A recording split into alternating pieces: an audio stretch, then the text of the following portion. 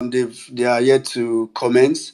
When they commence, we'll start reading the update. But please help to share the space for the reason of having people around that for the reason of having people around that need the information, of which I think everybody does need the information that we share around here. And I'm sure within the space we'll be flagging. Is it flagging now? All right, we'll be initiating the first live streaming on the One MMC YouTube channel and Facebook, and most likely the YouTube channel. I know Ngozi will come up to say that quite soon, as soon as she's free, and the link will be put up. So, but please, the reason for the link is not a decoration.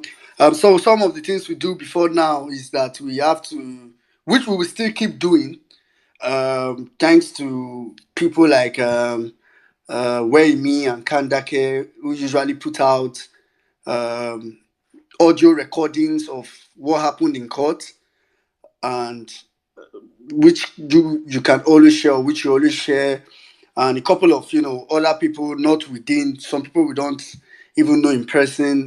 Net media, like was mentioned yesterday. A couple of people that put up YouTube. For me, this is not the kind of thing that you say, oh, somebody is doing. I don't care why anybody's doing it. Som ni alla vet så behövde jag ta lite For me, semester från... put out everything you can put out to pass this message across. That's all I really care about.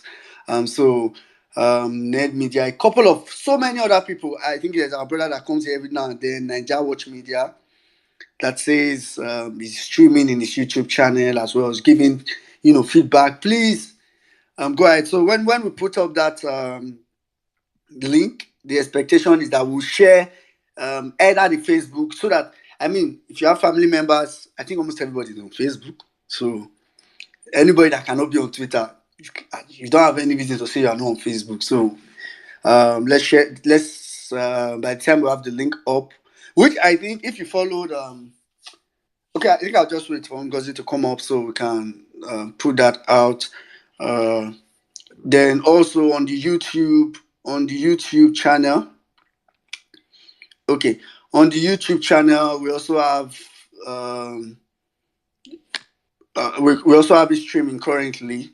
Within the space just now, because I'm currently speaking, I'll probably put it up, or maybe any of the other team guys will put it up. Then but we'll certainly put it on the jumbotron so you can look it up. So welcome everybody. I want to say, how many of us have even retweeted this page I'm talking about? From what I'm seeing, we're over 120, but let me see, except Elon Musk is the one on Kulos. But if not, from the number of people I'm seeing here, we only have about, let me see, about 10, interesting, about 10 people out of 125 that have retweeted. Let me assume that you forgot. I understand. It happens. Don't worry. I will not say your phone will break. I don't have that kind of anointing. Hey, and 1 million man match crew does not wish for breaking, although we know it's always a joke as well, though. So please, let's retweet the space. Let's have a lot of people come in. I want a lot of people to have come in before. I want to give, while we wait, or in between the updates from the court and while we take other submission, before we start taking other submission, I will give like a brief. Okay, I have evidence of this court don't pity our head. I have it on good information that the YouTube streaming is currently on live, and that of Facebook as well. I'll put up the link on the jumbotron so we can we can share it with our people on ground to go and stream for those people that are not currently that are not currently on Twitter. So okay, I think I have Big Mac coming up. So that's for that. Please let's share the link. And like I said, like I was saying, I would give us some information on what happened in court yesterday. Actually, while we were here on space, PDP, the guy that didn't want. For those of you that were here yesterday, we said it right. So we said that he might he might come in the afternoon to face PDP because he would want to find the soft landing first. How can you just come to court early morning? Early morning. If you are that man, you just come to court early morning. Although the man today we will demystify some things on this space. The man is also proof of INEC's incompetence. But he avoided coming to court in the morning because he didn't want to face the LP team. But he came in the afternoon. A summary of what happened there is that I don't know, maybe because we had like the engagement that happened there. But a summary was, PDP was finally able to tender. PDP was able to tender, the EU report. And funny enough, somebody was asking yesterday if it was possible. PDP was able to tender that report. And in the process of tendering it, they actually asked the man himself to read one of the lines where the EU had said only 31% of the results. Okay, Big Bang, I see your message, no problem. Where the EU had said only 31% of the result is accurate, so they were able to tender that. And I mean, I think the PDP lead council tried in asking some tough questions. So there was one thing that came out of yesterday's hearing that was very, very, very, I liked it. Was so normally, just like the way we've been having it in court recently, where after a witness is called, the court examination pattern is, the respondents will have asked, with all respondents one by one, we ask the witness, cross-examine the witness. Yesterday, the PDP's lawyers were able to establish that they were able to present a case before the judge, before the justices, to say it's not really benefiting to justice to say we as petitioners we first cross-examine before the respondent. So what we are going to see most likely in court today is that when a witness comes, all those other people will cross-examine before we ourselves, as our legal team, will now cross-examine them. Then they were able to ask a couple of questions. Maybe within the space we might go through all that, or we will go through all that because that's why we are here. There's a lot there to unravel. But for now, let me just bring in Big Mac. Big Mac, I think he'll be with us just for a short time. Let me bring in Big Mac, then we'll go to Ngozi. While Big Mac is speaking, I'll see if I can put out the tweet on the space of today or on the streaming links. Big Mac, please go ahead. Hi, thank you everyone. Good morning, good afternoon, good evening, wherever you are. In the words of Real Ever Best, I want to welcome every one of you all here again today. It's another beautiful day. Hopefully, we will hear wonderful submissions and counter submission or whatever would happen today in court would be to our own advantage. So we're looking forward to a wonderful time. As usual, we by now we're very conversant with the way the proceedings would take place. So yesterday, we all know what happened. Hopefully today should even be like that again, if you ask me, so that these guys can just end their case and we'll keep this moving. Um, Welcome everybody. I see you all. Angie, it's good having you up here. Me, Mary White, Lamine, and every other persons that are here. I greet you all and I appreciate you all for being part of this space. We will do it again, and we will not stop till we get our mandate back. Good job to the team. We're finally streaming live on YouTube and Facebook. We're also working on getting Instagram going too. So, guys, I thank you all, every one of you here. Thank you for your contribution to making this a success. I would always say this: there wouldn't be none of this without you all, man. We appreciate every single one of you guys. And the team that worked tirelessly to get us to this point, we know ourselves and we know every other person really appreciates you guys.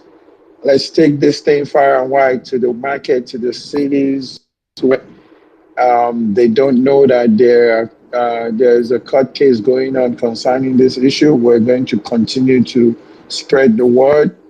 We're going to continue to get them informed so they should be aware that this is going on. We're not going to relent till we get our mandate back. That is for sure. So I appreciate you all. Looking forward to a wonderful court session today, and we will come back and you know give a little bit or a lot more um, reactions about how everything plays out. But for now, let's get to court and listen to how everything is about to unfold. So at this note, I'm gonna just hand over to NG. NG, welcome, and it's all you. Take it away, girl. All right, good morning, everyone, and thanks for coming to the 1 Million Man Match Crew space. Please let's share the space. It would be nice if we share the space. I think 1 minute you made a mistake on your post, but anyway, if you check up on the jumbotron, you would see the link to the Facebook and also the YouTube. So please make sure to share it with a friend, a family member, whoever. Please let's share it. We didn't just set this up for decoration. We should all share it so that people are aware of what is happening in the courtroom. Thank you so much again for coming. So I'll move the mic, give the mic over to well, meaning Nigeria. Well, meaning Nigeria, please, you can go ahead. All right, thank you very much. Uh, Ngozi, what mistake did you say I made so that I can probably rectify? I don't know. Did you purposely use the PEPC or did you do? I don't know if you did that on purpose. I don't know. Okay, I think nowadays I usually use PPC because they said what. But I mean, it's fine. They usually say constitutionally it's no tribunal. Blah. Anyway, not concerning me. That's not very relevant. No, it's Oh, correct. okay. PPT is fine. It's fine. Um, All right. yeah. So yeah, like Ngozi said, the link is on the jumbotron, so you can share with your I think I mean they always put this PPT. It's on the jumbotron. Please just give me a moment. I want to try and rectify that. You can share with Yeah. your big man. You want to say something? Oh, I just wanted to chime in there and say for those that can come on Twitter, share this, share the link. For those that are on Facebook, we know we have a large followership on Facebook. I mean, obedience. So kindly share on Facebook, on Twitter. Sorry, on WhatsApp, so they can also listen while we do our thing here. We want to spread out and reach out to more audience. That's the purpose of this. So if you guys don't share it, then we're not reaching out to people out there. So it will be nice for you guys to help us reach out to a lot more audience. Let's get a wider spread. For those that are on YouTube, they can listen. For those that are on Facebook, they can as well go on Facebook and listen to everything we're doing here. All right, so that's the purpose. Please kindly share, share, share. That's what I have to say. Well, meaning. So go Okay. ahead, sir. Okay. All right. Thank you very much. Thank you very much, Big Mag. I'm just trying to paste it on the jumbotron. All right. So, like I was saying earlier, I think we are still waiting for. Let me just check if there's an update currently. Then, if not, we'll probably take a couple of speakers. So, okay, Yusuf Maxwell said the court will now sit in the matter of PO, which is it started at about 9:23. So there are a couple of updates actually. I'll just go through it. So Justice Bello Mohammed welcomes everyone, and the case is called Beautiful Faces in Court today. And Richard Maxwell is referring to Dati Baba Ahmed, the legal team, and I'm trying to see a couple of cool guys. In court today promises to be interesting. All right, so for representation, Dati Baba Ahmed represents the second petitioner, that's Labour Party. Odunsanya George represents the APC. INEC is not represented today. Petitioners Legal Counsel, we have the lead, Dr. Levy is the lead. Then we have the other son in person of PI Nikwito, Professor Paul Ananaba Ariji. We have Valerie Azinge San. We have Emeka Poko San. We have Alex Ejisieme San. We have Paul Peter Afuba San. We have Audu Anuga San. Then we have Rita Chris Garba ESQ, Matthias Emeribe ESQ, Ben Chooks also ESQ Esquire. Then we have for the first respondents, that's INEC. Their lead counsel is AB Mahmoud San. We have Pinero and a couple of other people, not very relevant set of people. For the second and third respondent, that is Tinubu and Shetima. They have like a legal team together as well. We have Wole Olani Pekun San and some other set of people, not very relevant like that. Then usually I think for the fourth respondent, that's APC, we have L.O. Fabimi as their lead counsel and a couple of other people. And for the record, I think I said this on Violence Space. Is it just me or PEPT is trending? I can see on my screen that PEPT is trending. Like I said on Violence Space, it will be, let me just give you guys something nice to chew on this morning. And I think I said on Violence Space on Saturday as well. So this L.O. Fabimi you are seeing was the man that represented Oyetola in the case against Adeleke. So it was the man that was beaten, that was flogged at the Supreme Court. And the people that flogged him at the Supreme Court? One of them was San Ipiazu of our team. Currently, he's not in court today, who was representing Adeleke in that case at the Supreme Court, while the second person that flogged him is actually Professor Paul Ananaba San, who is in court today and was actually representing INEC in that particular case. So it means someone that has beaten him before in an election matter at the Supreme Court is in court today and will beat him today again. That's just to add a funny bite to it. But that's where it's current. Let me just see if there's something else. So, okay, AB Mahmoud San, that's INEX lawyer, says he notes that the matter this morning is for defense and they are ready to proceed. Hallelujah. Oh. He has that before the witness is called, he has some documents they will like to tender from the bar. So they're about to tender some documents.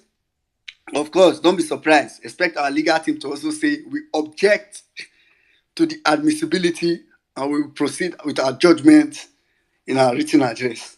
Since everybody want the object, maybe the object they go like that. So that's current. Let me see if there's any other thing. Um, Quickly, before I call on a couple of, please, if you want to speak and you're in the speaker section, raise up your hand, because if I'm speaking and I'm not seeing anybody's hand, I'll just assume the person you guys don't want to speak, and if someone comes down and raises up their hand, that's the person I'll probably call. So raise up your hand. It's an easy process. There's a love plus icon under your screen.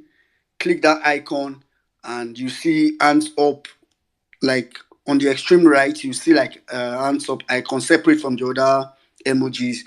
Just click that, and your hands will be up. It's actually very, very, very, very simple. On a funny note, hope you are not raising up your hand very really where you are, because nowadays, from somebody recently was saying, I've been raising my hand. Me, I'm looking at my screen, I'm not seeing the person's hand up. He said, I've been raising my hand. I'm like, make you not go be say you can't raise your hand for where you did.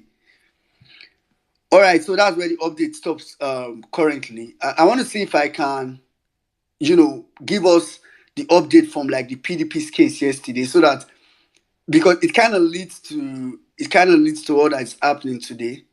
Uh, I'll get it and just give us. I was trying to give us a summary earlier, but okay. Let me just give like a more detailed summary of the PDP's case yesterday.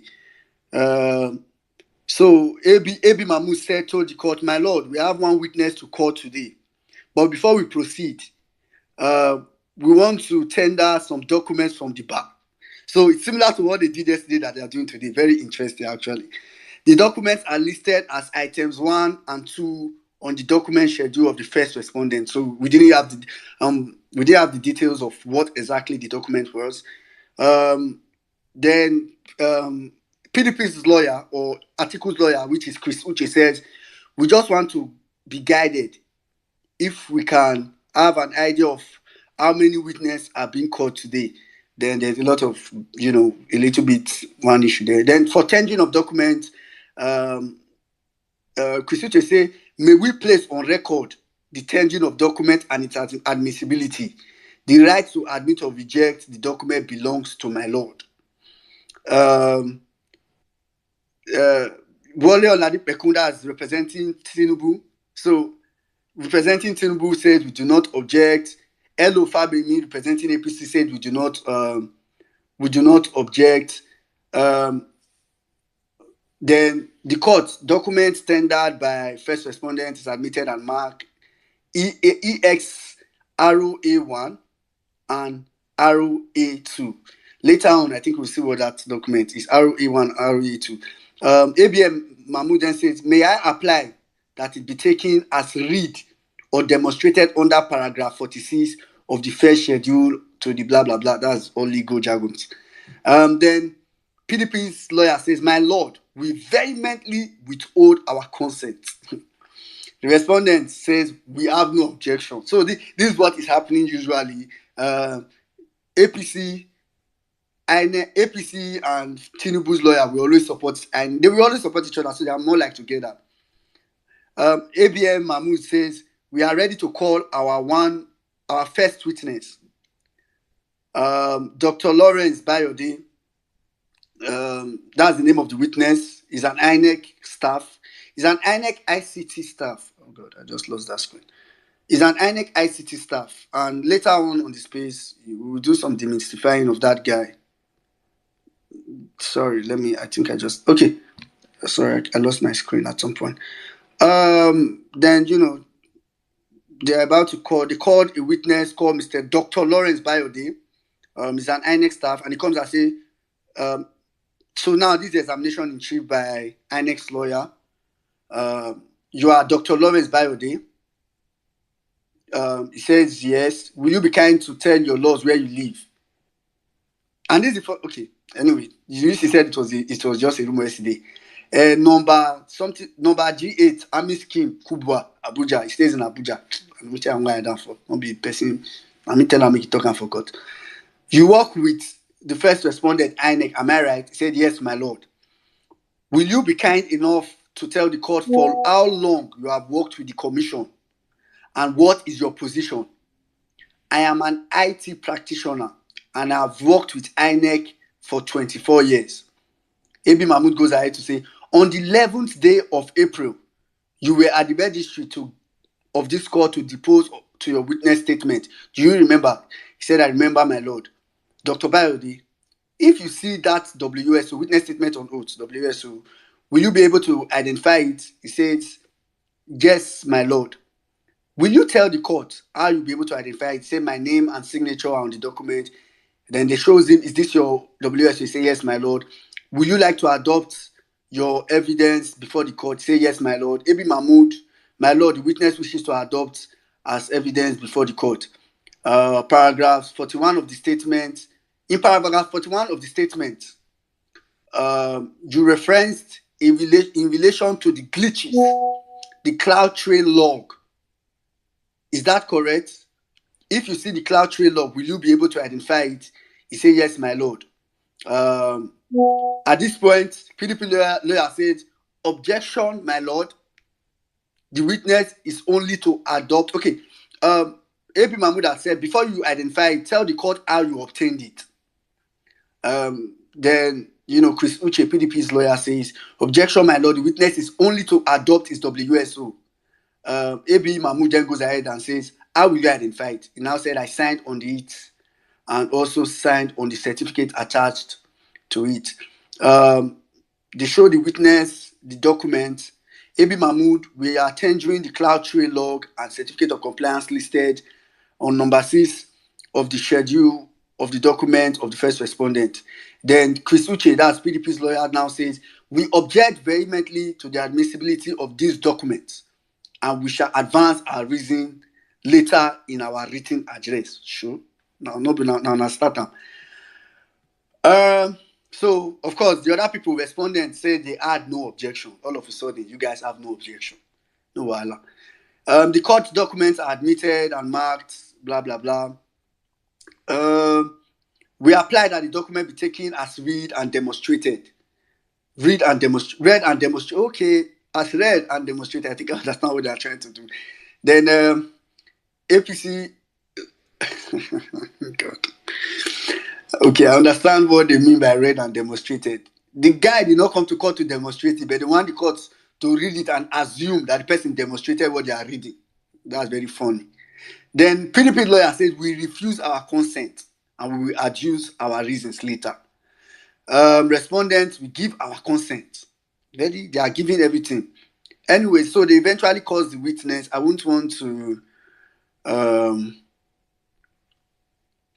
maybe give more details. But before I go ahead with that, I just want to say that because there are a lot of what is there that is related to what is going to happen today as well. So that I'm even glad that the guy did not come yesterday because he gives us, a foresight of what would have happened. But back to our own update. From where I stopped, remember he said before they call the witness, they would like to tender documents. So from there, Dr. Stanley defers to PIN Equator. PIN Equator now. PIN Equator notes that there are some documents which the first respondent, in answer to their subpoena, they brought them to the court. He asked that it will be seamless if those documents are equally tendered from the bar also. The court now says, the case is for the defense. So do you want to reopen the case again? You've closed your case, and I don't think that is a proper way of the procedure. Equator now resumes his seat, noting that they will tender them appropriately. They will tender them appropriately. Court to Equator jokingly, I hope this rain didn't disturb your sleep. Everyone laughs. AB Mahmood, he now applies to tender documents listed in their schedule of documents as numbers 1, 2, 3, 4, and 7. The other respondents do not object to the tendering of the documents, normal level. PIN Equator, we do not oppose the documents listed in 3, 4, and 7. So this is how responsible lawyers should act. Responsible. So Pierre and Ikweto said they do not oppose to specific documents. Apparently, they oppose to others. They do not oppose. I don't know the name of the document, so I can't tell you which it is. But INEC seeks to tender numbers 1, 2, 3, 4, and 7. Pierre and Ikweto says they do not object to 3, 4, and 7. So apparently, I think they object to 1 and 2. Let me see if there's any other update from there. Okay, there's no other updates. But let me just quickly finish the one from PDP that I was trying to read earlier. Back to PDP petition. So before they called their witness, there was a 5 minutes recess. What they call recess? I said, what is recession?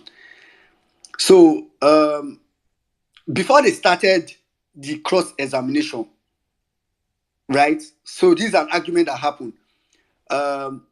There was an argument where Chris Uche, PDP's lawyer, said, in the pre-hearing, I raised the issue of the right of cross-examination. The witness of the co-respondent, as it will mean that it is giving the respondent the opportunity to advance their case. I remember in the pre-hearing report that there was time allocated as it is. And as it is, we are hoping that, subject to your lordship direction, if they are to cross-examine, that they are to begin first. If my lord will take judicial notice of the fact that this is a witness of all the respondents, and as such, they should start first. It is not in the interest of justice for the petitioners to allow the it is not in the interest of justice for the petitioners to allow the co-respondents to examine, to cross-examine after the petitioners have cross-examined. It will amount to co-respondents to examine the witness. All right, let me not read the long text. Let me just explain what that because it's still longer, and I want other people to speak. What that place actually means is, what PDP's lawyer was saying is that it will not make sense if we cross-examine before the respondents who are obviously supporting INEC will now come and cross-examine. To look as if they are just, re-examining the witness. Although the lawyers went on to say what he's saying is not true, that they are also here individually. APC lawyer said he's here to represent APC, he's not working with INEC, and Tinubu's lawyer said he's here to represent Tinubu. He's not. So they had that whole argument. But at the end of the day, the judges said the final outcome was that the judges agreed that the respondents should cross-examine first before the petitioner would be the last to cross-examine, which I think was actually very good. So that was the outcome of that whole argument. Then after that, APC lawyer Wole Olanipekun cross-examined the witness, and here's the cross-examination of that particular part. It says, Wole Olanipekun says, you are aware that recordings on Formation 80 form the basis of election result. The witness says, I am aware, my lord. Very funny, guys. Will you confirm whether images captured in the BVAS require data before they can be uploaded or transmitted? Data is required for Formation 80 to be uploaded. Will I be correct to suggest to you whether the images captured on the BVAS, whether transmitted manually or electronically, will not affect the integrity of the election? He said, yes, my lord. Will I be correct to suggest to you, funny enough, just suggest making they say yes. Anyway, will I be correct to suggest to you that the practical election is completed at the polling unit level when the presiding officer announces the result openly and records the result of the election to the knowledge and hearing of the electorate? He said, yes, my lord. Funny enough, that's not where it ends according to the Electoral Act and guideline. Anyway, but that's fine. He says, I suggest to you that the result in Formation 8A constitute the condition precedent for every election, either electronically. He said, you are very correct, my lord. The witness, just in the appeal, no wahala. Wole Olanipekun says, you agree with me that the presidential election conducted by your commission and which had the second respondent returned as winner was free, fair, in substantial compliance with the Electoral Act. He said, I agree, my lord. Funny witness. This guy go chop. Then it goes now to APC, right? No, now to APC's lawyer Elufabimi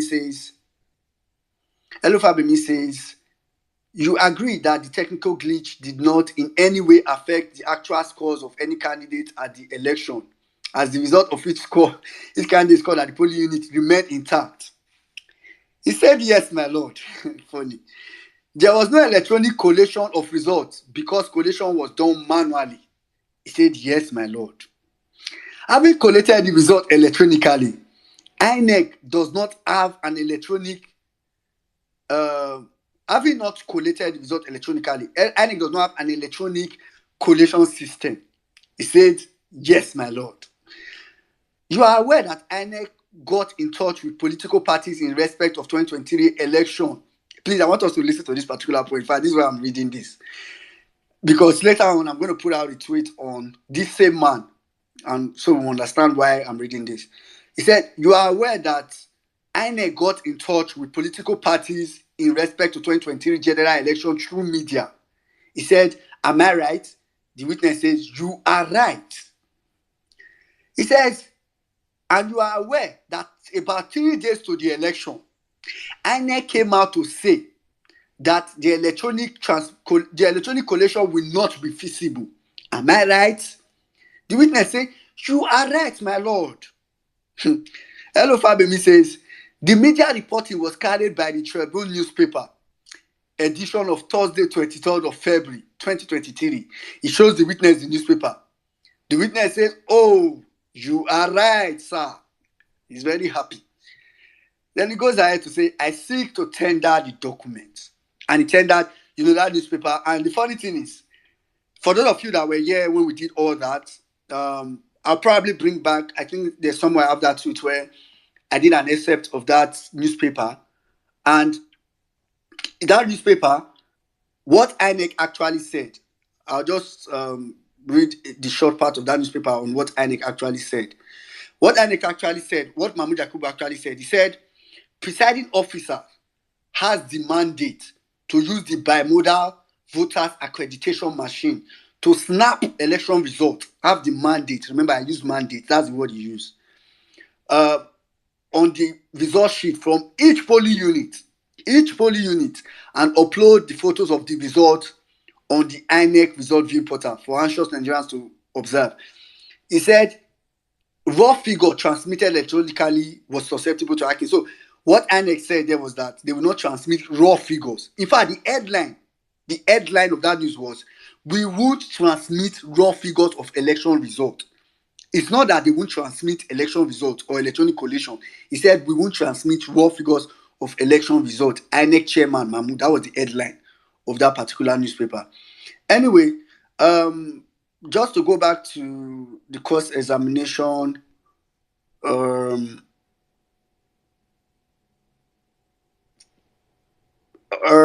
okay. He said, we are right. Then they seek to tender the document. They tender the document. Of course, PDP's lawyers tried opposing to it. I don't want to read it for the sake of time. They tried opposing to it, but it was tendered. So Elufabemi says, in paragraph 41 of your witness statement on oath, you mentioned something about the cloud trade. Would you explain to my lord how you came about it, especially the one in ESHROE and ESH blah, blah, blah. Funny guy. If you followed what I read earlier, you discovered that INEC wanted him to explain it, but the Krisuche stopped it from being done. So they decided to do it through APC lawyer. So then he goes ahead to say the cloud trade log is referred in paragraph blah blah blah was downloaded from our account, AWS account. The cloud trade log is a monitoring tool on infrastructure to monitor the activity on our own account.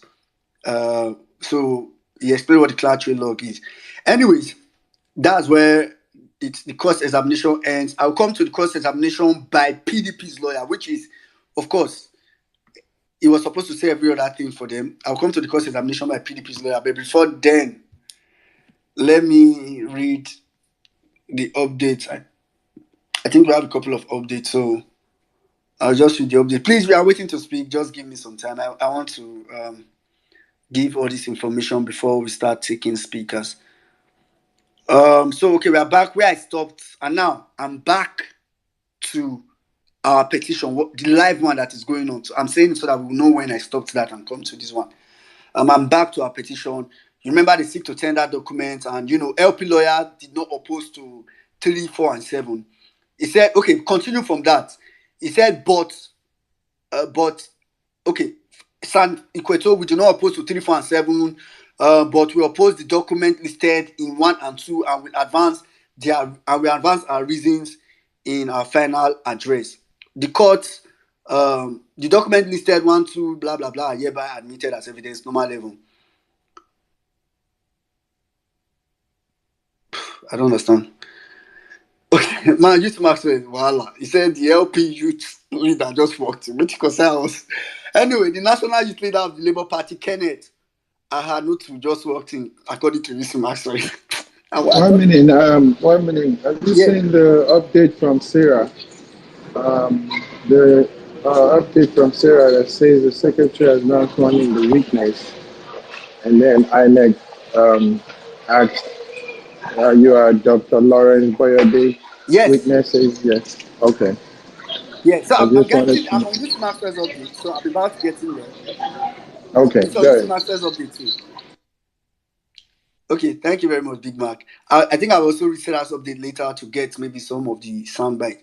So every Mahmoud applies to send that document be taken as read. All respondents, they give their consent that the document be taken as read.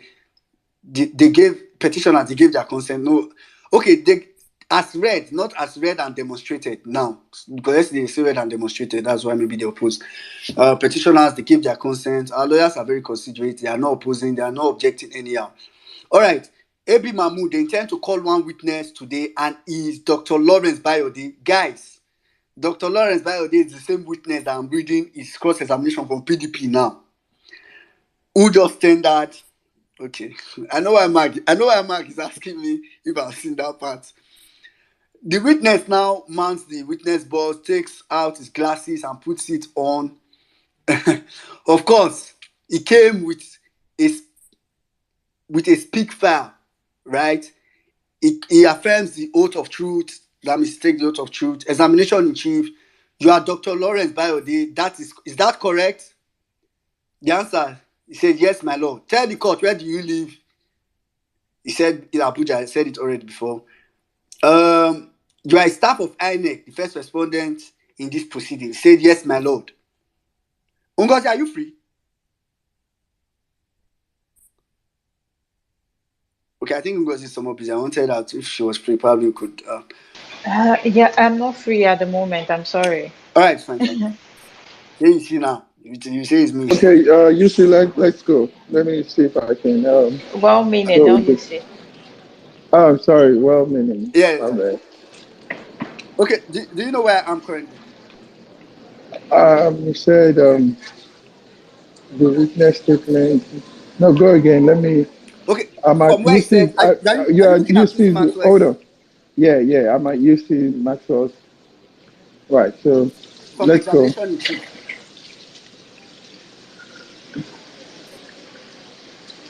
No, take your time and you get it. No, wait. Where are you at now? I just saw the 10 seconds update from UC Maxwell. Okay, Okay. I think the one before that, 7 minutes. Hold on. Hold on. Now read the first question. Okay, Let the me first see. question, examination in chief said, you are Dr. Lawrence Bayode. Is that correct? Um. No, I'm not there. Okay, Big Mike, don't worry. I It's think not I'll be mobbed able up. to get it from here. I'm going. Did you send it to him? If you send it to him, probably he will Let me see if see. I can. It's because I'm Yeah. using my laptop. Okay, I think I can send it to you. Yeah, just send it to me. Yeah. Okay, check your DM. I just sent it to you. Um. It's the thread from that particular point. Okay. Yeah. All right. Let's go. All right. You are Lord Dr. Lawrence Bayode. Big Mac, is that you? Is that correct? Yes, my lord. Tell the court, where do you live? Okay. AK Abuja. Okay. You are a staff of INEC, the first respondent in these proceedings. Yes, my lord. Tell the court your position and how long you've been working with INEC. I'm a deputy director for ICT, and I've been working with INEC for the past 24 years. You recall on 10th April, you deposed a witness statement at the registry of this court. Yes, my lord. If you see that witness statement, can you identify it? Yes, my lord. How can you? My name and signature are on it. Hmm. So you shown the document which now identifies as the witness statement. Do you wish to adopt it? May I draw my lord's attention to page 69 and 70? There were some Okay. errors in numbering of paragraphs. This, however, does not affect the substance. That's What is UC Maxwell saying why he's drawing their attention to that. yeah? So go What ahead. is the numbering errors? From 40, I jumped to 104, 41, 105, paragraph 42, 106, paragraph 43, 107, paragraph 44. Okay. Other than these errors, you wish to adopt this statement as your evidence. Yes, my lord. In your witness statement, just adopted in paragraph 8, 21I and 1071, now numbered 41.1, you reference cloud trail log. Is that correct? Yes, my lord. If you see the cloud trail log, will you identify it? Yes. How will you? My name and signature are on it. He's shown the That's it. document and he identifies it as a cloud tree log. Mahmoud Stan now seeks to tender the cloud tree log along with its certification, which is listed on item 6 in their schedule in evidence. Uh, Wale Olanipeku says it's too early in the morning to be objecting. Oh God, these people that were objecting as early as 8 o'clock the last 2 weeks, it's too early today. Fabemi says they do not. Okay, Big Man, I think that's where it stops for now. Yeah, that's where it starts Yeah, from now. yeah. So Fabemi says they do not have any objection. San Equator says they object to the document and we advance reasons at the address stage. Abba. I for verse to say they no object. All right, guys, that's where it stops. That's where it stops for now. Um, if Jennifer is on the speaker section. Okay, before I return to the cross-examination of the PDP of this same guy, I want us to know that so that whatever he's going to do now, go be like say, when you don't know person who want fool yourself, say this person you just fool yourself like this. But so it doesn't look as if it's only my voice people are hearing. Let me take Mr. Although your hand is not up, Mr. Onubu. Mr. Onubu, are you here?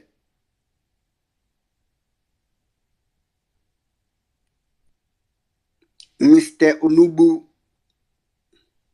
Okay, Mr. Onubu is not here. All right, Jennifer, please go ahead. Oh, good morning, everyone. Big Ma, good morning. Ngozi, good morning. Well, meaning good morning. I just wanted to tell you that since Ngozi is busy, if you need me to do the cross reading, I'm available. That's just what I wanted to do. Thank you. All right, okay. Awesome. All right. Volunteering to help. Well, I appreciate that. 1 minute, take note. Yeah, okay. So, thank you very much. Thank you very much, Jennifer. So, meanwhile, guys, so Jennifer is that background producer that we usually talk about, that usually drops the updates in our DM to make it easier for us to see. Jennifer is that, when on TV, when you are seeing Rufai, OG, you think those are the people that are making everything happen. But there are people on the background that is causing that production to happen. So Jennifer is one of those kind of people, and so many people on this page that we cannot mention their name. All right, thank you very much, Jennifer.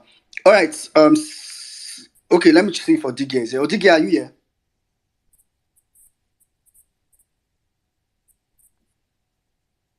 All right, for DG, no, yeah, that's fine. I just wanted to call some speakers before I continue. Anyway, let me just finish the cross-examination by PDP lawyers for this same witness. So PDP lawyer, Chris Uche says, I'm doing this alone because I think for now, I think I'm the only one that has it, so but it's fine. Chris Uche says, may we request for ECHPAE and RA1?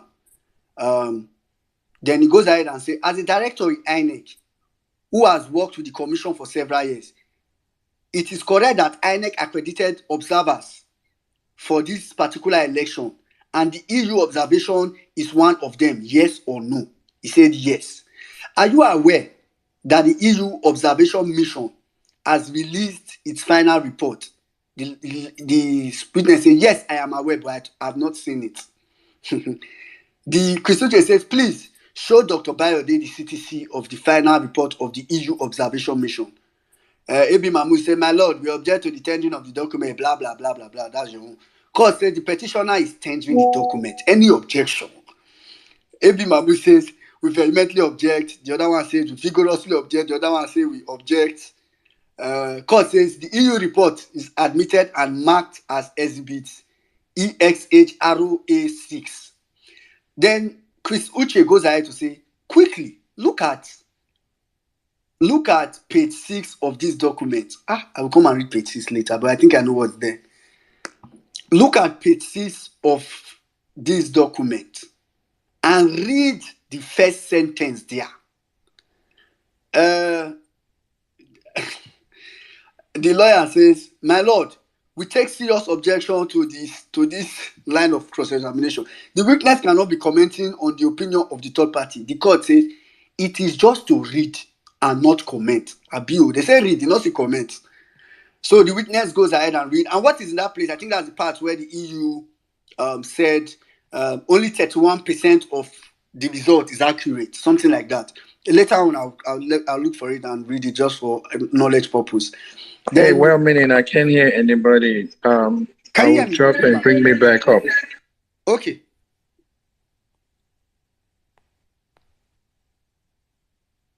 All right, Big Man. If I see your request again, I'll bring you back up. So it says, so he reads it, and like I said, that's the part that said only 31% of the result is accurate. So let's just have that back in our mind. So the lawyer goes ahead to say, as an IT director, is it correct that the technological innovation introduced of the electoral process was to guarantee the transparency and integrity of the results?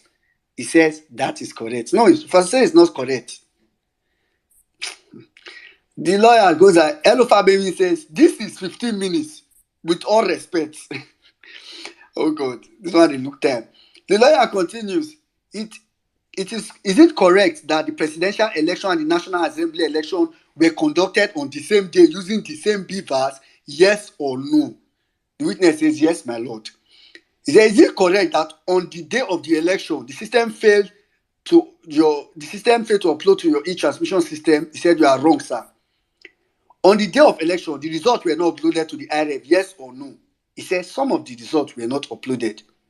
He said, and also on March 1st, not all the results has been uploaded, yes or no? He said you are correct. March 1st was the day INEC declared. He said you are correct. Did you file any formal report to AWS formally reporting the technical glitch? He said we did not, and we did not need to do that. Okay, but you did not. Okay. And you come and say use AWS. All right. The lawyer said, as the assistant director of the ICT department, you were involved in the configuration of the system. He said, I supervised the configuration of the system. Did the system have any self-imbued mechanism for distinguishing presidential election result from National Assembly result? The man said, the system is configured to upload the result, and you click on the button on what results to be uploaded. The lawyer said, so that is human interference. He said, no, that is no human interference. I don't understand. He said, you click. What's right with human interference? Anyway, the lawyer go there to say, I put it to you that there was no glitch. What happened was INEC glitch and human interference. the witness said the technical glitch was not on the BIBA but on the e-transmission system. The lawyer says, do you know how many votes the second respondent who you returned scored in FCT? The witness said, I don't have it offhand. He goes ahead to say, I put it to you that the second respondent, that's Tinubu now, did not score up to 19%. The lawyer says, the witness says, I don't know. I don't have the information offhand. All right, so that's where the cross-examination ends for PDP. Okay, Big Mac, sorry. That's where the cross-examination ends for PDP. And for people that do not know, funny enough, remember INEC said they have 3 witnesses. But after this witness yesterday, INEC closed their case, at least against PDP. So at the end of today, we will know what happens against LP. So whether they have more witness against LP alone, I don't know. But at this point, INEC closed their case. So INEC does not have any case with PDP. Again, out of the 5 days that they had, they took only 1 day against PDP. And from what was said in court yesterday, APC is supposed to commence theirs today. So I think today we'll hear what happened. So that's the end of that. At some point on the space, I'll make reference to it for some very good reasons. And we'll put out a video later. All right. I don't know. Is Wayne here? Wayne is not here. All right. So we have more updates now from our live. So we are back to LP's case today in court, which is currently going on live, especially for those that may be listening on maybe YouTube and Facebook. So now we are back to the live court. And from where we stopped, our team objected to the document that was tendered, which was the cloud tree, Kini. They objected and they would advance their reasons in the address stage. Now, the court says the cloud tree are hereby admitted into evidence and marked exhibit ROA 6 to 7 accordingly, as the court pleases. Yusuf Maswe, they give us full update. Yusuf Maswe said Nana Kazari just walked into the courtroom. Full house. Correct. Nana Kazari is one of the spokespersons of the Obidati campaign. Mahmoud Sam, he further applied that the document be taken as read and illustrated. Court, would you have illustrated it? Moreover, the sky is the cloud today. We don't want to enter any cloud. It rained heavily in Abuja this morning. So the court is saying, would you have illustrated it? You want to illustrate cloud trail. All these judges don't smoke people. All respondents and petitioners give their consent that the document be taken as read and illustrated. They do not object. Peter Abby's legal team, they are very nice. I think they are too nice for my liking. When you go, they give this for bad goods. So naturally I agree. But I think that it's supposed to be. INEC just went overboard. Court exhibit ROA80 is taken as read and having been illustrated as the court pleases. This is all for the examination in chief. So we'll now go to cross examination. Remember, like PDP's case yesterday, the respondents went first before the petitioner. So the first cross examination is between Bat and Shetima's lawyer and the respondent. So Jennifer, are you ready?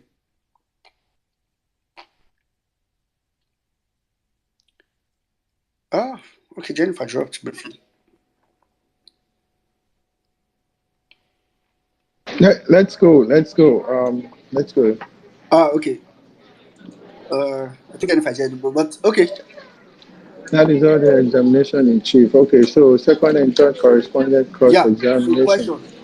Okay. I will suggest to you that the foundation and authenticity of any election by INEC are rooted in the recordings of the Form PC8As and Form PC8Bs. Yes, my lord. Assuming any blood document in form of results have been downloaded from iRef, that will still not affect the physical result as recorded in Form EC8A, which are not blood. Yes. Can I explain further? Wale says no need. Let's go on. Wale, that's the lawyer.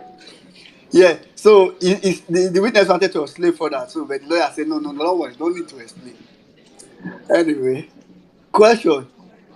The images uploaded to INEC IREF forms EC8As are not relevant for collation of results. You are right. Are not relevant. I say you are right. Are you aware of the celebrated launch of eNaira by Buhari on October 18th, 2021? Um, so where's this? The next after that. Yeah, it says Google Play Stores for the purpose of No, fixing before some. Google Play Store. And, there was no answer here. We just asked the question and there was no Okay, no, response to okay. What that I can say question. from my end, are you aware of the celebrated launch of the eNaira by Buhari on October 18th, 2021? He said, he answered and says, I'm aware. Oh, I didn't see that here. Yeah, okay. Then he said, I suggest to you that till date, the eNaira have not been activated due to some technical impediment. He said, you are right. You are right. Okay, yeah. Are you aware that the eNaira app had to be taken from Google Play Store for the purpose of fixing some technological glitches shortly after it was launched? You are right. Elections are practically concluded at the polling unit level when the presiding officer physically sorts, counts, records, and signs the form. And also snapping. He is wise today. Yesterday he said you are right. Today now added and also snapping. That's where it ends. Snapping. Oh God. Oh my God. All right, that's where the update ends for now. Yeah. That's where the for those, so you see why I had to read PDP's case earlier. In PDP's case, when they asked this question, he said he agreed that that's where it ends. But today, he now said and also snapping. I think Justin Maxwell is still typing. I want to see what he typed. I don't want to believe the man stopped at snap because they were not supposed to snap it and leave it just on the beaver. They were supposed to snap it and take it somewhere. So let's just wait for that complete that part to be complete. If you want to speak in the speaker section, please put up your hands. Elite Nose, please go ahead. Hello, good morning, everybody. Well-meaning Nigerian, thank you so much for all you've been doing. Magnificent Ngozi, UC Maxwell, and all the people giving us live updates from the courtrooms. Really appreciate the effort and the dedication being our eyes and ears. Still feeling very optimistic about the court case. The evidence is overwhelming. What I keep telling people is that these respondents, they don't have any meaningful defense because it was an outright daylight robbery that was committed by INEC, and it is almost impossible to defend. There is no genius defense that they have. Just think about it. All this time, you try to come up with reasonable explanations or reasonable defense that these people could have come up with. What would you have been able to come up with? In the course of their responses and the statements that they've been making in court all along, you hear them saying things that very pedestrian arguments that have been making the rounds on social media, in traditional media spaces. You hear them saying the same thing. When the senior advocate of Nigeria said that the passport expired in 2015, trying to suggest that that meant the citizenship was no longer valid or in effect, you remember that that was the sort of argument that was being made on social media when that passport emerged online. And I wasn't surprised that that attorney brought it into court to advance the same argument. So these are the sort of things that you'll expect to hear from them, because there is really no defense and they're just there because they have to be there and to represent their clients. as far as we know, this case is really about the judiciary and whether they will be brave enough, they will show enough courage to emancipate the Nigerian people from the perennial banditry and the political brigandage that's been foisted on us by these crooks from the get-go, who are heavy beneficiaries of the decadence that prevails in Nigeria. So we continue to keep our eyes on them. They're coming up with all sorts of distraction, which we must not allow. We must not allow those distractions to derail us. We must keep our eyes on the target. We must keep our eyes on the prize, because if we do not get it right at this time, I'm afraid it might be almost impossible to ever get it right again. So let us continue what we're doing and continue to amplify the voices of those who are calling for the right thing to be done right now. Peter Obi won the election by a landslide, and we must not be caught up in the destructive narratives of the president is doing this, the president is doing that. First of all, he is not legitimately the president. That's why we're in court. It makes no difference whether he's doing right or doing wrong. It's just terrible that the error, should I call it an error? The crime that was committed by INEC has real life consequences, has plunged the nation into untold hardship at the moment. And these are the real consequences of the kind of ill-advised decisions that our representatives make in the country. So we must not be distracted. We must not be distracted by talks about certificate forgery by a minor who does not have the technical know-how to do such a thing, and to drive that into mainstream conversation to try and keep our eyes away from the prize, which is the mandate that we are trying to reclaim in court. So there's so much going on right now that will cause any good thinking person to cringe. But I believe that if we remain focused and we continue to apply pressure at the right places and the right time, that we will get the change that we seek at this time. Look at the damning report that the EU observer mission just released. Now they're scampering for safety because they have no real argument to it.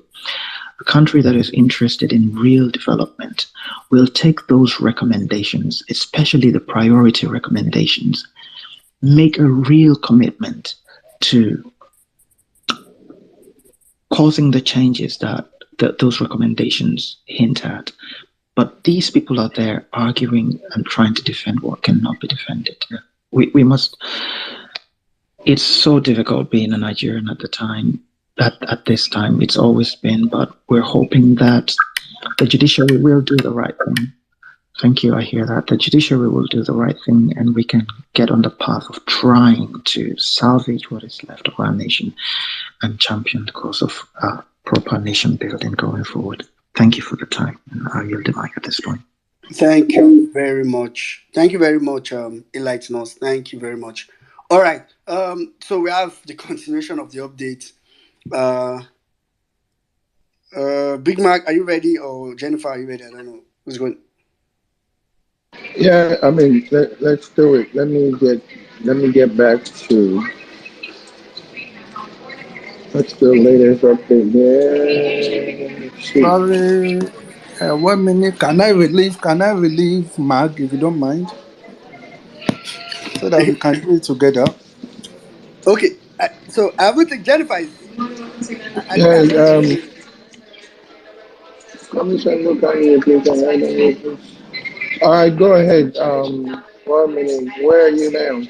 All right. So remember where we stopped was the question they asked him was: elections are practically concluded at the polling unit level when the presiding officer physically sort, count, record, sign the form. And also snapping and transmitting the form ECHAs with the beavers to the IRL. Wale, So listen, it's okay. That's the lawyer. so so Wale, so interjected and said, listen, it's okay. The guy have said what Wale does not want the court to hear. Exactly. He doesn't want to hear transmit. I don't know what's going on, but I keep having this feeling that INEC is trying to self sabotage. So, Yep. It's so crazy that Wale, who is the lawyer, is interjecting and yeah, preventing him he's telling from him, you know, that finishing the statement. it gives me that vibes of off your mic, honorable minister, Ye- off your mic, off your Yes. mic. So here is my own question. Didn't they prepare for this, or did they just give the guy the script to come and read in court? They should So, have been prepared, well tutored for this. But Mark, hmm, if you remember, I read that question earlier from PDP this yep, thing, but let's finish this particular one. I'll go back to this same question on PDP's cross examination. Then you'll be yeah, and then you surprised that compare it to what you said what here. he I said know. yesterday. Then Yep. you know that if like say the guy don't go sleep for us overnight, he don't know say you feel use PDP In, lawyer play, you don't go feel use LP lawyers play. yeah, he mess So up. so I think okay, let's go on. The court is not happy that people are laughing and cautions everyone. So everybody was laughing basically when Wala Nanipekun says, listen, it's okay. The guy have said what Wale didn't want to hear. He doesn't want to hear transmit. So the court Mhm. was laughing and the everybody was laughing and the court is not happy that everyone is laughing and cautions everyone sternly. Nobody should laugh. Please, you for this space, don't laugh. Don't laugh. I don't want to see any laugh emoji here, please. All right. Now to the cross-examination of the fourth respondent. So APC lawyers cross-examination. The question says, oh, Mr. Koladi, why are you laughing? Don't laugh, okay? Question. It was the physical from ECHA that your candidate used in computing the result of the presidential election. Yes, my lord. Uh, Commission, not candidate, please. Okay, he goes ahead and say commission, not candidate. No, can you please? Yeah. And Okay. said I had a hunger glitch. Oh, okay. Oh, Yes. okay. It's the lawyer that will say that I had a younger glitch. All Yes. right, The lawyer question. said, The glitch is experienced did not affect the collation of the results. yes, my lord. If what is downloaded from IREV is not clear, physical results can also be obtained. Yes, my lord. You are also aware that ECOWAS was one of the accredited, recognized observers of the election. Yes, my lord. They also issued a report, even though we don't have it here. I have not seen the report, but I know they are an accredited observer. Now, look at Exhibit ROA6. Explain to my lord how you obtained it and its essence. The cloud trail log is obtained from our account on AWS, and it shows the activity of the patches that were deployed on the e-transmission application on AWS to fix the glitches that were encountered on that day on our application. Okay, it shows how you people try to fix it. No problem. Mhm. If you introduce glitches and try fixing it, there's nothing. All right. That's the last question for APC. So now over to LP's lawyer. Big Mac, do you want Jennifer to go ahead? I think there's noise in your background. I Oh feel yeah, I'm yeah. Let listening. Jennifer go ahead. Let Jennifer go ahead for now. Okay. All right, Jennifer, are you there? Yeah, I am. Do you know the page? Okay, there's not much question, Sha, but let's just take it to where it stopped. Then we'll continue. You know the page I'm in. Now you the supplier, so you supposed to know where I did. I I'm at did the there. Yeah. petitioners cross Yeah, I'm examination. there. I'm there. Okay, question. I like to suggest to you. So now these LP lawyers for those that are listening. I like to suggest to you that this application in brackets e-transmission app used for the election was tested before it was used. Yes, my lord. The testing was done between 3rd and 6th of February 2023. No, correct. Our testing was done on 4th February 2023. Oh God, which kind of witness be this? Please, people that are on this space, listen again. The question was, I'd like to sort. The testing was done between 3rd and 4th of February 2023. He said not correct. The testing was done on the 4th of February. When the 4th of February? Is 4th of February not between 3rd and 6th? My God, which kind of poetic employ like this? Anyway, that's where it ends for now, I think. Let me check if there's any update. Man doesn't know the meaning of between 3rd and 6th. Anyway, I just tell her for our next staff. No wonder they don't fit conduct election. All right, Mr. Kolade, please go ahead. That's where the update stop for now. We'll continue when there are more updates. My brother, the first question just sweet me.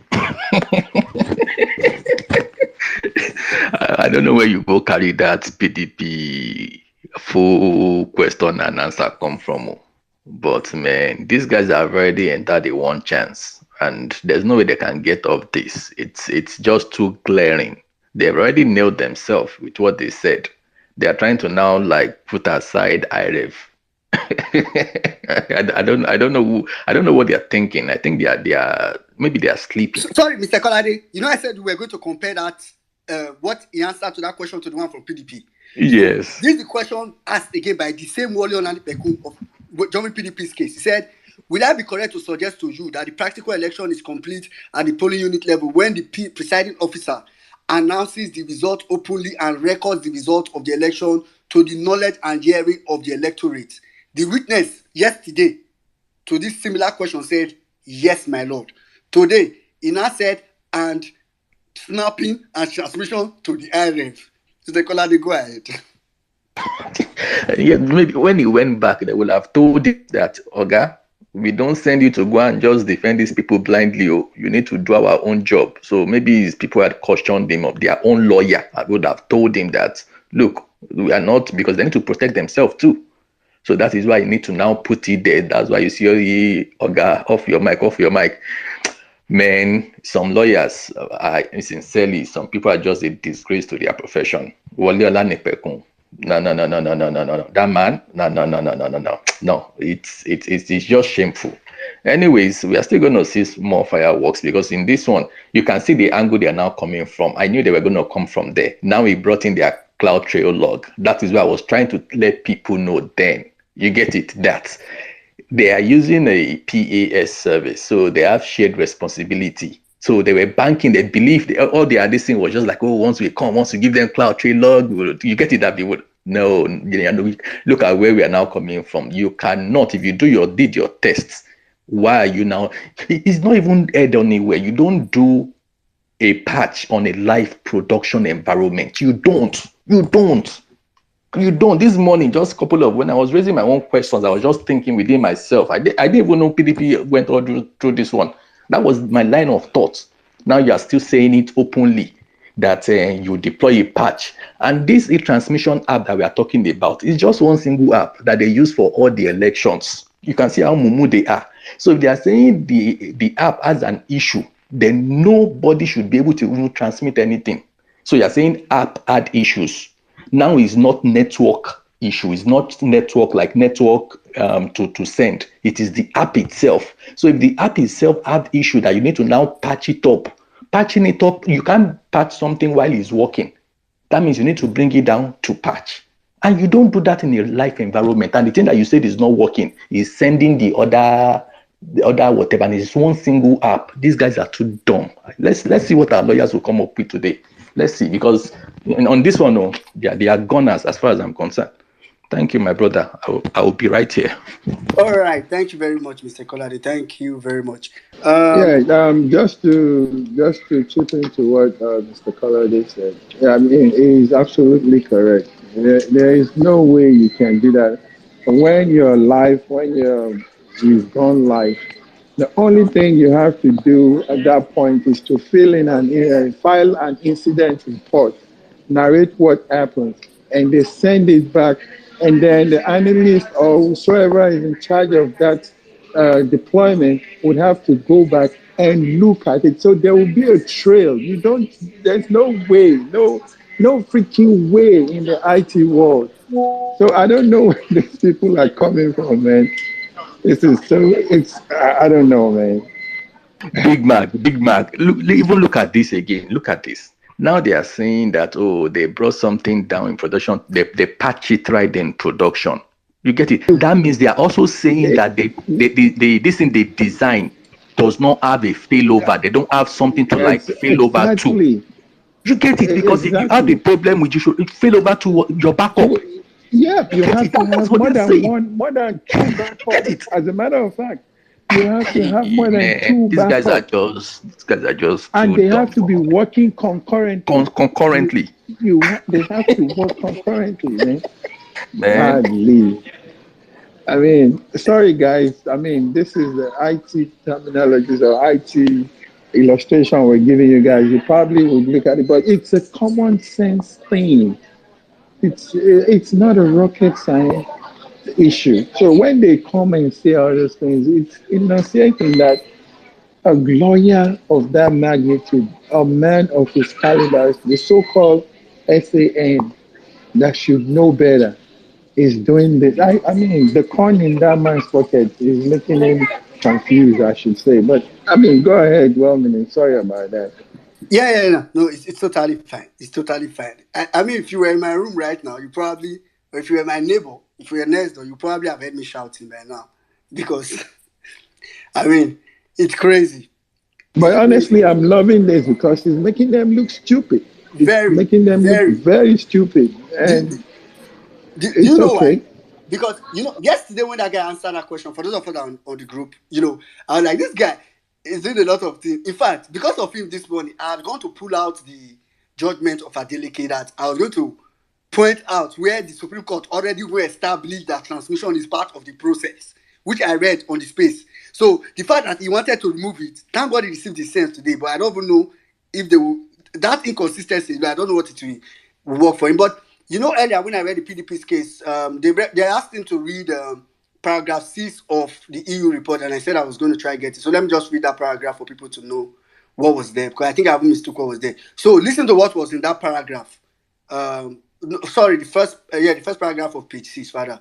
What was there was that the beavers, this EU report, the part that the witness was asked by PDP lawyers to read in court yesterday.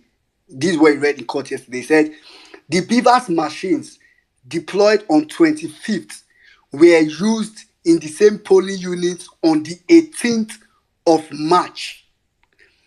Beavers were reconfigured, during which accreditation and result data from the previous polls was deleted. Following the 8th March Court of Appeal ruling, INEC stated that data from the presidential election were being backed up to the back-end server.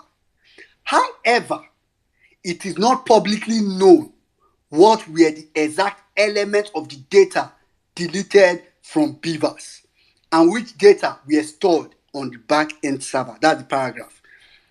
PDP lawyer know it. That's what they go for. I think they were going for, especially that first statement that says the Beavers machine deployed was also used on the 18th. I think the first point of that is that the Beavers was used 2 days. It did not fail the second day. Why did it fail that first day for only presidential? Then also UPO deleted it without any whatever. So that's quite a smart move by them as well. Hey, 1 minute, real quick. Yeah. Yeah, you can take me down as a co-host and bring Jennifer up. Allow Jennifer co-host with you today, and you guys, let's Sure. do that. All right. All right, thank you, man. Yeah. Okay, so let me just see if there's any updates, after which we'll go to speakers. Okay, there's some updates, although short. Jennifer, let me send you the course request or invite. Jennifer, can you hear me? Yes, I can, please. Okay, are you on the page where we stopped now? Yes, I am. All right. Stopwell said not correct. Testing was done on the 4th, and you see Maxwell said this man doesn't know between 3rd and 6th. So from there, the question says, is there a report of that testing? There's a report. He's shown a report, and so now the EP lawyer shows him a report, and they're asking, you produced this report on subpoena. Yes, it's a security report on vulnerability. PIN Equator now applies to tender the document in evidence.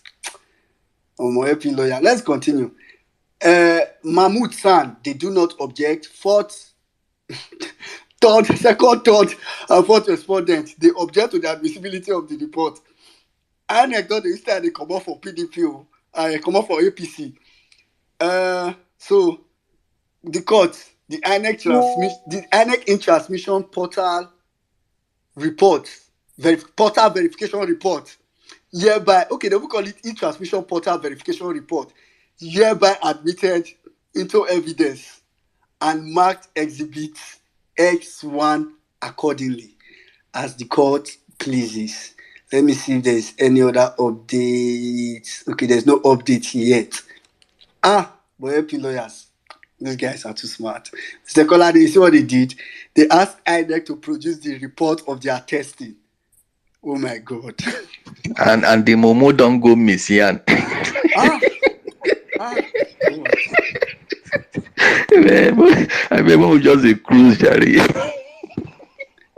Anyway, if we just did. Call me, let's go ahead. I was about calling you. Go ahead. Honestly, I don't actually have anything to say. The main reason why I requested for the mic is when I Wait, said before you go ahead. You have not shared the link to the YouTube. Have you shared this to your friends and family? In short, if you don't share it, you will not speak. I'm back. All right, please, you can go ahead. Don't mind me. Please, let's share it. Thank you. Yeah, please, serious note, let's share it, because I mean, it's not, I don't think it's nice for us to just be enjoying ourselves. Be fair to your family members, I beg. Yeah, honestly, as Mr. Kolade said, let's just catch cruise. The reason why I requested for the mic is when I see that it's between Mag and Jennifer coming up, and I think I'm just coming and empty. This we don't have anything to say. Okay, sorry, guys, can I just say something, please? No, don't. Just hold on, let him finish, then you can go ahead. Just, yeah, exactly. Which one? Call me, Lexi, please go ahead. Okay, honestly, this battle has been won. The kind of confidence I have in our lawyers gave me peace of mind. They are well prepared. If you check from the first question, times I'm waiting for is when our own lawyer will question that witness. That is when it's going to collapse. And thank God, even before they come in, he already the jabber, they fold the hand. So good, and I'm really feeling this. But let's wait for the outcome. One thing I know is I don't even know how the courts will now PDP and LP. Tinubu cannot escape. I don't know. But let's wait and see, Sha. But I trust our lawyer. Kudos to them. All right. Thank you very much, Call me, Lexi. Don, I want to believe what you want to say is very, very urgent. So go ahead. Yeah, it's actually not really urgent, but it's just a smart move. And I just want you to salute these LP guys. Do you know that statement you said between third and sixth? So that statement was actually for him to reaffirm that they did this testing on the fourth. So they didn't want to go straight to him to say, this was the day you did this thing. So telling him between, it's for him to, like Call Me said, it's for him to jabber and say, no, we didn't. This is the exact day we did. So that is a stamp on them that you did this thing exactly this particular day. So that means a very strong evidence. You tested something. How come you are coming to that and say there was glitches? So that's just what I want to say, that the LP guys are very, absolutely smart. I'm telling you, thank you very much, Don. I can't relate. Sometimes when I see the moves they make, me too, I just like, as in, you know, these guys are smart. And trust me, I know there's a way they do it that it's so with so much grace. All right, Jennifer, I think there's a couple of updates, is it? Okay, I think there is. Jennifer, are you there? Yes, I'm here. Okay, so from where we stopped, the court admits the e-transmission portal verification reports into evidence and marked as exhibit X1 accordingly. So back to the question. In paragraph and remember this question by LP lawyers. In paragraph 7 of the report. Sorry, UC Maxwell, I don't think I'm saying that though. Maybe you should refresh. Try to refresh. Okay, I'll try and refresh. Can you just give me a couple of seconds? All right, no, it's Maybe fine. It's fine. Take your time, no problem. Okay. All right, so I will wait for Jennifer to get that. Let's. I can relieve her. Tell her we can switch one-on-one. Oh yeah, let's go. Let's be having fun with it. Oh God, come in, Lexi. I'm not tired. I mean, it's just. Not really. Sometimes when I see these things, I almost feel like, I'm being too excited. But the truth is that what's happening is. Honestly, even me, I can't wait. I just despise something. They give me joy inside me. I don't even know that thing. Yeah. So because you might sometimes I feel like like I always say, for me, the conclusion of the matter is that the judiciary, we see so much evidence, we see so much reason, the case will be proven beyond reasonable doubt, like they say in law. As in, they will get to beyond reasonable doubt and even supersede reasonable doubt. You get, like, I think Saddam says it every time that even if a judiciary is bought, there's a way the evidence will be too much, they can't cross the line. You get. If the child of a judge shoots somebody down in broad daylight with so many witnesses and camera on the child, even if his father is the one that will sit on that case, the father will not be able to exonerate him because of how overwhelming the evidence will be. Not talk about this one that not be Justice Amani in Ibon Tinubu. Tinubu not be Justice Amani picking. No, I mean, so for me, I just feel like it's Jennifer. I'm sure you're there now. Yes, I'm ready. All right. So Mahmoud San, like when we okay, they do not object. All right, from there, in paragraph 7 of the report, it identified the vulnerability of the server that it was being tested. Is there? No, I think it said it's there, like not a question. Okay, it's there. Okay, it's there. Question. I know you are also a senior pastor in the church. Yes, sir. Jesus. I didn't know this guy too. Oh my God. In paragraph 7.14 of that report, the risk level of the server was recorded as high. Yes, but resolved. If the e-transmission was that vulnerable, there was possibility of manipulation. The e-transmission server was not vulnerable. After 4th of February performance and vulnerability test, the test was on the pre-production server. No, it was on the UAT server. Okay, I think user assessment. Okay, maybe Mr. Kolade, what's UAT? User acceptance test. Okay, I know that's user something. All right. You're not done. Still refresh. There's more. I've seen it. Question. Okay. That is the user acceptance test, right? Okay. Yes. Look at page 23, 7.3.3. Affected URLs. Do you see it?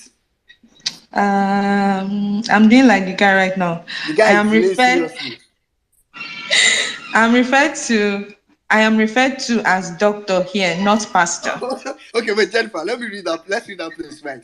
So, after I said, look at page 23, 7.3.3, affected URLs. Do you see it? So, the pastor said, the guy is delaying seriously. Then the lawyer goes ahead and asks, you haven't seen it, pastor? Then I am referred to as a doctor, not a pastor. Oh my Baba, why you are a pastor now? Why they forget why you don't accept your pastor? Hey, pastors don't collect stuff today. Anyways, question. There is HTTPS. I think it's HTTPS, Minsha. Pre-pod to pre-pod is pre-production. Do you see it? Yes, That's the server that was tested. Sani Kweto, no problem, thank you.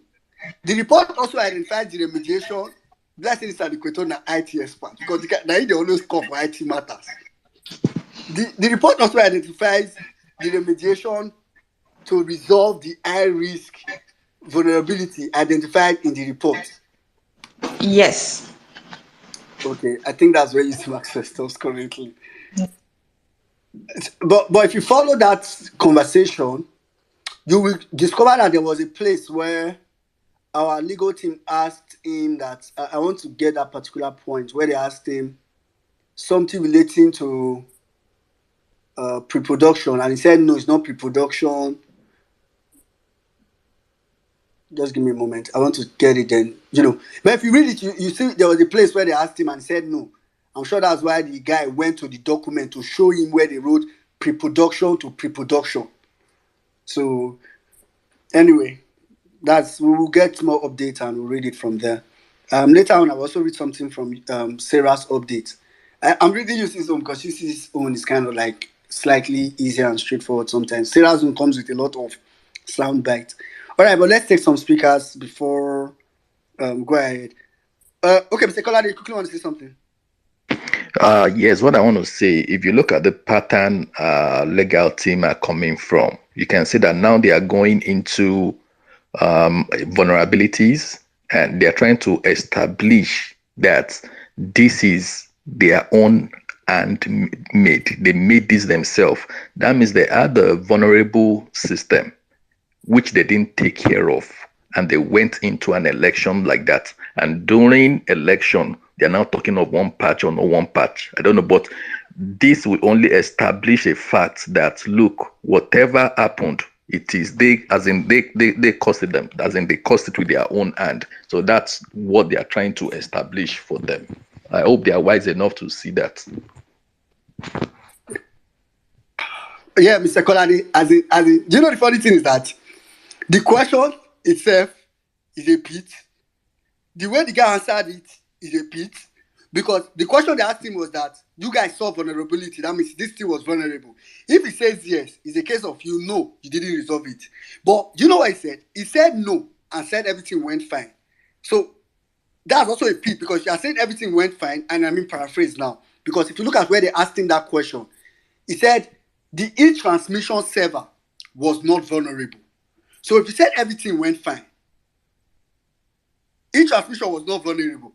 AWS also said, okay, you said there's no problem with AWS, apparently, or at least AWS, and you are saying there's a glitch. So either way you answer it, it's a trap. Anyway. My brother, that's a report he's reading. That's a vulnerability. So whatever he's answering is his own cup of tea. Yeah. That report is what they are. And one thing you also need to take note, they are talking of high vulnerability. They're not talking of low or medium. They're talking of high. If something is high anywhere in a public facing server or application, you must take care of it. So these guys are just too dumb. I love the angle that people are coming from. Thank you. Can you permit me to clap for PI and Equito? Sorry, Mona Noves.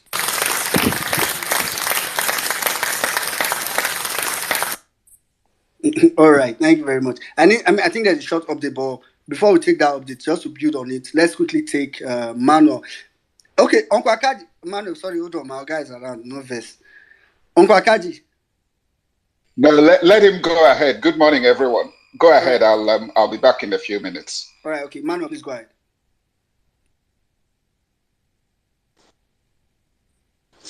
All right. Good morning, everybody. Thank you so much for the opportunity. Can I be heard? Perfect. All right. Ogokolade, you let me just add to what you just said. Part of what you have said is part of what I wanted to remark. Let's put in perspective what the angle that Equator SAN Lego Esquire is boxing in the INEC ICT person. Put that in perspective with that the the NITDA man that was brought. When you put those together, you can clearly see that, yes, you did a vulnerability test on your own. You did not involve NITDA, which is established by law and authorized to be the one to, so to say, carry out certain things for you to comply with the laid down standards and protocols. You are supposed to submit your report, the report of all these tests and so on with them and all of to them and all of that. So by the time you put that together with a vulnerability test that remarks high, and you did not even comply with the NITDA regulations, you did not even involve NITDA itself. So what that means, you had determined ab initio to fail. You did not have any plan for confidentiality, for compliance with all standard in international laid down regulations and so on. So it's the moment the INEC decided to go with the cloud lock trails, I said this people, it means they will definitely shoot themselves. For some time now, I have been saying I'm expecting INEC to shoot themselves to score own goals. So if they don't stop at this first witness, they go to 2-3 witnesses. They will destroy themselves far too much. It's a very sweet time to be a Nigerian and to be alive. This particular case will either make or mar the judiciary. But I just trust that they will, with all the amount of, just like well-meaning said, beyond reasonable doubt and even much more, and judiciary must get to that point where they will sit down, CJN, even like will sit down with the Tinubu and say, "Oga, this thing, there's no way out." I yield my mic. All right, thank you. Yeah, thank you very much, Mano. Thank you very much. Meanwhile, guys, please share the link for the Facebook and the YouTube streaming so that we can get people that are not on Twitter to join from YouTube. The same way you guys are listening here, so that they can listen and know what's going on in court. I'm sure, believe me, if a good percentage of people in Nigeria knows how this case is going, people will be counting down for this man to leave the office. They will just start counting down now. So let's do that. Jennifer, there's some update now. Are you there? Have you seen it? Yeah, I don't see him. Okay. Okay, let's just continue. So where we stopped last was that the report also identifies the remediation to resolve the high risk vulnerability identified in the report. It said yes. So question now. I put it to you that an AWS cloud train log will have these features. 1, event time. 2, event source. 3, event name. 4, AWS region. 5, source IP address. 6, identity access management, IAM, user address. Do you agree? They are listed. Okay. You said for every election, the hard copy of Form EC8A are used. Yes. The hard copy snapped and sent to the IREV will not be different. Anything can happen during sending of image. Imagine. And anything can happen, don't enter the matter. Anything can happen. Say what you want, anything can happen. Okay. Question. We need to alter the content. It won't alter anything. Okay. It shows some documents certified by INEC. Oh my God, these lawyers will kill this guy. Please, at this point, you need to beg them. It shows some documents certified by INEC. Look at Exhibit PCA 23. What are the scores of APC on that document? These documents are blurry. What are the scores? Court, does it have the scores of APC for APC? It is blurry, my lord, but it does not affect the results. Wait. Okay.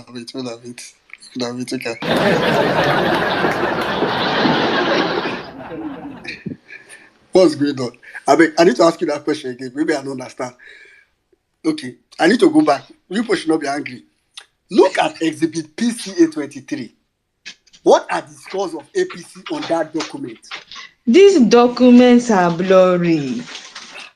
What are the scores? And now, the court itself, not the lawyer, now the court now ask, does it have the scores for APC? It is blurry, my lord, but it does not affect the results. As the ICT director, you are aware that INEC materials, the INEC materials published to the whole world are stored in the Internet Archive, like the press release. Okay, you've not gotten about Yes, I don't read it. Yes, they are stored, but not all. All right. So that's the oh, this is refreshing. That's the end for the cross examination. I think I need to go back to this cross examination before I sleep this night. All right. For re-examination is now back to INEC lawyer trying to ask him some questions. So INEC lawyer asks, I don't think there's much. Okay, there's more. INEC lawyer, the question is, I want to imagine what INEC lawyer's voice looked like. You were referred to in Exhibit X. Explain the difference between functionality, vulnerability, and performance test.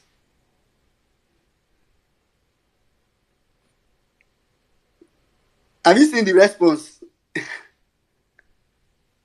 Jennifer, have you seen the response? Okay. Read it again, please. Read it again, please. Okay, no problem. You were referred to Exhibit X. Explain the difference between functionality, vulnerability, and performance test. Okay, the functionality test is to test if the system is doing what it has been designed to do.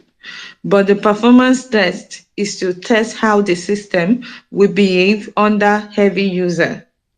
The vulnerability test is a testing on the back end to ensure that the system is secured. Let me see if I have any other question. Okay, for now I do not have any other question. Thank you very much. All right. You're not serious, really. Anyway, that's not my real voice, so I beg. Anyway, let's quickly go to all of now the data and Duffet talk before. Chidility, go ahead.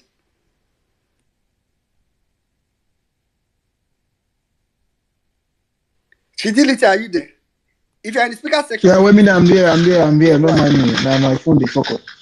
I hail all of you. Greeting, because they greet you. I hope when I don't degrade my state.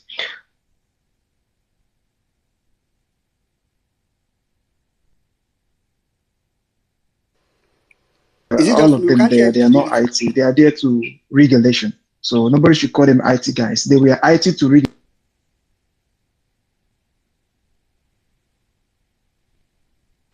Chidility, we can't hear you properly. Your line is breaking. Maybe you can drop and then come back and we'll take it from there. Please be on speaker section. You want to speak? Your hand should be up. For now, you cannot hear me. We lost you like literally. But it's okay now. Sorry. Yeah, go ahead, listen. Yeah, what I'm saying is that I don't know why you guys are referring these guys to IT guys. You guys are insulting us. These are election riggers. They are not IT anything.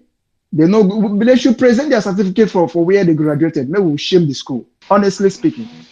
Which certificate? I don't know. Maybe now these online free IT course they go do the claim. Which they damn. Honestly, because Honorable, mute your mic. Honorable, Honorable, drop your mic. Well, I'm in Nigeria. Let me say something. This guy said the blurry result on the IREV is nothing. That's what he's trying to say, that the physical copies are there. But let me take us back to when INEC quoted the Electoral Act. He said when two results are conflicting, that they will bring the physical one and the one uploaded on IREV to check the difference. And they asked him, which one is superior? Well, in Nigeria, what was the answer? Because I know you know what I'm talking about. According to our own regulations, according to our own guideline, the one electronically transmitted takes precedence. Thank you. So why all this intentional act of trying to guide? Honestly speaking, all this thing can happen in Nigeria.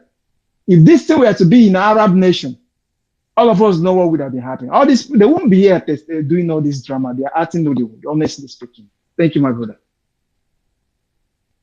All right, thank you very much. Let me just add something that Yusuf Maxwell added.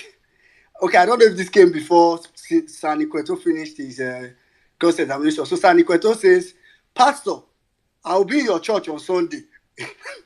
The pastor, I'll be in your church on Sunday. The court now says, I also suggest to you, that the judge is now told him that I also suggest you send the 10% of your fees up front. 10% is 10%. That's all for the witness and is now discharged. Funny. Mahmoud San has just announced that this brings to a close the case of the first respondent. So, INEC, after saying they have 3 witnesses, I'm sure they slept overnight and say, Omo, if we continue like this, the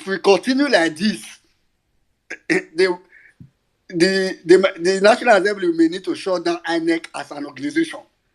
Let's quit while there's still a small room for restoration, small, because I don't even think there's any room again, but apparently what that means is that INEC have closed their case, similar to what happened for PDP yesterday. Like I read earlier, for those of us that are just joining, INEC closed their case yesterday evening against PDP, and today Tinubu and Shetima are supposed to start theirs, I think, in this afternoon. But I think for LP, they will start maybe tomorrow morning, but I'll confirm that from UC Maxwell later on. So UC Maxwell says, so INEC have just closed their case by calling one witness and tendering a few documents. Wole Olanipeku informs the court that second and third respondents will open their defense tomorrow. So second and third respondent is Tinubu and Shetima. So Tinubu and Shetima will open their defense tomorrow. So tomorrow, I believe 9 a.m. because LP is in the morning session this week. Tomorrow by 9 a.m. They will start that.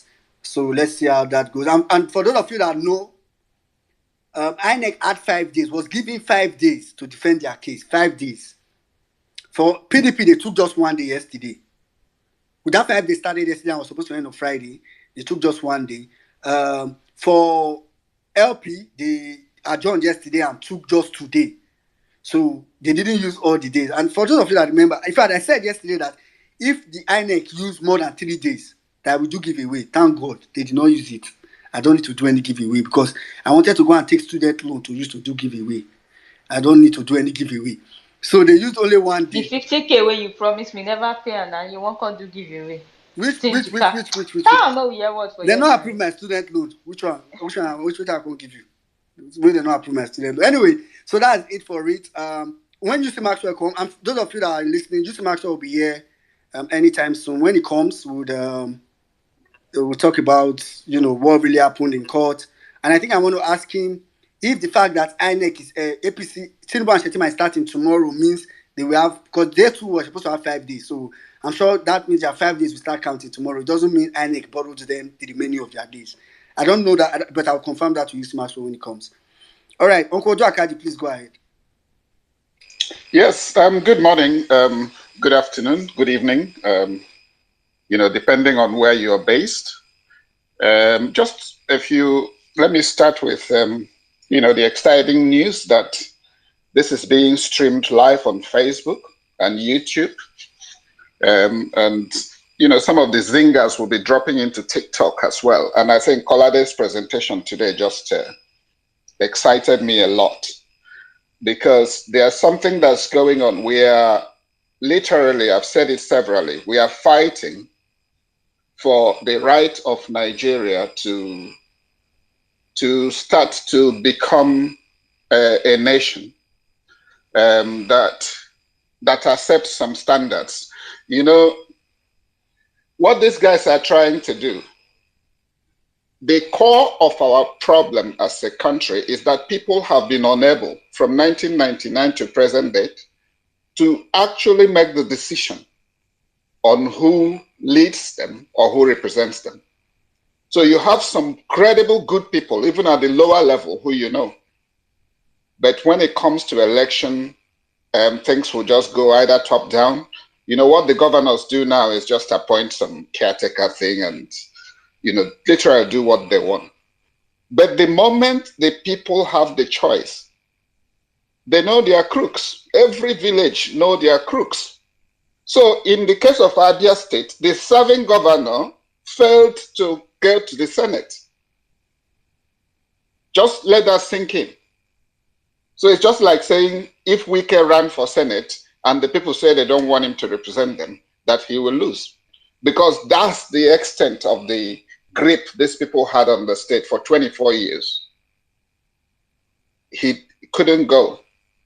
And his son tried to come to the House of Reps and was taken out by a Labour candidate.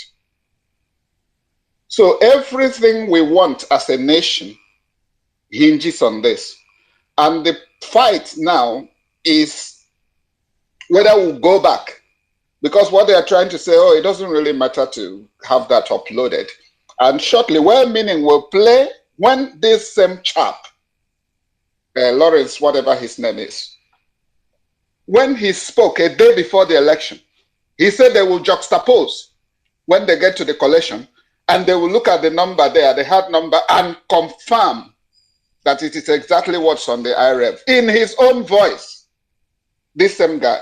So I'll try not to raise my voice and get very, very angry, because, like I said, they embarrass me with every move they make. This was just brazen, stupid, crude daylight theft. It's not even the theft that's the thing, but it's just the extent of the disrespect. And I said it at the onset that they wouldn't want this to be heard in court. And they did everything from their papa nonsense to, if you Google Omahi, he said, if the Southeast, if they withdraw the case, then one of them will become Senate president. There were all sorts of nonsense really going on, as if the project, the Nigerian project, is a Southeasterners thing. So it's not. And that's the thing we enjoy being in this community, is that we have people who know their onions, and who will not allow the wool to be pulled over their eyes.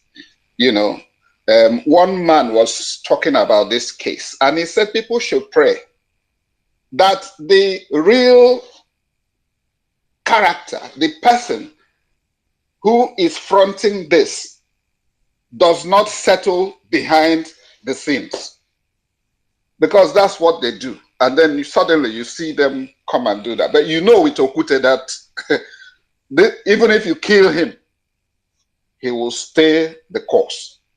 And that's exactly what is playing out, and it's a very exciting time to be alive. We are looking at all the things and we are just laughing in their own words, in their own voice, So let me not hog the mic too much. Good morning, everyone, again. I wouldn't go through your names. So tell your friends, it's streaming on Facebook, on YouTube, and everywhere else. God bless us all. Thank you very much, Okwakaji. All right. Please, if you're in the speaker section, you want to speak, your hand should be up so we can know. If not, we may have to drop some people because we have a couple of requests. All right, Mr. Collard. Meanwhile, like I said, Juicy Maxwell will be coming later or soon anyway. where we'll probably ask, some further questions, and the video that Unkwakadi talked about, I'll put it up soon, then I'll play it for us to hear. This man, this witness, you hear it from this witness mouth, straight. Him and Festus Okoye on the 24th. Is why when I read PDP's stuff earlier, where they tendered that whole newspaper that they were trying to claim INEC said 3 days before election, and it was published on the 23rd, that they will not transmit, blah, blah, blah, blah, blah. This man, this this pastor, senior pastor, was at Channels TV on the 24th, a day before election. I particularly watch that show now, why it would invest me sometimes. So I'll put up that video where he talked about this, and we'll play it on the space as well. All right, Mr. Koladi, please go ahead. My brother, these people, man, they really mess with the wrong generation. They mess with the wrong generation. Well, I want to believe they would have seen what exactly has hit them. As we all know, we know what Wale Olanipekun is looking for. But in this case, it is far from it for him. It's way, way, way far. We should just laser focus our eyes on the judiciary. We should begin to let them know. My brother, please. Also, the Oshun ruling. Please help us read out that part, the part of the IREV and the collation system. There is no way you can declare a winner without using either the IREV or the collation system. By themselves, under oath, it testified that they don't have anything collation system. So how did you now do it? I don't know how these people think. Oh. At least we've heard from lawyers that overall, once there's a precedent, once there's a judgment from the Supreme Court, that stands.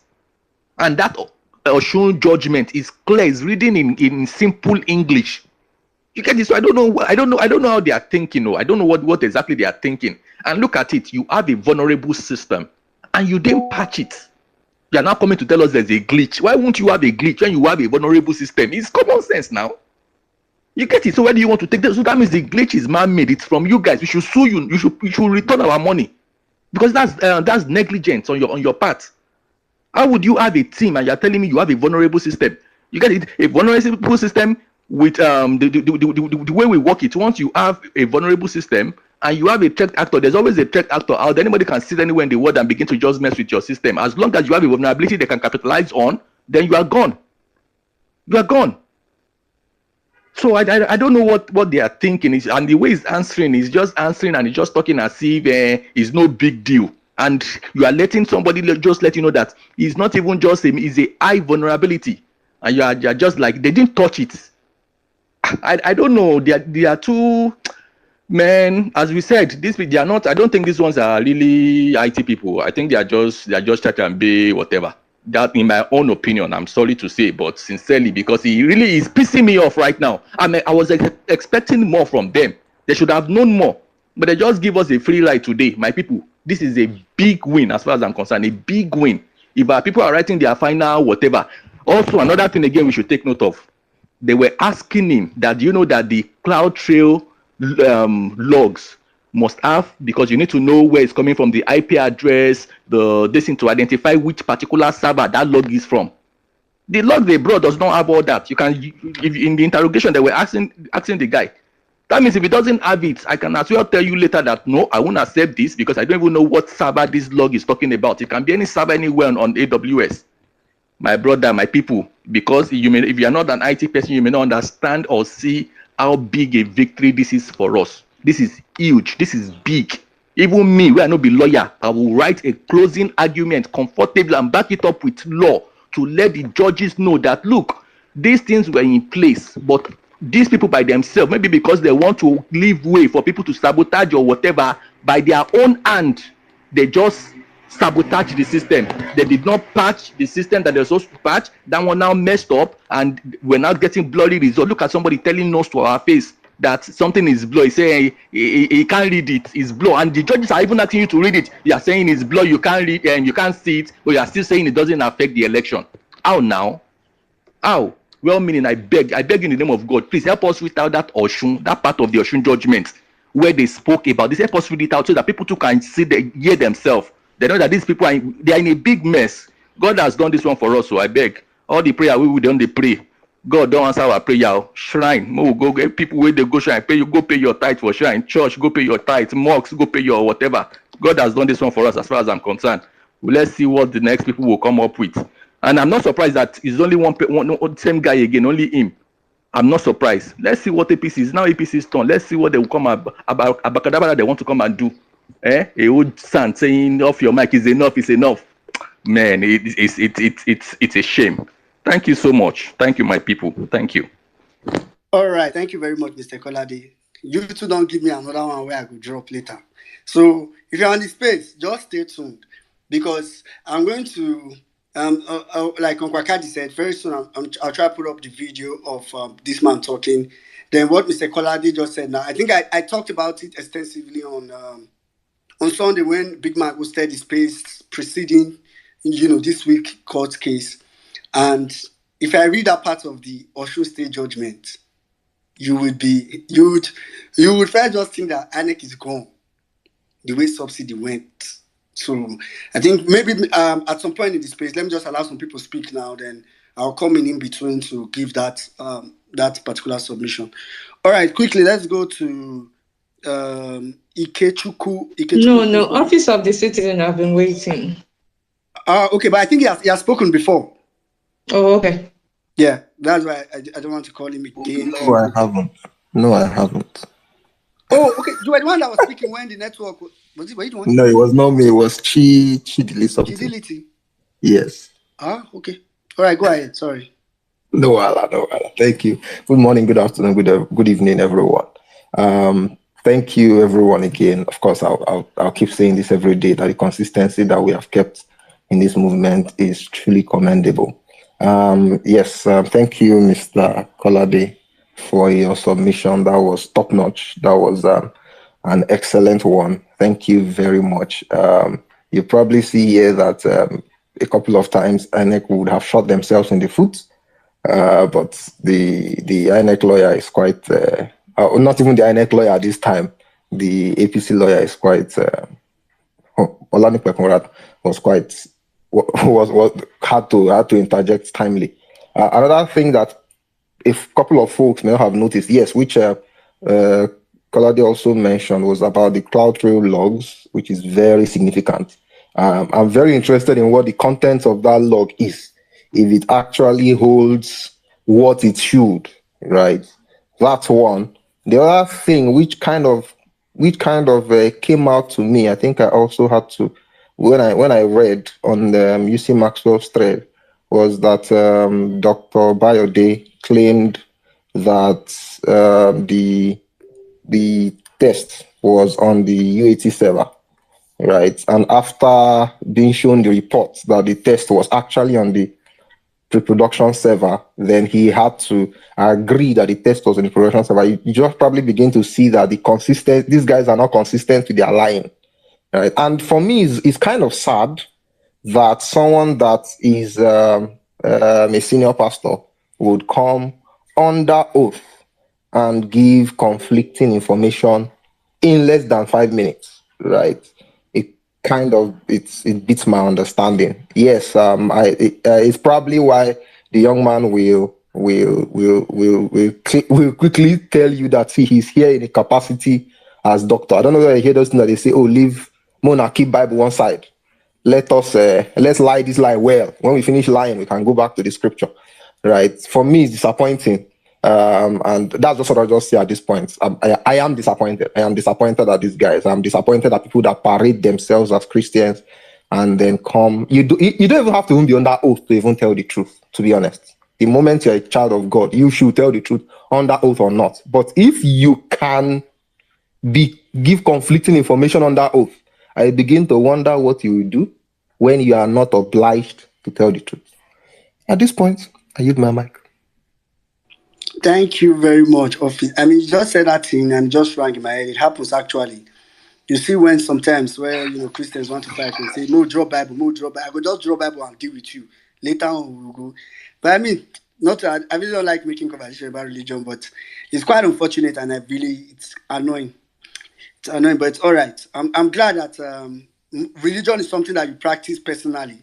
So what one man did does not really get to me. Whether you're a Muslim, Christian, I can't judge I can't judge Muslims with one Muslim. I can't judge Christians with one Christian. I can't judge even one. The other religions. All right, Ketuku, go ahead. Hi everyone, good morning, good afternoon, good evening. I would like to make it very short because I'm working, but it doesn't deter me from being part of this movement. So, if we go back to yesterday, this same guy said mathematically 31% of the results uploaded on the IREV are correct. And Tinubu had 8 point something million votes. And today, he's looking at a result that is blood on the same IREF that he cannot read. A lot of questions are to be asked. And it's not just Yakub Mahmoud. There are other people in that same INEC that need to come forward. Because we played a child's game where we are seeing discrepancies. You point at this one, there is error. You point at the other one, there is error. Now, what could have happened yesterday? Why was he not in court? But he was in court for PDP. Probably they wanted to see how PDP will come, then take him back home, drill him, give him more information. Now, this is how you're going to follow LP. But LP came with basbos from head to toe, from top to the bottom, gave him the questions where he wasn't expecting it, and he was forced to give a counter information that doesn't tally with what he said yesterday, which is also a problem to Shetima, APC, and Tinubu lawyers. Because now they need to go back to say, why did you do it this way? You were supposed to do it the other way. Now you've created more problems for us. At the end of the day, if you're not coming up with anything credible, throw them away from the court. Case closed. I am really happy. And I've never for once felt down. Not for once. I believe we are heading through the right way. And the victory will come. Whoever that doesn't want to believe it, let them continue in their own belief. But as long as we keep doing this every day, and the lawyers are giving us reason to believe, we keep believing. Thank you, everyone. All right. Thank you very much, Ikechukwu. Quickly, let's take Enlighten us. I know you've spoken before. Please go ahead shortly. Enlighten us, are you there? Oh, yes, I am. I just wanted to observe that it's obvious that the Defense Council has no reasonable defense. And like we've all always said, how do you defend the indefensible? And that's what we're seeing playing out in court before our very eyes. We'll see the other respondents come up tomorrow, and we'll see them flounder again and again, because it's the same thing. There is no sensible defense for what has happened. And it all boils down to the judiciary to give us the judgment that we expect. Every right-thinking person knows what the outcome of this proceedings should be. We're hoping it'll come to light. It is the fact that our value system has been so deeply corroded and degraded that people no longer see the value of integrity, accountability, and transparency. And these are the things that build strong institutions. And strong institutions are the foundation of every successful nation. Our institutions have become so corrupt, and that corruption is as a result of the secrecy, the lack of transparency with which they deal. And these are public institutions that should conduct their affairs in strict integrity and openness, so that the people who hold offices in these public offices will be held to the strictest forms of accountability. This is what is lacking in this country, and I believe as a matter of urgency that a thorough sanitization of our institutions needs to happen going forward, including INEC, JAMB, the police, every sort of institution in the country, so that office holders know that they are accountable to the public in general and not to the political class, which has been where we've been getting it wrong all along. It shouldn't be a question of a party or the government in power, but a question of the Nigerian people. Government officials will conclude their tenure in 4 years, but these institutions will continue. They will continue. And so we must get it right at institutional levels so that these sort of perennial problems can be fixed once and for all. So as a matter of urgency, we need to get our value systems right. Another thing I wanted to observe is that going forward, we should find a way, I don't know if there is any system in place for this already, where candidates who vie for public offices on the platform of the Labour Party especially, and also on other platforms, can have independent verification systems where our investigative journalists can find out any sort of dirt that they have that can be used to compromise them. Because as long as we have people of questionable character running for public office and winning those offices, they can be hijacked by the system. And so, as a matter of urgent importance, we must ensure that people who have anything to hide do not get any sensitive positions on the platform of the Labour Party, primarily, and by extension, other political offices, because if they win the elections or they get into public office, they will make decisions of consequence that would affect us all, as we are seeing with this current impostor government. So this is what I came up to say, and thank you for the opportunity to speak again. All right, thank you very much, Elite Nos. If you're in speaker section, you want to speak, ensure your hand is up. If it's not up, through this, I may never call you. All right, let's quickly go to Obedient Oluwafemi. Yeah, good morning, everyone. Good afternoon, good evening, wherever you're speaking from. I was just laughing, like, God, that's as in, now I know why the book of Proverbs said, in whatever you do, in whatever you do, you should seek wisdom or knowledge. Like, I was just grinning from here to here when I was listening and reading San Equato's cross-examination. You would know that he has what's it called? He has the background knowledge of whatever is happening, and that's why he was smiling. And oh my God, it's a shame. It's a shame on INEC. It's a shame on the on the so-called pastor to lie on the oath. Like Nigeria is so unbecoming. Like, what the hell is going on with this country? For crying out loud. Like, you had 5 days. INEC had 5 days to defend themselves, but it is like Yoruba would say that it is easy for you to steal the trumpet of the king. So where will you hide the trumpet of the king? Because it's obvious these people cannot defend this. One would expect that, okay, you've made an announcement.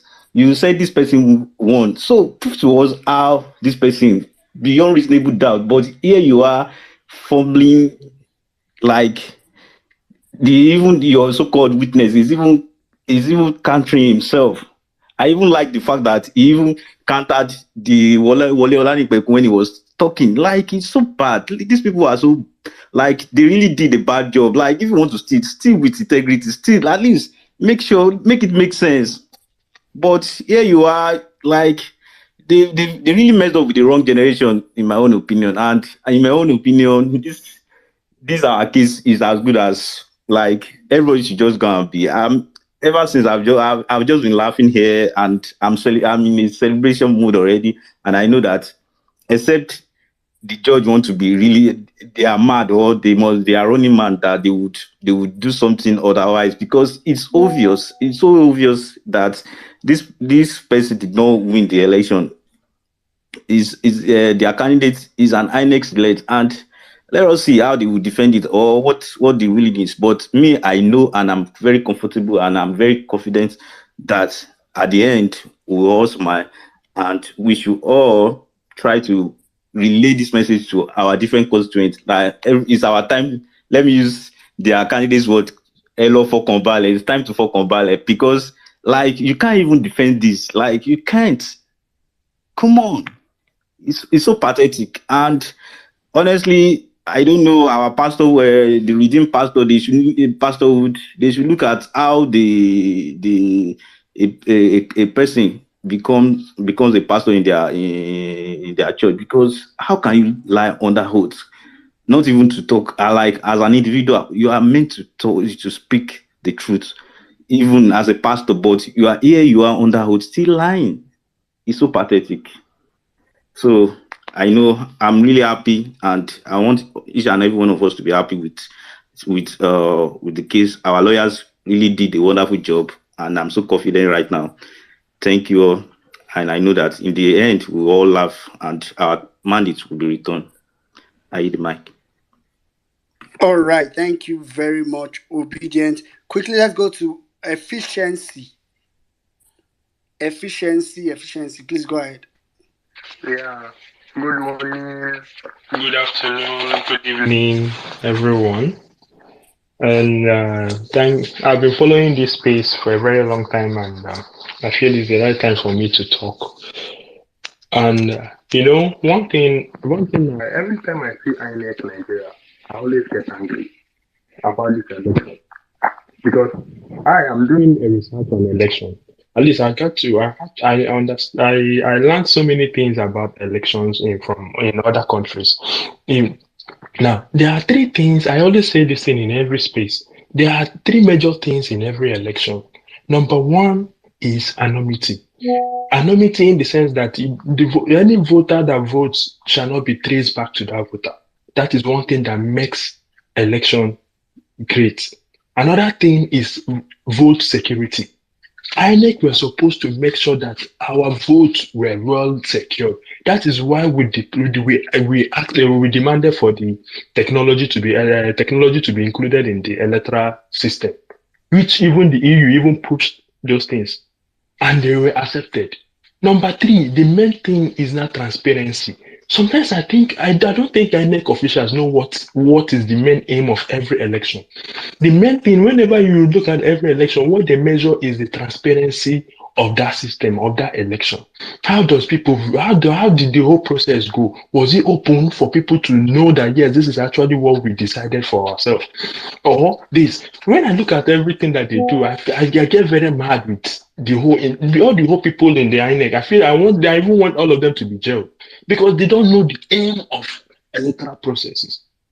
Then on this, they forgot that technology has every footprint in everything. They were thinking that it's normal manual where you just change the votes, do everything, and then get away with that. They forgot that technology, once you do anything here, it must have a footprint elsewhere. It's garbage in, garbage out. It must surely be traced back to the origin. So I don't even know whether these people know actually what they are doing. And I believe that at the end of the day, we'll secure our mandate, and then Nigeria will be great. I really want change in Nigeria. Thank you. All right, thank you very much. Thank you very much, efficiency. Let's go to best man. Wait, now before we go on, what is happening? Have you shared the link to your family members? We still have 8 people watching from YouTube. We need more. Please share the link so that we'll have more people. I'm sorry for buttoning. You know that I'll just button like that and then go out for a few minutes. All right, thank you so much. Who is supposed to go next? Best man. Link. I dey try share link. Good morning, no. Good morning, my people. Women in Nigeria, Ngozi, and the rest. Good morning, no. I am actually impressed. I had the intention of going to the court this morning, but I happened to be in Abuja. But the rain spoiled a lot of things for my location, so I couldn't make it. But I was actually super impressed. I just going through the court process. I just kept laughing. I was like, what is INEC trying to defend? So after the whole thing, INEC only had 1 day. Their defense only lasted for just 1 day, and they made the worst defense I've ever seen. Short as a matter of fact, this kind of one, law, if it's a criminal case, it should be pure sentence because they don't even have any single form of defense, and this is just trying to justify or part some of us at the back that are actually put in a lot of work during the election process, during the campaign period and the election proper. My 3 days sleepless night during the presidential election, I know personally, I know that God will vindicate us. This judiciary, this is the more reason why all eyes should be on the judiciary, because at the end of the day, I don't know what the judges want to use INEC defense for. Even their defense is worked against them.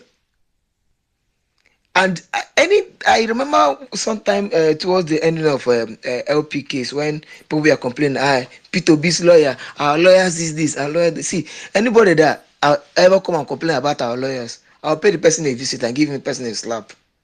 These guys are good. They are the best of the best. They are the best of the best of the best that we have in our legal system. So I just want to encourage everybody, please, whatever we are doing the right thing. Let us keep shouting this into their face. All eyes on the judiciary. I love what the EU did the other day. He is just telling them, you people did a foul job, and everybody else is telling them, you people did a foul job. So let's look at what our judiciary will do. Thank you very much. I'll still be on the space, and if there's any other thing, I will still speak up. Thank you.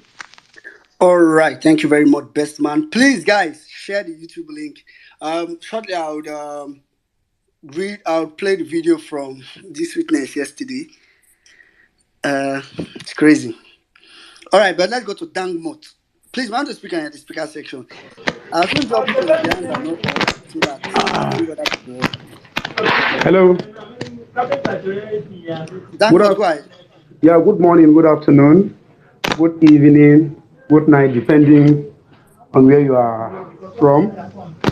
I'm impressed to be on this space, and I'm really grateful for well-meaning Ngozi, Obidati, and many others that have contributed immensely as regard to this election tribunals. You see, I am so disappointed as a Christian. I am so disappointed in this so-called pastor. So this man is a senior pastor, and you will come in the court and lie like this for Christ's sake. And you will also go to church on Sunday and stand on the pulpit and preaching the word of God. As a Christian, this guy is a disgrace to us. Sorry to say, but that is the truth. How will he expect his members to come to church on Sunday when he's lying in the court like this? I think some reasonable members will not go to church. These are some of the people that are diminishing the faith of people in Christianity. I'm telling you. And this man said he's an IT director or whatsoever for 24 years. And you could not even bring out any point. Imagine they were asking him that, do you have the result with you? And he said it was blurry. For crying out loud. Is this guy not a disgrace to his children and his church members?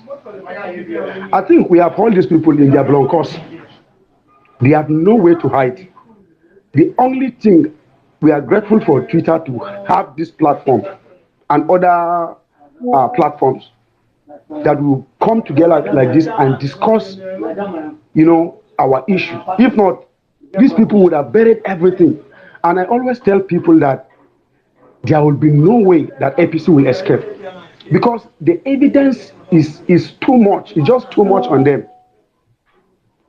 That they cannot, the judiciary will do the right thing. We are forcing them to do the right thing. They cannot hide it. And I always have so much a bit confidence on the Justice Samani I can't attest that much, but I believe he will do the right thing. If actually, human being can change, but then I believe he will do the right thing because he's a kind of someone that I know he may be that he has a little fear of God, but you cannot predict these people. Anything can happen. Kudos to you all, and let's back up with prayer as we always do. And I have this confidence that we will defeat these people hands down. They have.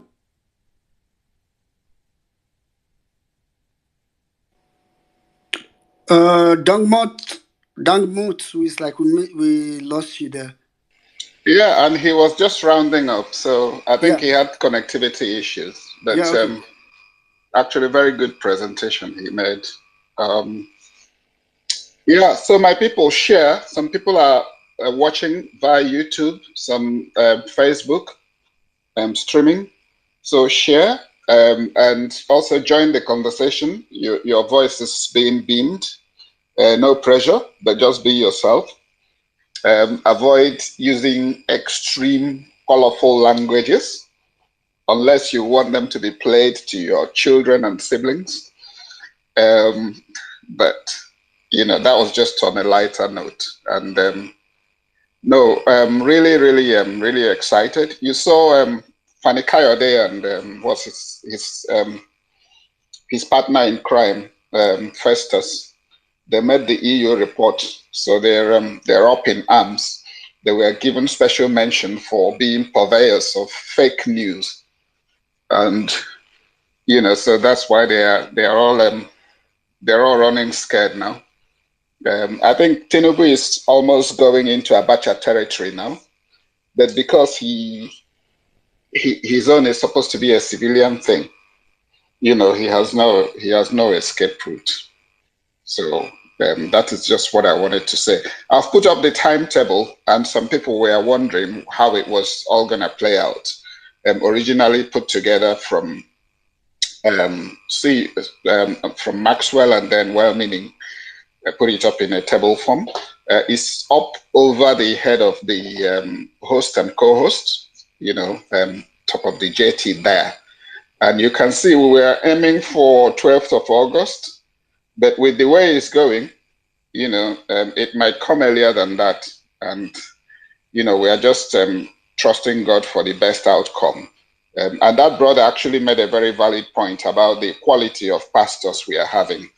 How can you be, even if you're not a pastor, how can you be a Christian and you see people being slaughtered because they want to go and cast a secret ballot, and you are comfortable with that? And you will not say anything. I just wonder, it just I think that was the dividing line for me. I'm sorry if you're with the APC. I don't see you as somebody I should debate, because you don't even believe in democracy. You believe you can kill people, you steal their voice, strip them of dignity. 1968. The blacks were allowed to start voting in the United States. Women fought before they could vote. So, and then 2023, you put progressive in the name of your party, and then you're coming out. Your whole strategy from the get-go is to stop as many people as possible from expressing their God-given right to choose who leads them. And somehow you believe I should sit down and debate you as a Democrat. I don't think so. Let me just yield back. You see Maxwell is in the house. So, Well-Meaning. Yeah, you see Maxwell. Let's allow you see Maxwell breathe. Let him breathe. All right, this Maxwell, anytime you're ready, just put your hands up, then just put your hands up so that I know you are ready, so I don't... Are we going to hear the voice of that, my friend?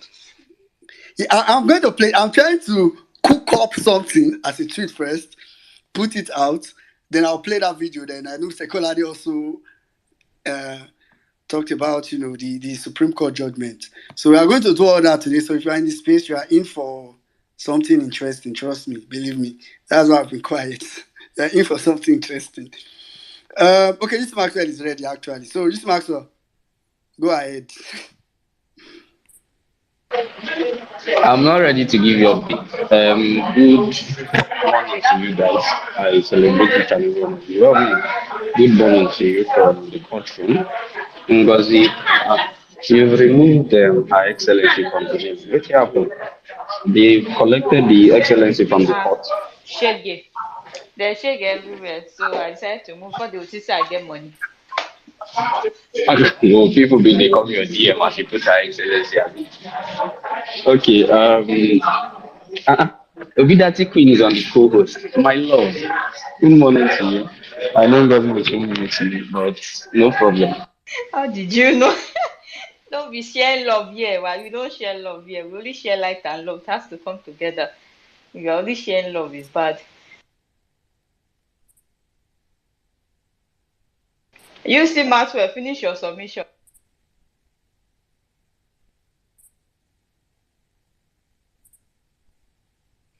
Is it me? I think we've You lost him. muted, you muted me and you said I should finish my submission again. I was waiting for you to unmute. Okay, so I'm sharing likes and love from the first two people on my screen. Wilmin and Ngozi, it's likes.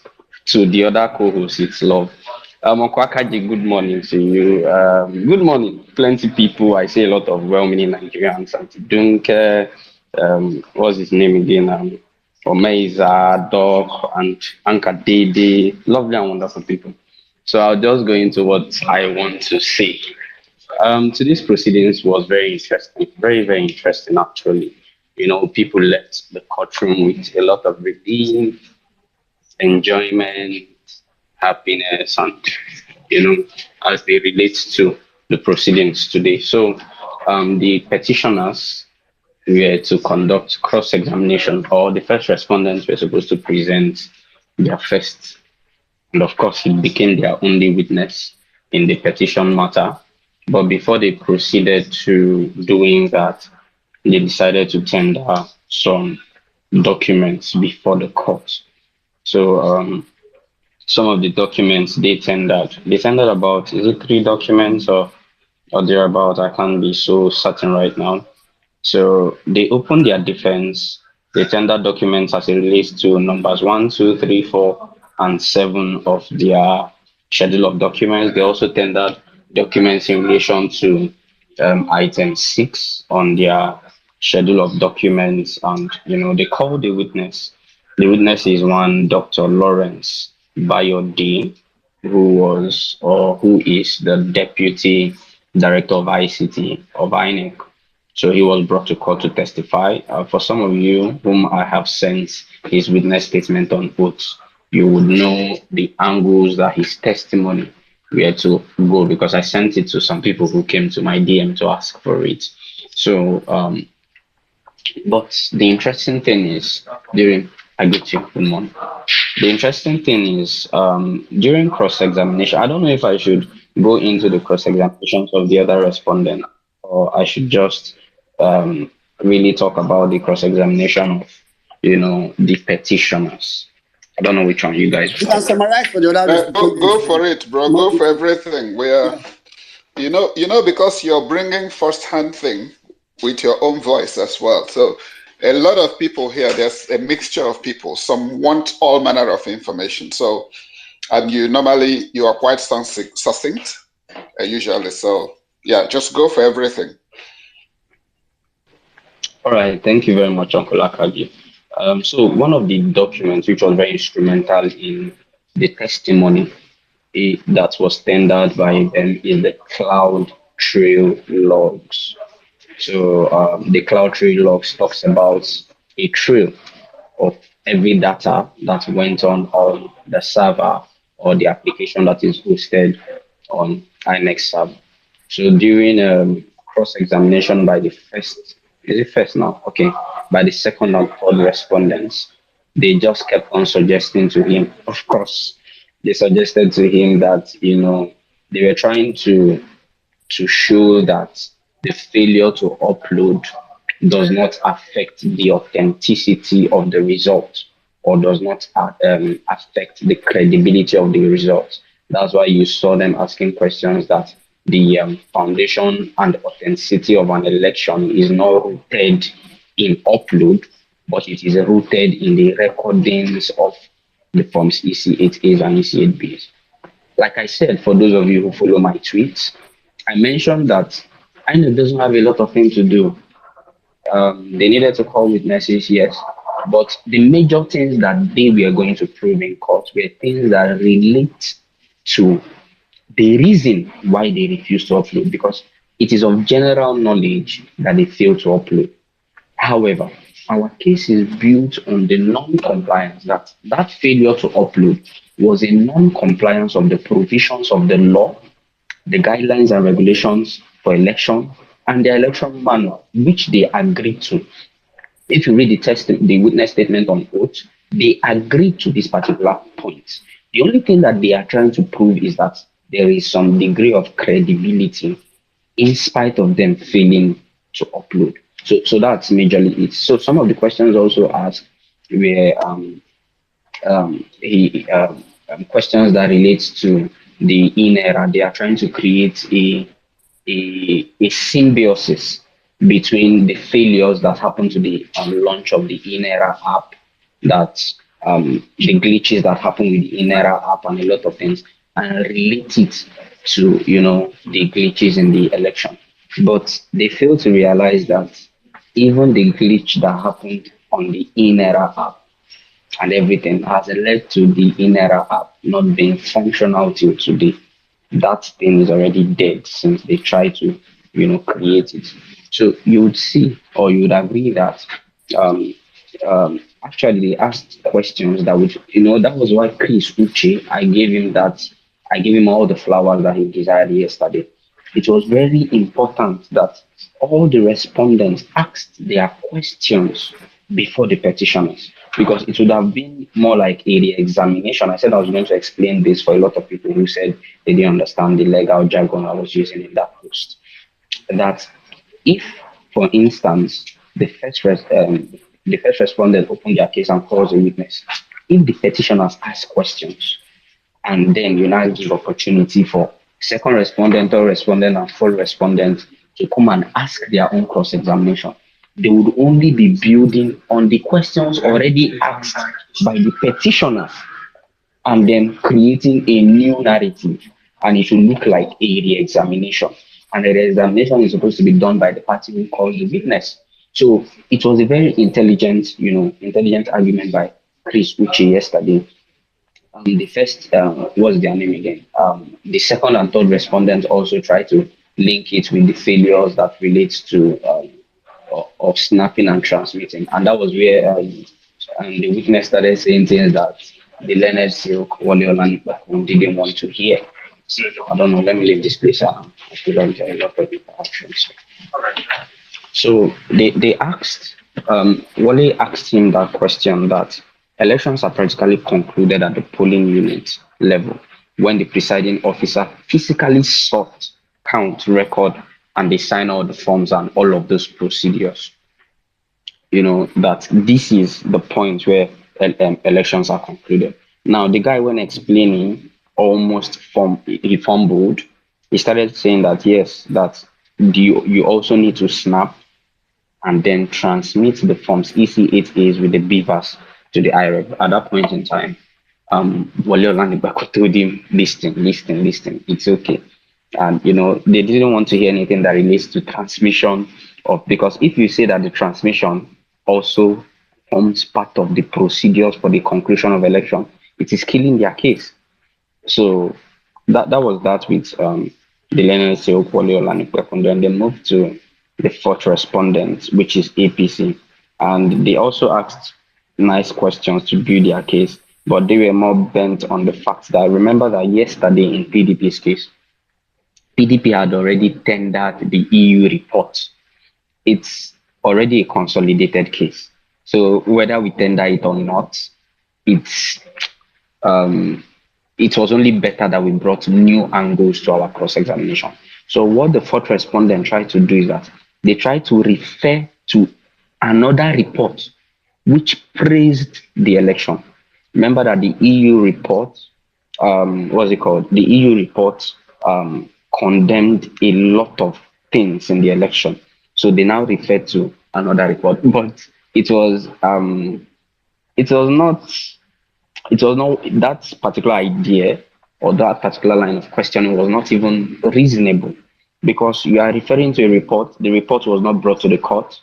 The witness said he has not seen the report. He only knows that the report that ECOWAS is a body that is accredited. So on what basis will the court now believe your statement that ECOWAS praised the elections when you argue it in your final written address? So you see that it is already that thing is just dead on the surface. Um, I think those are the major things that relates to the cross examination. And the last question, which is for him to explain how he obtained it. Now, the reason he asked this question is that we brought documentary reports from the AWS and all of that. So this question tried to establish the fact that they are the only ones that have the access to anything that relates to CloudTrail as it relates to their application, the e-transmission application on the AWS. So he claimed that they, logged in. If you read the proceedings of PDP yesterday, also these were also the claims that they logged into their account and retrieved the cloud trails which showed the patches and glitches. So these documents have already been tendered before the court. So the court will look at the document. So now to the petitioner's cross-examination, which I would rate as very, very intelligent. I'll rate it as apt. I'll rate it as astute. I'll rate it as very smart. They asked intelligence question. And the man, all due respect to him, the man said that he was asked that the testing was done between the 3rd and the 6th of February 2023. And he said no, that is not correct. The testing was done on the 4th of February. And I'm imagining a deputy director of ICT. Do you know what level is that in civil service? Does not know what it means by between the 3rd and the 6th. But the thing is that it's not like he doesn't know, but the pressure was much. I give him kudos. He tried. So the pressure was much. It's just like when somebody is telling you in the example, can you spell is for me? So it's crazy. That was when you stand in that box, you go not say if you get anything from mind where you carry come court. You go not say everything will come out immediately. So one of the questions I found very interesting for our case are those that relates to the testing, security report and vulnerability of the status and the rest. Now, recall that this testing, these are some of the documents that were requested on subpoena. PIN Equator had requested to tender the documents earlier in the proceedings, but the court refused that they had already closed their case, so it wasn't possible for them to tender. So the only option that they needed to do was to tender it through the witness, and he was able to tender these documents that were requested, on subpoena. And the document relates to a security report on vulnerability and all of that, which was done. Recall that our security expert was in court and he talked about the issues that relate to vulnerability and all of these things. So they needed that report to be able to tie it to their case and the INEX case. So I'm trying to scroll so that, because I want everybody to get a bit of all the details apart from reading it, that you get the explanations. Okay, so in that report, the petitioners had already read the report and they realized that in that report, there was presence, or there was reporting that the server, the application was vulnerable, number one, that there was a possibility of manipulation of the application, number two, and that, okay, yes, then he responded that yes, those things were there in the report. He was told to read it. So he read it and saw it and agreed that they were there in the report. But he was now trying to sell the narrative that these particular things were fixed after the report was given. I'll tell you how this affects our case. Like I told you with cross-examination, you only want the person to answer yes or no. You don't want him to explain anything because it's going to affect, your case. the petitioners find this question. I find this question very interesting because if they were absolute reports of a high, he mentioned the figures. I didn't get it when I was reporting on my tweet.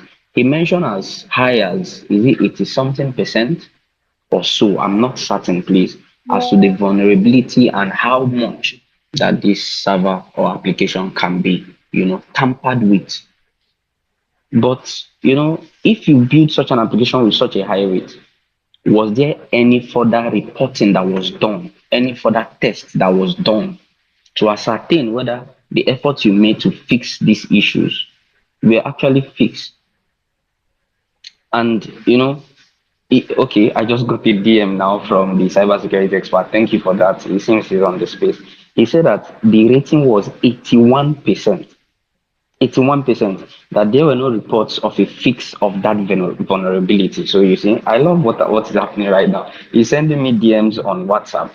So there was no further report that they fixed those vulnerabilities that were on the application. And it showed as much as 81%. So imagine that you build something and it has a failure rate of 81%. So that's so there were no further tests that were done to show that the vulnerability was fixed and all of those things. And it's simply for me defy make I not go speak nonsense. So it's it simply makes formidable the testimony of that our security expert. You understand? And you can imagine that report came out. Please, I go buy this man lunch. He's just giving me the information I'm using to talk right now. He says that report, and it was actually in the court proceedings, that report was released on 22nd of February, barely 3 days to the election. There was no fix on that vulnerability report as much as it's 1%. There was nothing carried out. You continue. Remember that we tendered documents proving that they failed to comply with the regulations and guidelines of NITDA as it relates to data uploading of applications and all of those stuff. So it is wonderful. A lot of people do not understand how much this cross-examination played in our case. A lot of people do not understand. In fact, the cybersecurity guy, when we were speaking early in the morning, that was like 2 a.m., he promised me that I would enjoy the drama in court today. And believe you me, I enjoyed it. I really, really enjoyed it. So let me proceed with some of the testimonies also. Now, he was told to look at pages 23 under paragraph 7.3.3, where there were URLs that were affected by this user acceptance test and all of that were done. So they listed some of these URLs that were affected by it. There was also an HTTPS pre-production and all of that. I'm not a technology guy, so he agreed that the server was tested. These URLs were tested. They came up with a report that that it had issues. It's beautiful. It's beautiful. I can tell you this, that we were able to do a good job with our cross-examination, with issues that relates to okay, there is a question again. He was asked, immediately he answered that thing, the whole court was like, they asked him, the hard copy snapped and sent to the IRL will not be different. That is, okay, he was first asked, let me give you the first question. He said, you said for every election, the hard copy of forms EC8A were used, that is to compute and come up with the figures for collation. He said yes. Then I asked him, the hard copy snapped and sent to the IRL will not be different because it is expected that if you snap a hard copy that you use for collation and that same hard copy you sent it to the item, it is not supposed to be different. If I snap that Baba Ahmed in court and I send it to my Twitter handle, you are not supposed to see Peter Obi in what I sent. You are supposed to see that Baba Ahmed. So that was what the question was saying. And he said that anything can happen during sending of image. It is crazy for you to even answer this. That when you send something here, when you get a data here, original, you send it up there, that anything can happen. So he answered that question to try to prove that there were possibly network issues and all of that they try to claim in their response and all of that. So it was a beautiful outing. He was given a document to read. Remember that they gave our witness a document to read whether he can see this, because our witness said it is blood. They gave possibly the document that they brought out that time, some areas of it could be visible, some areas were blood. They now brought out this document and gave to the guy. They gave him a set and told him, choose anyone from the documents. You are at liberty, choose anyone. Tell us what APC got. And he confirmed that they were blurry. So if what you original you snapped and uploaded is blur, how come you were able to collate? I remember section 64, subsection 4 of the Electoral Act, which provides that before you collate and announce a result, that you must verify. It is in the video that this same man gave, the interview he gave on channels together with them, what's his name? Festus Okoye, on the 23rd of February, 2 days to the election. You see, Maxwell, After I'll play it after you finish. I'm just waiting for you. Go ahead. Thank you very much. Thank you very much. So these same videos, I tried to what's the name? The legal team had got access. We tried to reach out to them. They had already gotten access of the videos. They had all this knowledge, and he had already testified that they will be upload real time, and that nothing is gonna happen. So it just shows you that I recall that we played videos of Festus Okoye talking, of Mahmoud talking, different interviews, which are already pointing to one direction, that it was a deliberate action. You knew that there was errors in the server. You did not fulfill all these things. You did not carry out tests. You did not solve the problems. You just proceeded into an election. So it is a major blunder. And at that point, um, um, they closed their case. They closed their case. Um, it was beautiful, I can say for sure. For those who want to criticize pastors, please don't go into the actions of doing that. It's not because of I don't do it. I am a kind of person that if you are wrong, you are wrong, no matter who you are. But one thing I saw that this man did in court was that he answered truthfully, but he was trying to be economical with the truth. And when you work for a fraudulent organization, what will you expect? Because you know that if you are not economical with the truth and you give the truth and nothing but the truth, the entirety of the truth. So you may decide not to give the entirety of the truth. You pick 5% of the truth and give it, because you know that anybody who gets to listen to 5% does not get the entire truth. I cannot make an informed decision on that truth. So what happens is that you just give a little bit of it. So that was what we saw today. It was okay. I think the somebody is gonna come up. I don't know. So it was a beautiful one. I told you guys that they were not gonna call. I feel like a prophet already. We had a pastor in court who was testifying for INEC, but I already feel like a prophet. I told you people that they were only going to call one witness. They called one witness for PDP's case and all. And it feels good. You see, Maxwell, it's only told you did. Me, I said I betted I was going to give away if they do more than 3 days in court. If INEC does more than 3 days, I will do give away.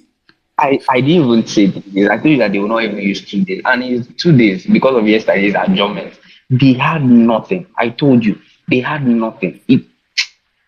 Dr. Livizo addressed and told you that they are not prepared. And in reality, in true fact, these guys are not prepared to defend this case. But we'll see. A lot of people have come out to say that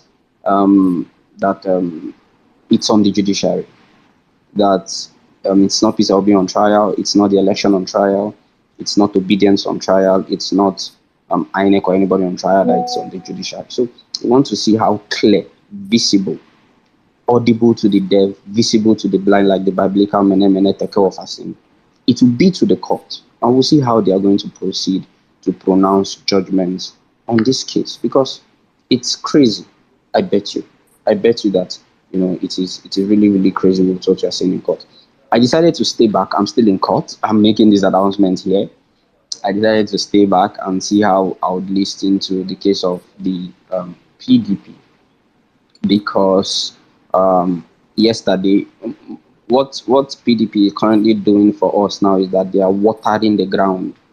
They are in front of us. When rain falls and you're walking through a swampy area, you guys do not form a vertical line and are going. You form a horizontal line, meaning that one person is in front, the other person is behind, the other person is behind. So the person who is in front decides where it's safe to put your leg. So if he steps leg here and it is sinking, he will remove and put another place. So you now put your own leg, you that is following him behind. So what PDP is doing is that they are just, after they set their foot, we know where it's better to set ours, and then we set it there. So that is what the case is going on. You know, it's really beautiful. Okay, let me read.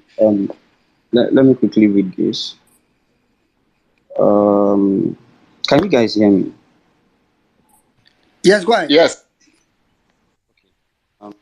The the guy sent me something that I want to read. He said that the error found was able to allow anybody to upload computer codes to the server and execute it. This is what the witness is telling me. You know, he's a cybersecurity expert. He said that the error found, that is, these errors that we told you people that they failed to correct, the error found was able to allow anybody to upload computer codes to the server and execute it. So it means that anybody can now send a code and execute it and manipulate it. He further says that this means that I can simply use my phone and upload lots of files and the results to the e-transmission server. This is crazy. This is crazy. So you found this kind of vulnerability that allows a person from his own phone to be able to send in codes, manipulate the codes, and send in results to the e-transmission server. And you fail to do it. So you fail to fix this error. So they've closed their case. That's the beauty of it. So I decided to stay back in court and see how PDP's case, because the second and third respondents will be opening their case today. So I want to see how their case is going to go. I want to follow up on it and know the witnesses that they are going to call or the documents they are going to tender before I head home. But meanwhile, I need to go get lunch. I need to go get breakfast. I never chow. So it's been a pleasure. Yeah, I want to send regards I from. think that's Sorry, let me just quickly do this. The guy said I should tell you guys that they are sending thanks for believing in them. So they are saying thanks to the community for believing in the leg.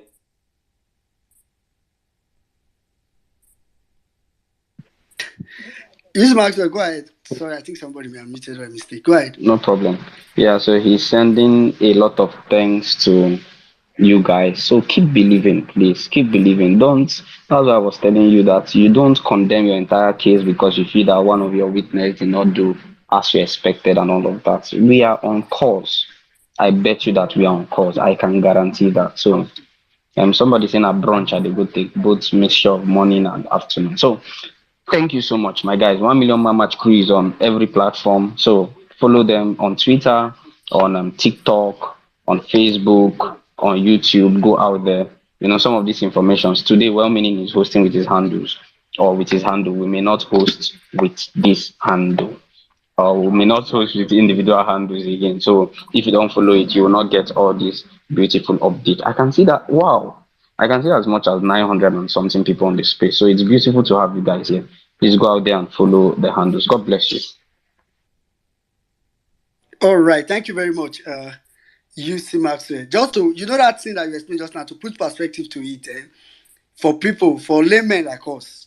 Basically, in IT, what INEC did is that, you know, when a thief in your house decides to open the gate and I've informed the thief outside that after the gate open, no worry, you go. Once you come, just open now, enter.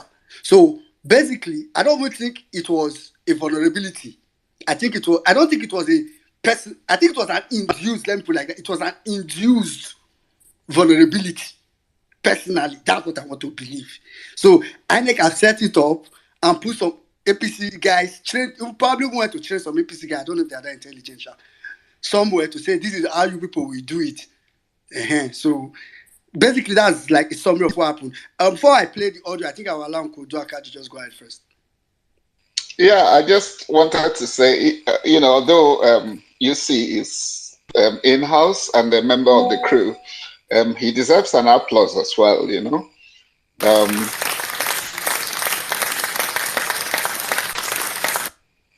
Yeah, not just and launch. And lunch, yes, the clarity he brings and education as well. You know, I always keep hearing this voice in my head, estoppel, estoppel, estoppel. You know, when he brought out that principle that you cannot guide someone or lead people to believe in a certain course of action and then come at the last minute and say you are not. So this guy came to Chatham House, which was played, and he got up in November last year and he said, this is how it's going to work. So you cannot, then it precludes you from asserting something contrary to what you've implied by your previous action and statement. You know, so that is some of the stuff we've gained, and just having his voice here and fielding questions as well gives us some sort of insight into the workings of the minds of the people that will consider this stuff. And the fact that he has youth and posterity on his side, you know, just makes it all very, very exciting.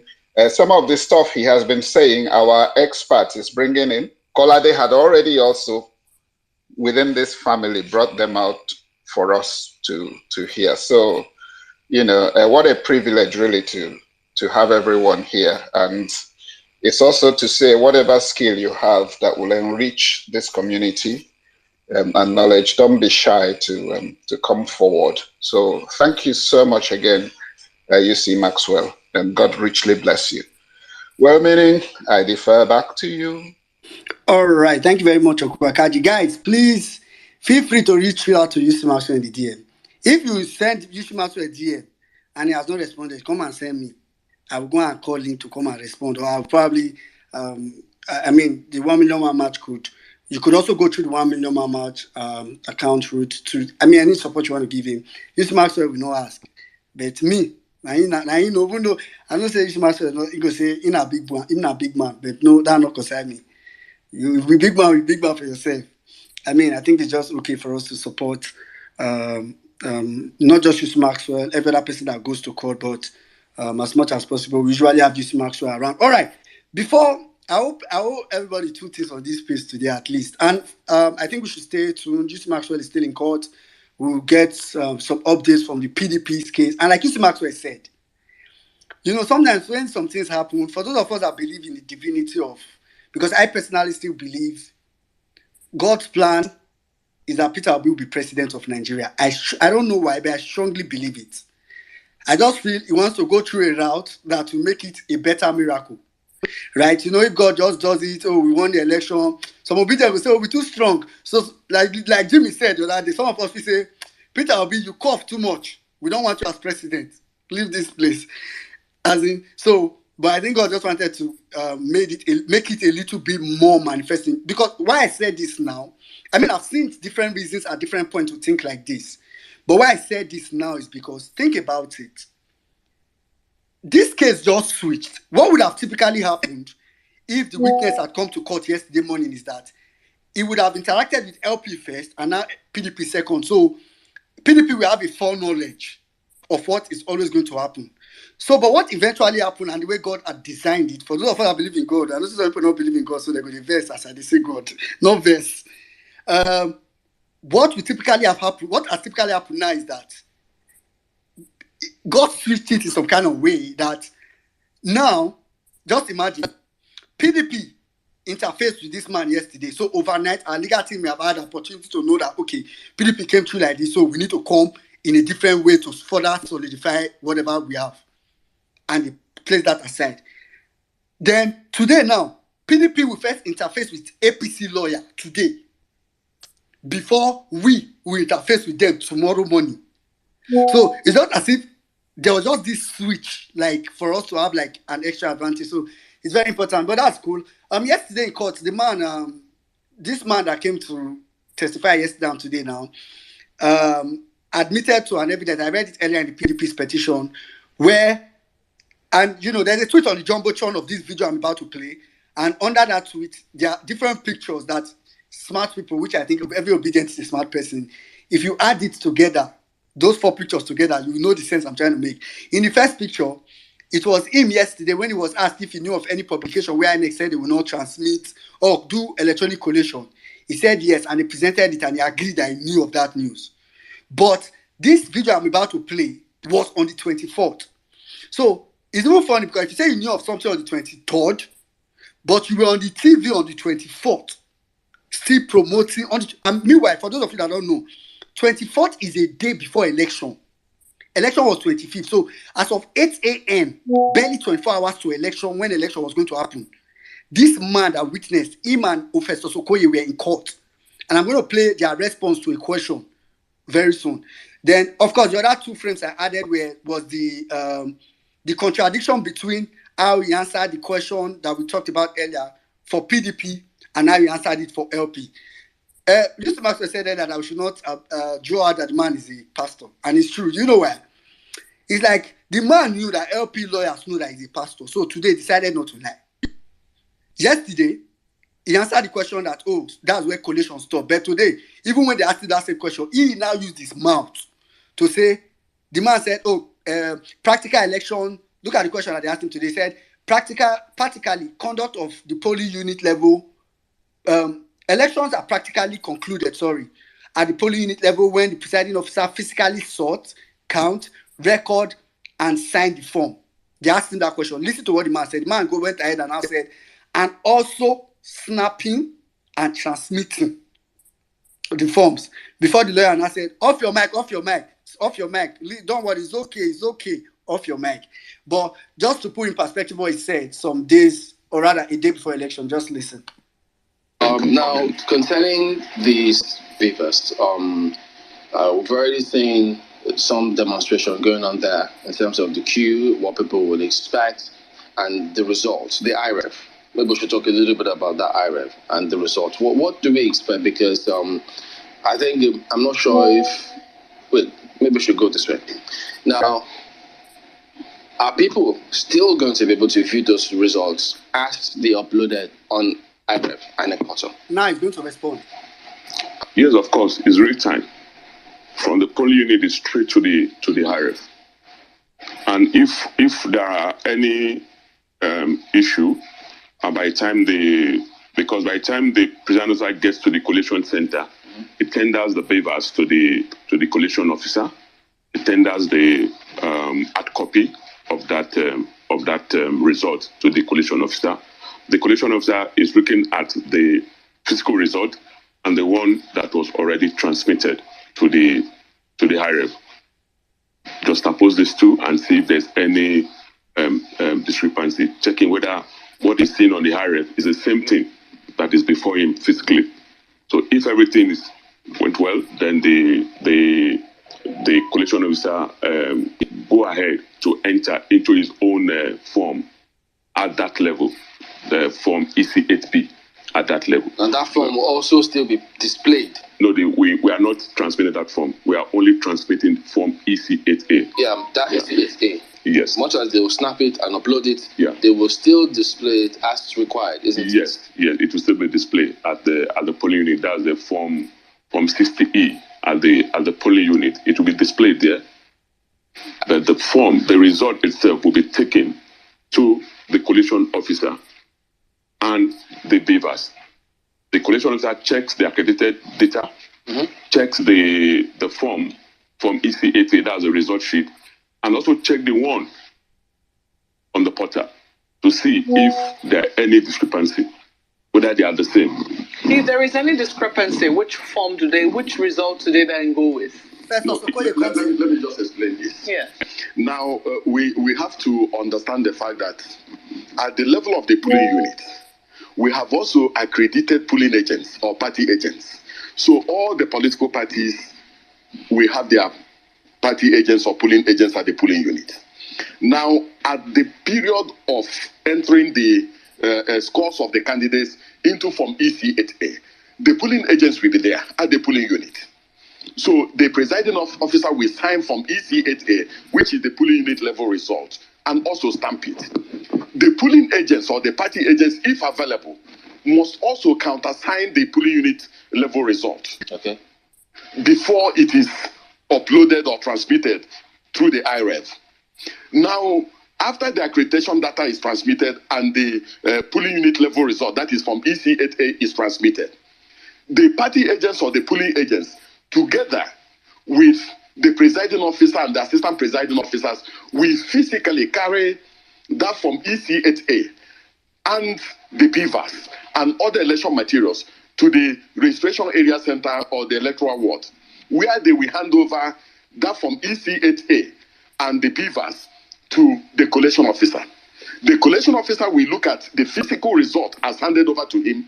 He or she will also look at the BVAS as handed over, and then look at the from EC8 or the polling unit level result as already transmitted through the IREV, and the accreditation data as already transmitted before entering the scores into from EC8B, which is the registration area result. Now, if there's a dispute relating to the physically transmitted result, so to say, and the electronically transmitted result, by our own regulations and by our own guidelines and procedures, the electronically transmitted data and the electronically transmitted result will take precedence. That's oh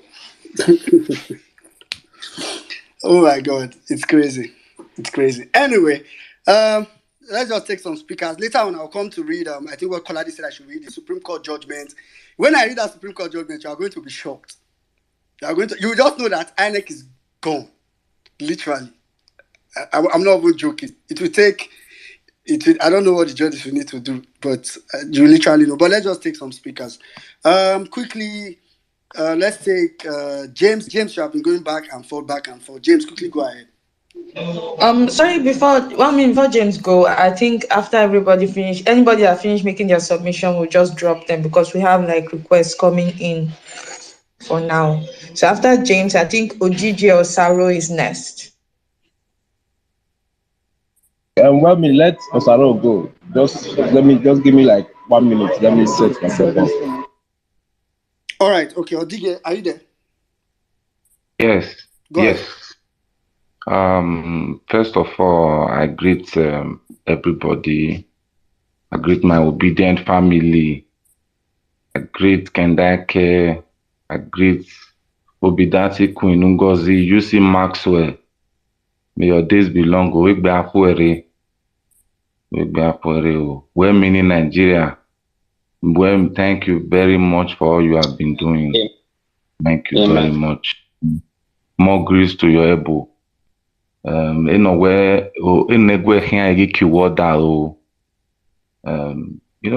Me, now happiness I did since last week. I just dey happy. I don't know where it happened really. I saw this. I said, a foundation built upon lies cannot stand. It cannot. INEC know that Tinubu did not win the election. They don't even get any evidence to take back up what they did that day. They don't get. So I said they were going to disgrace themselves. And since that day, get one music when I always enter my mouth. Well, meaning Nigeria will explain later. Make I sing her for my obedient family.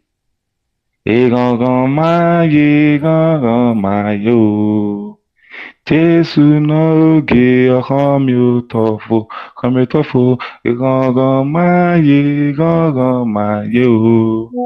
Jesu n'oge ọghọm ụtọfụ. Na joy. Now we did now joy. You see, INEC, they say they get 5 days to defend. You conducted an election. You declared the winner. Okay, come and defend it. Come and prove it. They gave you 5 days yesterday because of one Ikpeazu was around. The judge, the weakness, he ran away. The weakness was around yesterday. Because we get complete squad yesterday, made they not bombard down with question. That made the guy jackpot. But how come he can't go appear for PDP own? He attended PDP own. Man, he's not afraid of PDP lawyers. So too much joy. The only thing when I just want talk now, those judge, it don't dey clear that both APC and INEC, they be husband and wife. Oh, anybody when see they say it's like APC and INEC, they are collaborating. No, see, two of them they go bed together. INEC and APC lawyers, they are in bed together. The two of them they meet. They discuss how we want to take sneak out. They are partner. Let me use that word. See, now the judiciary now don't they on trial. Judiciary not really know. Make I explain for them. Although I'm not part of the violent type, but I will always speak with my mouth. During NSAS, I want to remember those judges. I don't know how people will react if they pass any hard judgment. But if I can give them a small account of what happened during NSAS, Osakpolo, you know how many DPO lost their life. You could remember how many police stations Nigerian youth burned down. To the extent that Oko prison, people stormed there, they broke the prison open. What I'm trying to say is that let the judges know that no amount of security can protect them when the people revolt. I say it again. Those judges, listen to me. No amount of security will protect you if you pass anyhow judgment. No amount of security can protect you if the people revolt. It is clear that Peter Obi won this election. INEC, we were not able to defend it. They just came to court today with just only one thing, and that thing was just let us justify that there was a glitch. There was a glitch, okay, come and explain it. You can't. So we just dey happy, just that they never believed us. If not, they won't have make a mess of themselves. They underrate us obedient. They say we'll be social media, whatever, for people tweeting in the room. The old establishment not really believe wetin obedience do for Peter Obi. They not believe. And when Peter Obi reclaim his mandate, obedience is going to be a very powerful force that no politician will ever want to mess with. So with that, I just want to urge everyone to double our effort. They are seeing what we are doing. They are getting the message. They are getting it. And at the same time, they prepare your mind for when Peter Obi reclaim his mandate. How will you feel that day? Just they prepare because we will sure reclaim our mandate. Thank you. All right, thank you very much, Odige. Please, guys, I know. So let's try to be as brief as much as possible. Then, all right, okay. Let me quickly take. Okay, Ernest, I know you said you had a question, but this Maxwell is not here, so I don't know if you. Yeah, I don't know. I mean, I can put it out, and anybody can. All right, you can go. Just go ahead. I know it's probably the listeners. Go ahead. Okay, so I wanted to ask that because from his submission, I'm thinking now, do you think that this sort of admittance to the vulnerability of this INEC is to like pave way for a rerun? These guys, I mean, APC is looking for a soft landing. They are already caught. I mean, they know already. But we don't want, obviously, we don't want a rerun. But I'm just thinking now that is it a game? Because like somebody already said, they are together, they are Siamese twin. It's like telling, like you were saying about you already prepare a place for a criminal to steal. So is it the same game in another form they are playing now? Like this sort of admittance to this vulnerability, is it to pave way for a rerun eventually? So that's my question. I mean, you see Masra, maybe any other person can respond. Thank you. Yeah, okay. I mean, it's not a directly good question. I think it's more like it's a speculative or thought process question. I mean, I wouldn't want to dig it too much. I don't know. I know at some point, or it has started revealing. I know, but I know at some point, people begin to have their interest, like entities. INEC at some point. I said it earlier. We start to shift from APC and say, no more this journey. We cannot go it the mile with you. But one thing is certain, which is the thing that I always try to tell people to emphasize, right? The very first thing is that Tinubu was not qualified to run as president. By so many evidence that have been tendered, Tinubu is not qualified to run as president. That's the first given. For so many reasons. One, he had a draw case in the US. And if you know the rest, you will almost feel like that's the list. His certificate is forged. His NYC discharge, whatever, NYC is forged. There's a controversy about his name. Okay, let me not talk about controversy. Let me talk about fact. Let me not talk about controversy. There's a controversy about his gender, per se. I mean, that's one is the fact. As in, there's He's trans, please, don't insult him. There's a controversy about his gender. As if all that, these are just few. As if all that is not bad enough. There is evidence that his deputy or his vice had double nomination, which is by all standards not a suggestion. By law, is a crime. By law, it's not a subjective thing. So Tinubu first must be disqualified. So whatever judiciary is going to do, what will be a typical justice is that number one, Tinubu is disqualified. His vote is regarded as wasted vote. That's number one. Then they can now sit down and say, okay, now that Tinubu has been disqualified and his vote is wasted, by the remaining result that we have, who won the election? They can now say, okay, see so person, of which, I mean, we all know that Peter Obi won the election. Even without Tinubu being disqualified, Peter Obi won the election. So I need you to know that. And if you do a little bit data crunch or whatever on IRF, you probably know. So if they now say, oh, from whatever we are seeing, I'm not interested in whatever follows, to be honest. I'm not very interested. I mean, I would like they make it easy, declare a winner and all that. But the first thing is that Tinubu cannot be a candidate in Nigeria. That's a given. So that's why I usually like to just pause it. Tinubu cannot be a candidate in Nigeria. I don't know if Ismail wants to add any other thing before we go to the next speaker. Okay, Ismail. All right. Maybe it just came up so for that question. So let's go ahead to Pat. Miss Pat, please go ahead.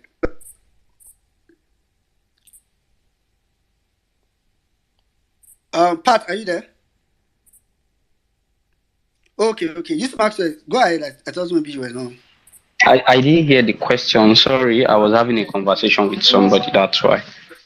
Oh, okay. I mean, his question wasn't like a legal. What I was saying is that, do we think that INEC, the way they are going, do we think they are trying to go for a rerun and all that? Like, it's a kind of suggestive something. And that's why I said I didn't even want to dig into it.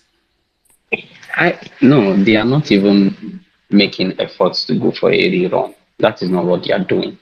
In fact, I can tell you categorically that what they are trying to do is to legitimize the election. They are telling you, Ngozi, be careful, legitimize the election. They are only trying to prove that, irrespective of the fact that they fail to comply with the election, with the guidelines, with the law, by not uploading, that it is not substantial enough to cancel the election. That is what they are trying to do. So INEC is not even created. It's just that they are not really apt in their defense. Going forward in this entire petition now, INEC will do absolutely nothing. They will just, everything that the first respondent bring, they will accept. Anything that the first respondent the other respondents, they will accept. Is except a witness says anything that would dispute their position. That's where you see them, do. But they will still ask questions. But they are not even interested in rerun. My brother, they want the court to uphold the election. Well, those are the prayers now. Go and read their prayers in their petition. All right, thank you very much, UC. Okay, quickly, let's go to I don't know, Pat. I don't think you are there. I've called you a couple of times, but you've not responded. Let's go to mandate. After mandate, we'll go to Ejikeme. Then Godwin. Mandate, are you there? Yeah, thank you so much, Jonathan, I see Wemi. you. Come to you. Mandate, go ahead.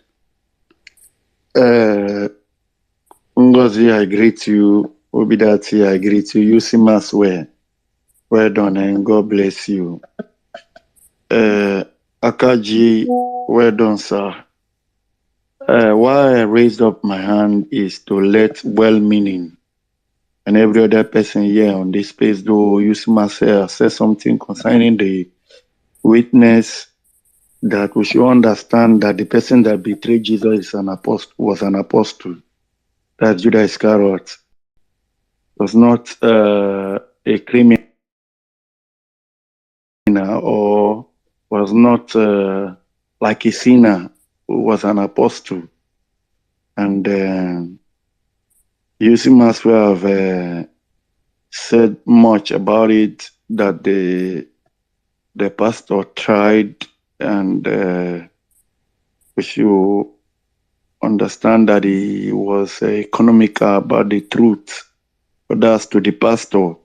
And for other Nigerians, or we all that are Christian, if you have integrity, you have integrity. If you are honest, you are honest. I am not trying to blow my trumpet here, but I will not do what that pastor did. Never, ever will I do such. I will not come and stand and start talking these things. I will not even stand for, I will not go and defend lie. God bear me witness. Because in life, what you do today, after you are gone, it could be said concerning your children. After saying this, I believe the pastor, if the pastor will hear this space, he should know. Yes, you are working in an organization. I know many of us who reason. I got an advert with HAP, but because I was a Christian, I didn't do that advert. So how can I do advert with alcohol company? You understand? I didn't do it. Sorry, I'm calling HAP here. Sorry, I'm calling them, but I'm saying something that the money could have done a lot for me, but I rejected it. You understand? This is my belief or what I stand for. If you stand for nothing, you can fall for anything. So I want to encourage people who say they are Christians, people. If you are standing for the truth, you stand for the truth. No matter who is going to affect or what is going to affect, you stand for it and defend the truth at all times. That is why I came up to raise up my hand. And well, with what you see Maswell explained, I have said it in many spaces that we'll see no wind, we'll see no rain, but the ditches shall be filled with water. That's what the scripture said. Miraculously, things will just be happening. They will just on their own be making mistakes. They will just on their own be giving us victory. I'm telling you from scriptures that where people who want to fight the people of God started fighting themselves, started killing themselves and all that. These things, that God that did it then is still available. We are on justice, we are on the right side, we are the truth, we are the side of truth, and lie can never prevail over truth. It's not possible, except you want to tell me that God has lost his potency. And we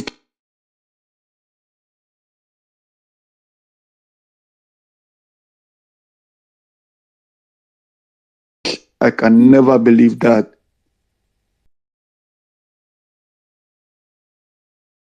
One belief I have. The proceedings in court. Okay, I understand that way, meaning the proceedings in court will just be seeing more of their mistakes and more of our victory. Before the end of the tribunal, you discover that victories are certain. Victory is certain. APC and what is it called? they will not have anything to present. As a matter of fact, I don't see what they want to present. And it's a walkover. It's a walkover as far as I'm concerned. Thank you all. I hit the mic at this point. God bless you all. All right. Thank you very much. Thank you very much, Mandate. All right. Quickly, let's go to AGK, man. Yes, thank you very much, Well Meaning Nigerian. Thank you, my dear Ngozi. Uncle Odoakaji. Una, well done. No, thank you so much for today's update.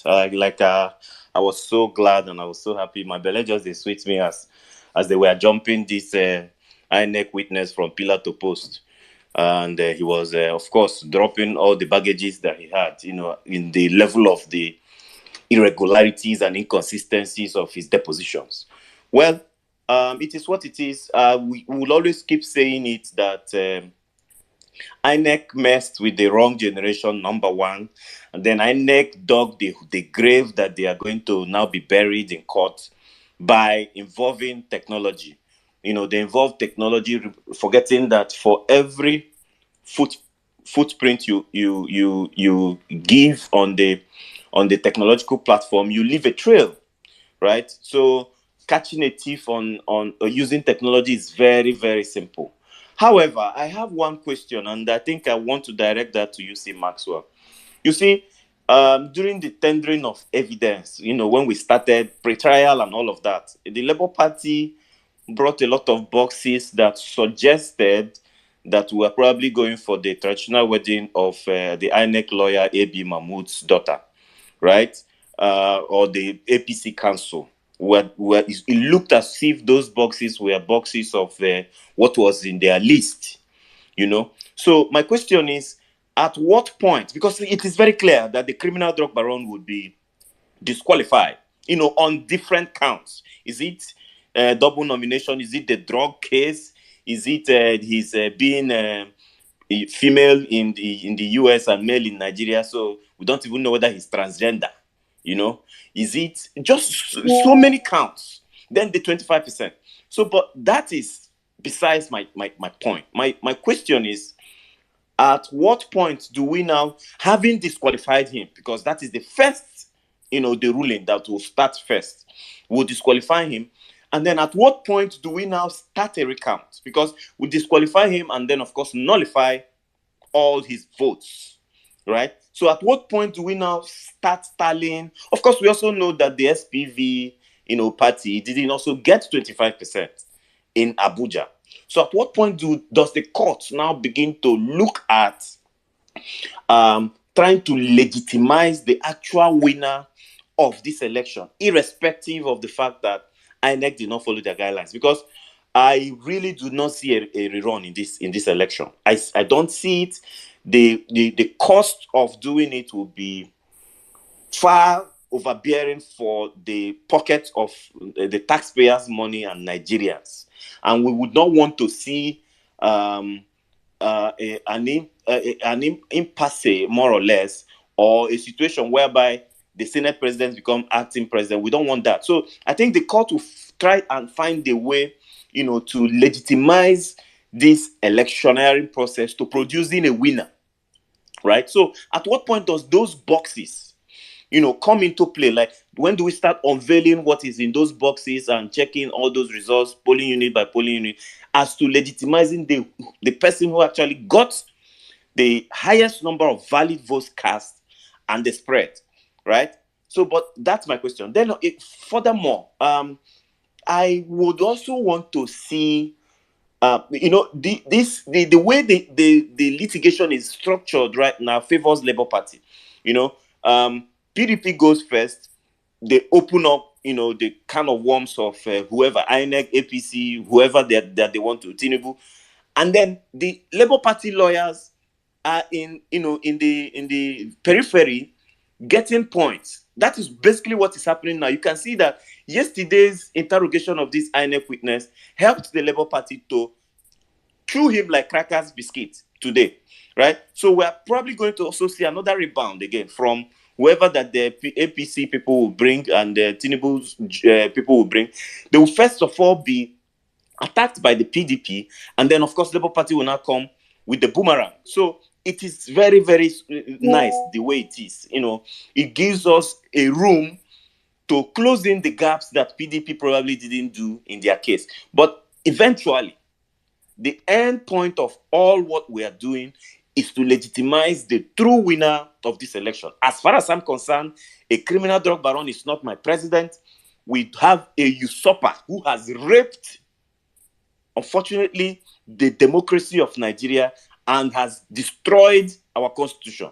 This would be the first and the last time this will happen.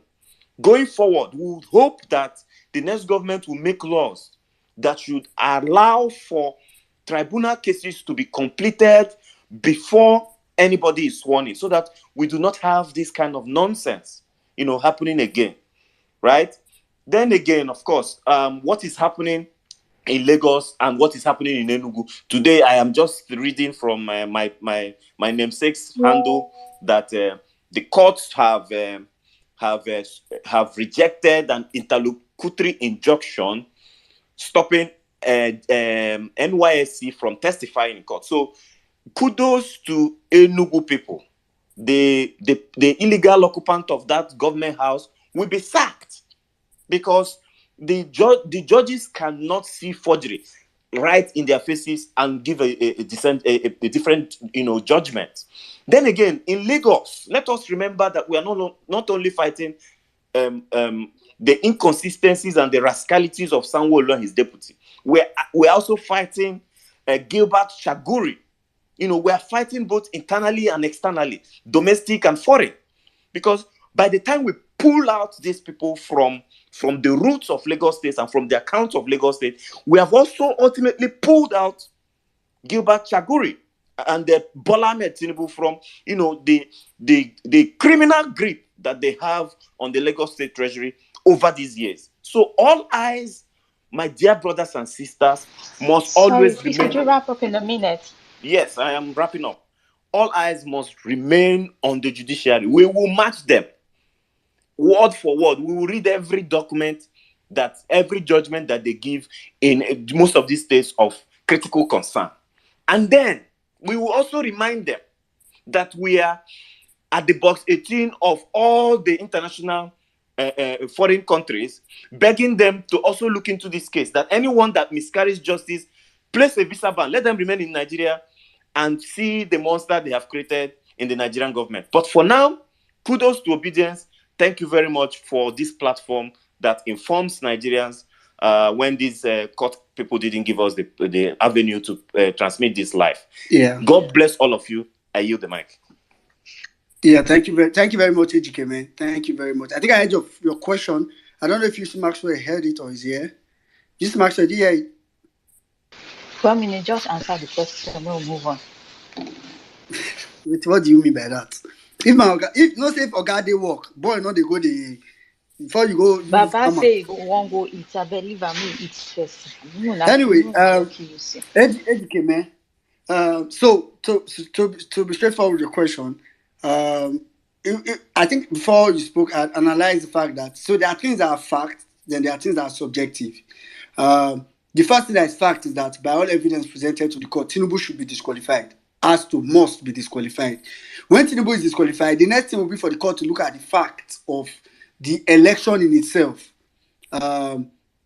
which will involve them looking at the compliance with the Electoral Act, counting. If it complies, go ahead if they feel it complies enough, go ahead to count what they really have. And like you said, those evidence that were tendered, it's actually helped. Just much have answered it a lot of time. It's actually helped this legal team. It's why the game PDP is even plays dangerous for PDP. PDP is not really contesting the result. LP is contesting the result. So it's LP's legal team that will write and say, from the evidence that we have given you, we scored this, we scored that, PDP scored this. So now that you disqualify Tinubu, even before you disqualify him, we scored this, we won the election. Declare. So the judge will now have to say, okay, we follow this, or it did not comply, we follow that. But so that's how it will be. But as per who will speak to the evidence tendered, all those many boxes, it's LP legal team that will speak to it in their final address. No, not speak to it as they come to court and talk about it literally, but in their final address, we'll talk about it and The judges, of course, they have the exhibit with them. They can go ahead and verify. So just to answer that, thank you very much, Ejikeme.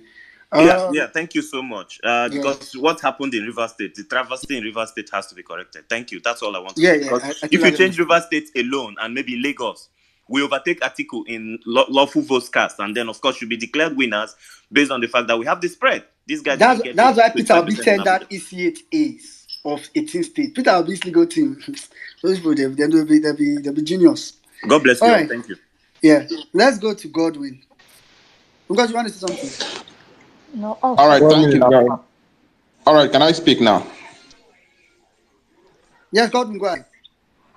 All right, thank you very much. I've been enjoying this space, and God bless the initiator of this space. You will live long. Uh, I just want to say I don't have much to say. My only just to tell you that I am a prophet, and I'm telling all obedience that they should just go and be reading their party dance and their champagne and everything, because by August when the judges will declare, this is what the news will come out. Breaking news: Supreme Court sacks Tinubu as president, declares Peter Obi ideal winner of the February 25th presidential election. That's what will come out, and this is what will trend everywhere around the world. So all obedience, I want to congratulate you, because this INEC and APC, they have nothing to defend. They are just defending defenseless. What they don't know, that they are fighting against God and they are fighting against the people. It's enough to fight against the people. But when you're not fighting against God, that's when you have more issue, because you're not fighting against the maker, your own maker. How do you want to win? It's not even possible. So APC and INEC, they've been defeated, they've been flawed already. So just I rest my case. God bless every obedience. If you can follow me, Okay. I follow all obedience also.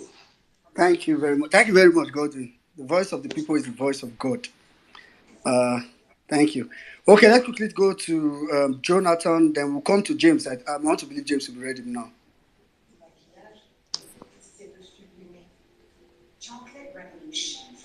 Could we hear from James first? James has been going back and forth. I don't call Hello. him before now. He's saying in the chop, in the do charge. Okay, Jonathan, please go ahead. Okay, thank you very much. I want to tell you guys today that I'm very happy. I'm very, very happy how the whole thing is turning out. And I want to quickly say something about this pastor who came to the podium today to defend the defendless.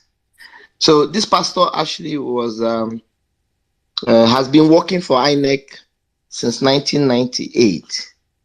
That is 25 years today. So shortly after the coup, after the military regime, Obasanjo took over and employed this man. So this man has been part of the problem we have in this country. For 25 years, INEC has not done anything right to this country. And today, in this past election, they tried, to say, we have not done anything right.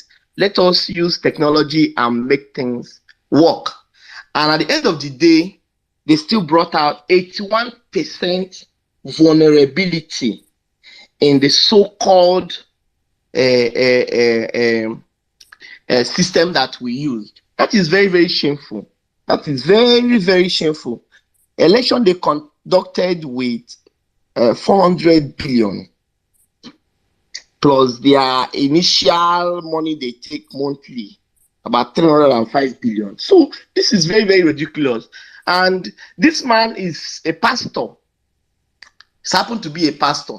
So I want to thank UC Maxwell for all he's doing and continue to do to help us bring the light of this tribunal. So, and thank every obedient and all of us working hard, trying to defend our mandate and praying that our mandate will come to light. So, thank you guys. I want to make it very short that one day, this coming August, inshallah, our mandate will be restored back to its position. Thank you, guys.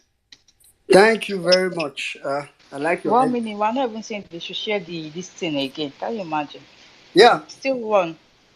Guys, on the Jumbotron, first, there is the 1 Million Man Match Crew YouTube channel. Please subscribe to the channel. Currently, we are streaming live. Share it with your, because all these things that we are saying here. Have you ever imagined that this, like, people were getting there? Are a lot of people in Nigeria, to be honest, would have don't get all this information. They are not aware. So you talk to people and they are like, "Oh, is the court still going on?" Or, "Oh, I beg you." Not some of them, if they know, even from like my own end, like from my WhatsApp status, sometimes people are like, this is serious," and I'm like, "You guys know now." So share it with your. You can share it in your family groups, in your church group, the links of the Facebook and the YouTube.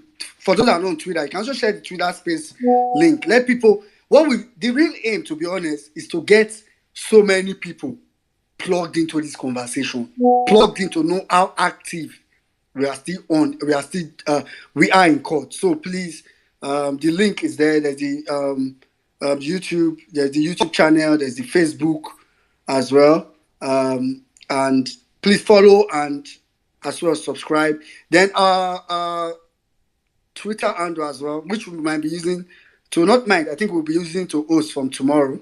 Host spaces from tomorrow. So please follow that as well, so we can build that kind of network, that kind of large network for it. Thank you very much, everybody. Okay. Meanwhile, there's still a lot packed for today. Like I said, I'm going to read the Supreme Court judgment late sometime soon. I'm used to Maxwell is still in court, so we'll get some update from PDP's case and know what APC said in court against PDP, against PDP, like how they went about PDP's with evidence or case in court. So just stay around and you'll get other information with time. But for now, let's take some more speakers. I want us to take a good number of speakers before we go ahead with any other thing that we do. All right, let's quickly go to James. James, you don't do your traditional wedding finish. Okay, good morning. Abi good afternoon.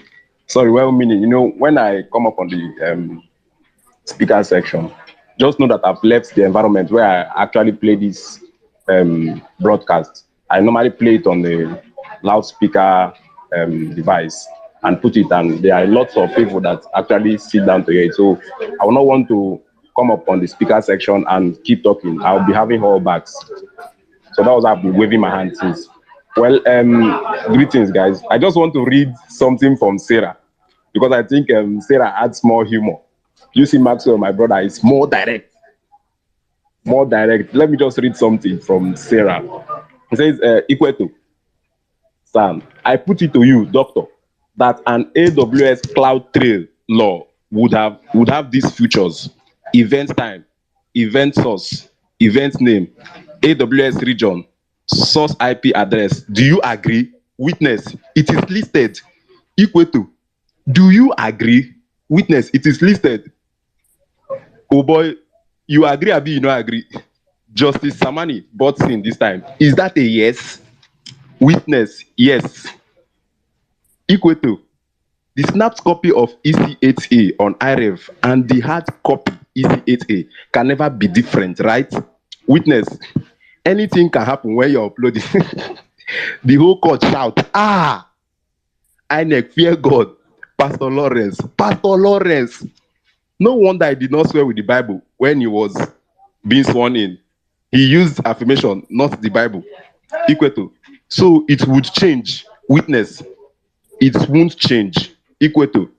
Show him this PCA 23 exhibit. Pastor, next week I'll be in your church. Everybody laughs. INEC is up. That is unfair. You are intimidating him. Wahala. Me too, I want to go to his church. That is Sarah speaking now. Ikweto, is it bad that I want to come to his church? Ikweto, look at this document, please. What are the scores? Witness, I can't see it. It's blood. INEC that's how they brought Deeper Life Sister that day to lie. Now, Pastor Lawrence, who is in Pastor Lawrence church? Ikweto, what are the scores? Witness, I can't see it because it looks different. Pastor Lawrence. Ikweto, thank you, my Lord. Please, one more question. Justice Amani says, okay. Ikweto, you are aware that INEC materials are archived. Witness, which one? Ikweto, your materials, press statements and all. Witness, not all. Equal to, oh, not all. Okay. So did you, APC court saying, APC, please, his time is up. Justice Amadi, re-examination. I just wanted to put perspective to all this and, let us know about the emotions of the judges and the court in general. Because when these people come up on the bench to actually lie under oath, they have reactions from both the judges and everything. Just like when the judges when they were asking the witness, is it is it true or not? He was saying something else, and the judge had to butt in and said, is that a yes or no answer? He just answered yes. So I think that's just the perspective I just want to put to all this, and greet all of you guys here, and kudos to all of us. Well done. All right, thank you very much, James. Thank you for reading that. Thank you. Because I was going to say that, please, guys, go and read Sarah's own later, because of but Sarah's own is I personally go and read Sarah's own when I'm relaxed. Thank you very much, James. James have helped us with that. Let's quickly go to, if you're in the speaker section and you want to speak, please make sure your hand is up. Let's go to Captain Niger. Good morning, everybody. Good afternoon, Jesus, time numbers. Good afternoon, everybody. I hope everybody is having a wonderful day like me.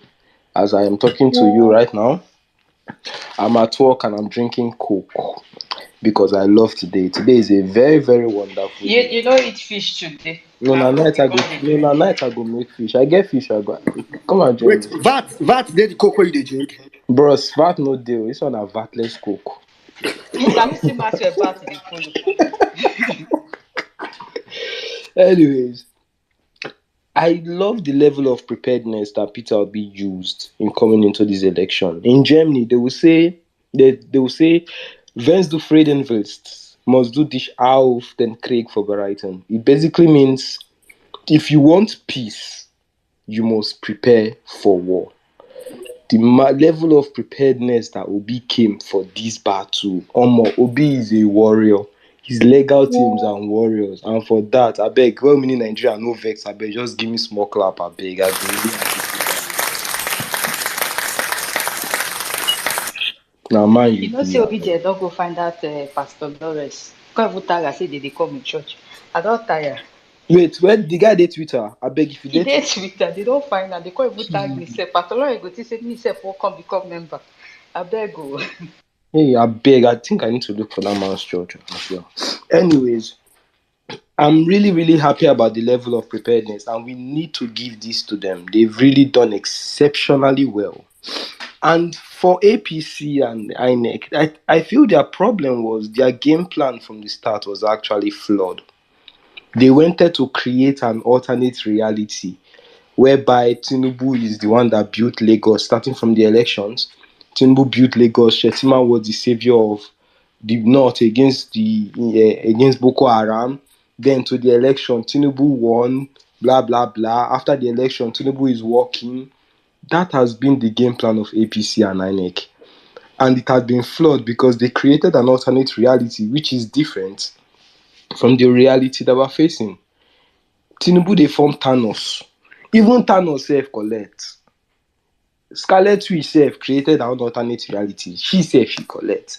Now Tinubu no sabi snap finger, one can they form Thanos, one can they form boss. I beg, those guys, they may be smart as they claim, but they're actually very dumb. And I'm not gonna lie. APC, INEC, they are very dumb right from time. Facts do not lie. Create your own reality, but facts do not lie. It is just what it is. And I give it up for every obedient on this space, every obedient that is pushing the movement, what meaning, Obidati Queen, Uncle Akaji, UC Maxwell, Nama Yubi Abeg. And then, I didn't forget anybody. Okay, every other obedient, shout out to Her Excellency Ngozi to try. And finally, now we end with this. For the whole Pastor Lawrence stuff, that guy, well, the idea of pastors right now in Nigeria, I feel it is more of a name than a title. The disgrace that pastors have brought to the religion of Christianity is a can of worm that we Nigerians are not yet ready to open. So I'm not surprised. In fact, PAPC can pay 20 pastors that will come out and lie for them. It's just the way they are. Pastor no be by belief anymore, not by title. It's just a name. I yield the mic. All right, thank you very much, Captain Niger. Thank you very much. Okay, let's quickly go to Dilich. Dilich, please go ahead. Yeah, good morning, everybody. Oh, good afternoon. After one. Good afternoon, everybody. I hope network they allow me talk. I hope everybody dey hear me. They allow you talk for now, so talk before you allow you not talk. Calm down. Yeah. So see, my own talk go different today. You see, in this country, if the church no kill us, we go live long. If the church, if the Christianity no finish us, we go move. If you know before churches, I believe say Nigeria for don dey better than we dey like this. How you a pastor? Dilich. Let's not generalize. Let's not say church. Let's not say Christians. Let's not say. Mr. Lawrence, now one man we just collect one certificate. They call him pastor. So is it only Mr. Lawrence? That your Israel no be the same pastor in be? No, we no even talk of. No, we no even talk of. Sorry to put in here. I apologize. You know, that's why I said this earlier on. When you are speaking to people like this on the public space, we are close to 900 on this space of that. You don't say things. These are people's religion and their faith and their belief. When you want to criticize, you criticize a person based on his personality and his actions, not to generalize. Because for myself, I'm a Christian, but I wouldn't allow you to even be saying such things that it is church that will kill us. Come on, these are not good things to hear. In as much as we say a lot of things on this space, let us try to curtail some of these things. And as you know, we are already going wider. We are having a wider reach of different platforms, and a lot of people are listening. You don't know it listening from different places. So please let us try to curtail what we say. You can criticize him as a person that upon he is a pastor or upon he is this, he went ahead to say this. But for you to now come and make this kind of statement, please, thank you. Yeah, thank you, Simaso. But on a very, very serious note, things are just getting crazy. Because you can't be a pastor that is supposed to uphold the truth. You can't be a pastor that should stand by morality at all costs. And you're there. This man has been with INEC for 24 years, according to what he said. Then what changes do pastors like this man bring to the society? What changes do they bring to the society? He's not the only one. And me generalizing doesn't mean every Christian out there is dubious. I just this is just getting crazy. The other time on the timeline, a pastor, Kiniko Israel was making people believe that bigotry, tribalism will be the way forward for this country. It's just something that I know that there respect to Christianity here, respect to every Christian here, but man, each and every one of us know what the truth is in this matter. It's not just the few ones that we see outside that just come outside to disgrace themselves outside. A whole lot of things are going on, but let me not even go deeper into this. You see, INEC, Shebi, only one day they say they won't close their case. Because I don't know how you can come out and because of the amount of money you collected, think you can lie, you can fool everybody. They don't wait, they thought say every day for the thief, one day for the owner. All of the years where they do this nonsense. This year now the owner, this year now we go stand on top of their neck. They go confess, give us how they do election for this country since. Because I don't understand. Even some people that even children that don't even know left from right will understand that these people are lying. But INEC think they can prove to over 200 million Nigerians that are wise, trying to prove to us that we are foolish by believing what we saw happen.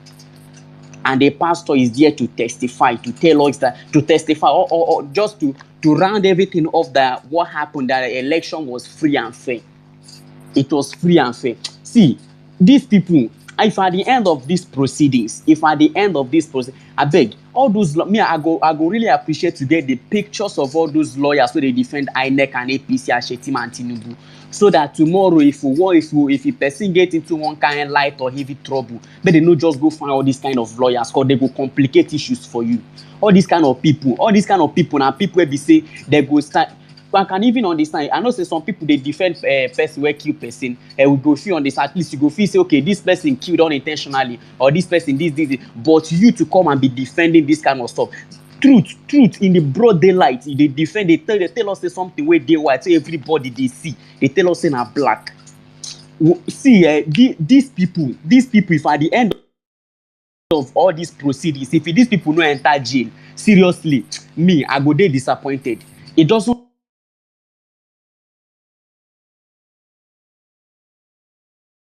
end. It doesn't end with us reclaiming a lot of people. This country no be only their family members and no be only the four corners of their houses. Now in this country end. You can't even imagine the number of people you're fooling. You're fooling. The number of people you're trying to. Nothing they pay me past when you say you are doing rubbish and you're trying to justify. You're making me when no the right. You they make me feel like I'm being silly. Like I don't even know what I'm saying. These people suppose end for jail, including the lawyers who they defend all this nonsense. They suppose dey for jail at the end of these proceedings, because this is nonsensical. This is unacceptable. It's unacceptable.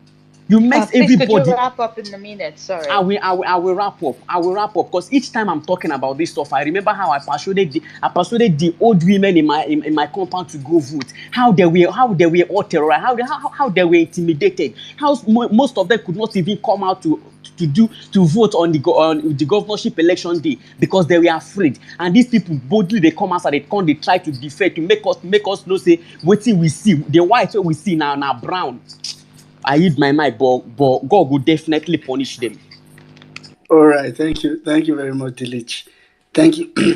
Within every sect of people, there are usually good and bad people.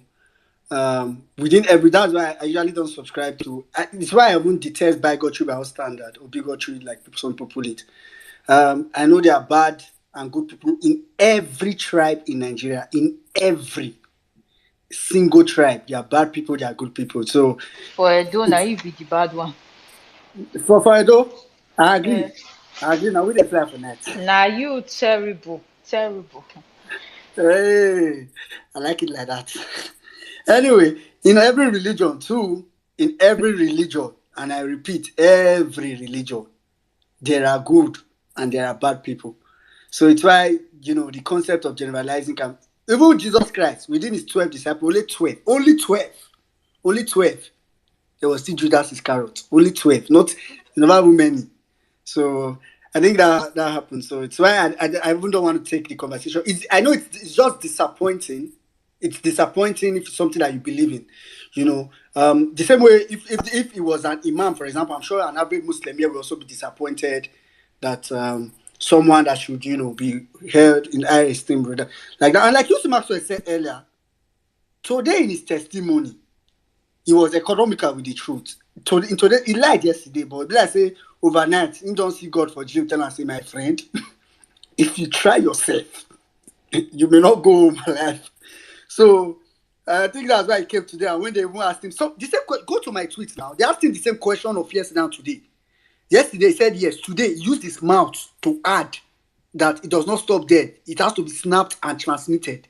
It is mouth. The lawyer did not ask him. They had to tell him off your mic. So I think let's not generalize like that. Thank you very much, Dilich. All right, let's quickly go to Mr. Kolade. I never did your this deal, but they call, no worry. Let's quickly go to Mr. Franklin. Mr. Franklin, please go ahead. Good afternoon, all. Well-meaning. I throw a salute to Her Excellency. I agree to Uncle Akaji, Kolade, UC Maxwell, Jenny. I greet all of you. And everybody on this space, I greet all of you. Well, for me, INEC and APC, they are just together. They are in sync. And they are romancing themselves. But anything that is yoked together with false foundation, at the end of the day, they will fall out. We could see what happened today.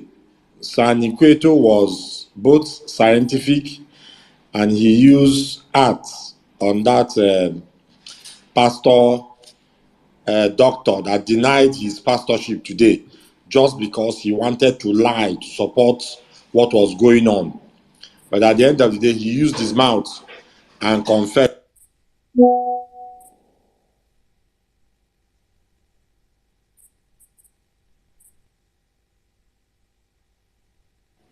Is it just me or we lost Franklin?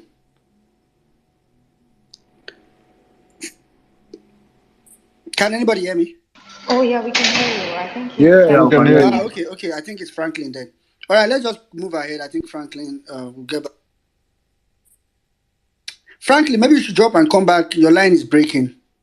Let me just drop you. I'm sure you. Please request the mic back and you come and conclude your submission. Okay. Distinguished just show. James, I'm sure you quickly want to say something, just quickly, so that we can bring other people. James. Oh, okay. Bring our attention to the new James, there's a lot of noise on your background. You know we are streaming. Don't worry. You come back. I know you said you are playing the space in a loudspeaker at a viewing center or a betting shop. And thank you very much for doing that. Thank you.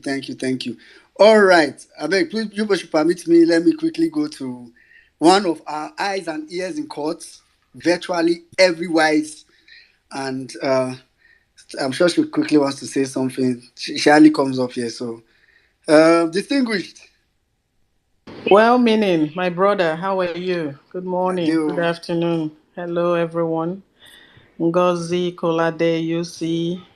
I see a lot of my people in the house. Dunke, Antonia, how are you guys doing? Hello. Today's court event is very interesting. I was just laughing at the exchange. I think I spent more time laughing at it than I should have posted. I was a little bit late in firing updates because I just wanted, because I have my notes. I read the witness statement some time ago.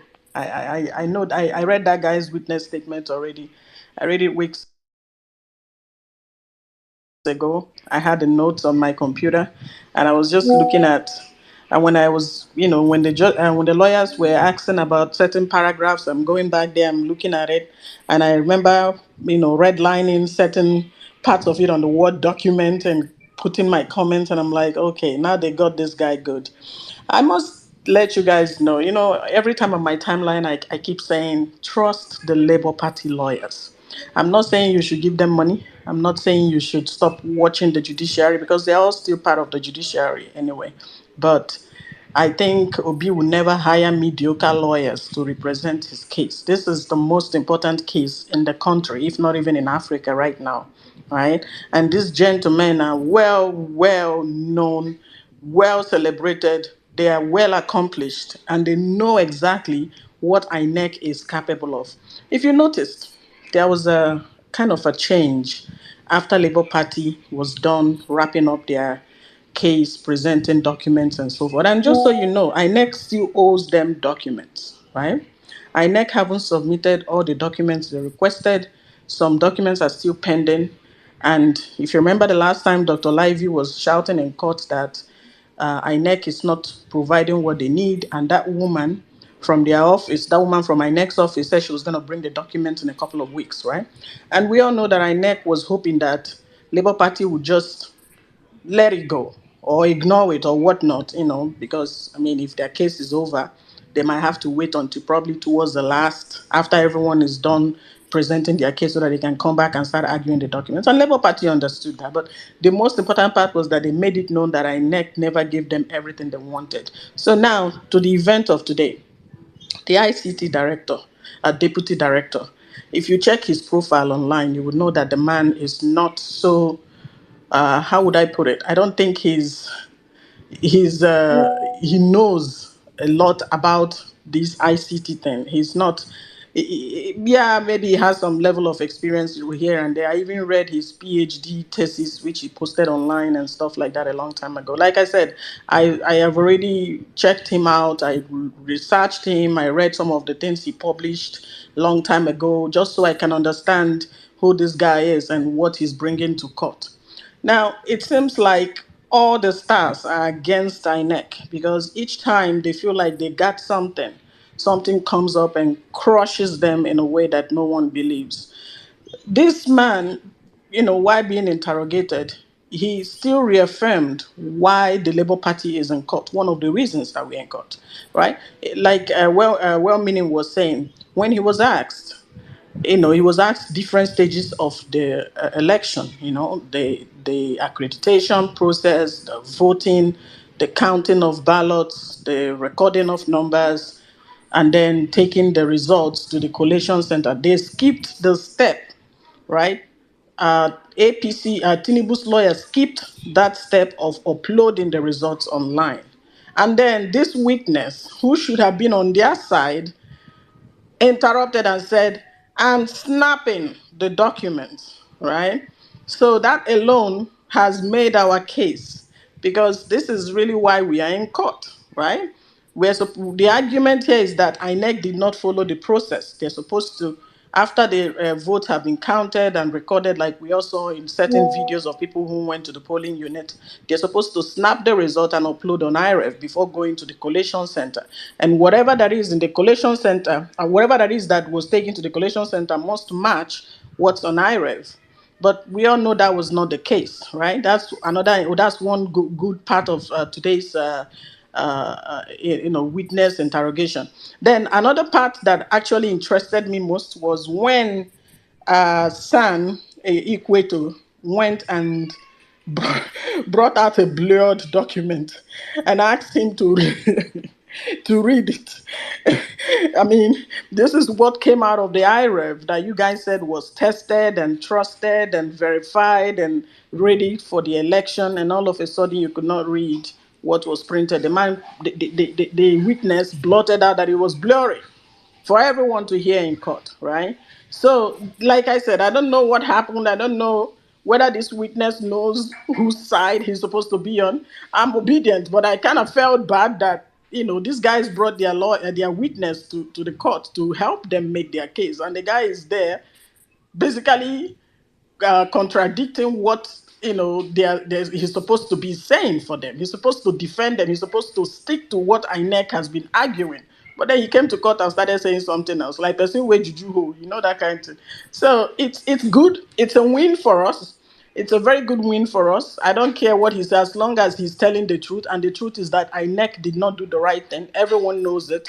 For the fact that he could not read the result that was printed off the IREV, he said was tested and trusted, that already proves that we are not crazy for going to court. We know what we're asking for, right? Then another thing is I must give it up to our legal team. These guys are, like I said, these guys are very good. They know what they're doing. And of course, if you watch Dr. Lively's interview yesterday, he clearly said that they were ready for demolition. That word kind of stuck to me. He said they were ready for demolition. And, and you can imagine any witness who watched that interview can tell you that, oh no, I really don't want to be in front of Equator. Even me myself, while listening to the argument, I prayed that, thank God I'm not a witness. I wouldn't want to be drilled by this man because I'll be stammering and fumbling. But it's a good thing, it's good that we can see how far we've come and what is currently happening.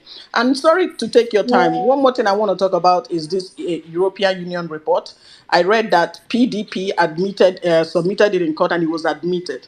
And that's a good thing. That's a very, very good thing, There are lots of information on that European Union report that can help our case. And let me even tell you, PDP's case might seem different, but they're not so different from our case. I think the goal right now for Atiku is that Atiku just want to nail APC and Tinubu. It doesn't matter whether he's going to win the election again or not. It doesn't matter whether he's going to have a rerun. You know how when someone comes out with that vendetta and say, I am going to deal with you in court, even if I don't win this case, but the fact that I'm bringing, so I'm looking at it from a different perspective right now, that it seems more like a collaboration, that these two legal teams are out for blood. Like, okay, Labour Party and PDP lawyers, they are bringing everything they have. They're bringing everything they have in their pockets, whether by mouth, whether in documents, anything. Even Atiku, I think Atiku's lawyers are even more fierce. Like, they are bringing out everything, throwing into the courts and all that, and they're not even joking, which is good. Why is that document important?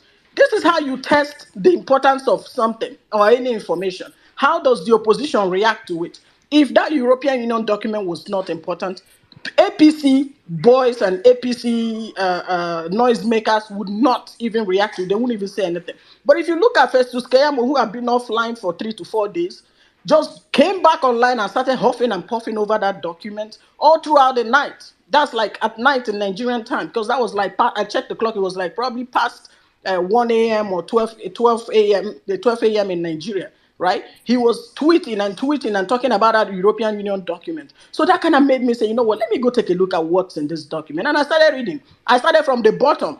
And when I saw his neck, his head and neck picture in there, I knew exactly that, oh, okay, so this is what is rattling this guy, right? That report was not good. And I also think that Mahmoud Yakubu did not read that report before he stood to take pictures with them, with the European Union team that came. I don't think he read it. He probably thought it was a congratulatory or something, something fun that everyone would enjoy. He stood there, wore his best agbada, and then took pictures and shook hands. It was probably when he got home and opened it, or probably people called him and said, "Oh, guy, you the Chris? How are you even smiling when they gave you this kind of report?"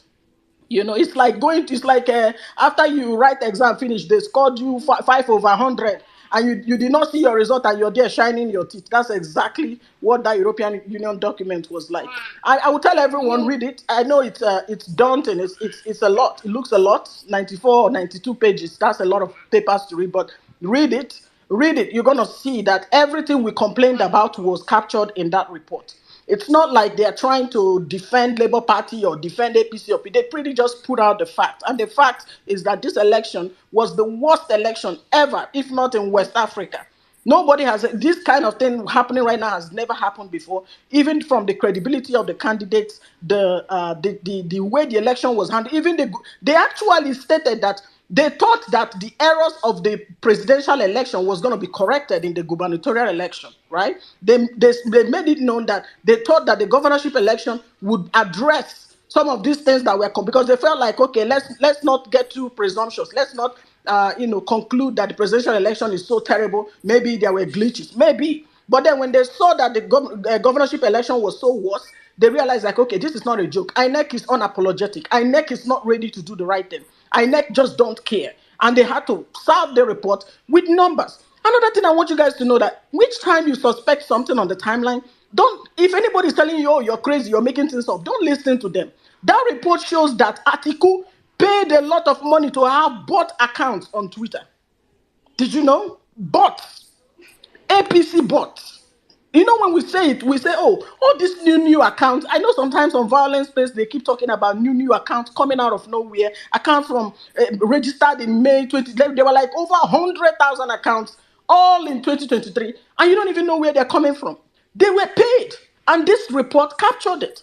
They had proof. They have the numbers of how many accounts that charged into social media just days before the election and the kind of information. And they also talked about the media companies that were reporting false news or refusing to report important news concerning the election. I'm not going to take much of your time, guys, but I tell you, read that report and you will see exactly why this case must have. In fact, I initially I was very anxious for this case to end, but I think it's actually a good thing that it's taking its time. And I want everything to be in the open. Like I want more revelations to come, and it's gonna come. All right, it's gonna come. But be patient. We're almost there.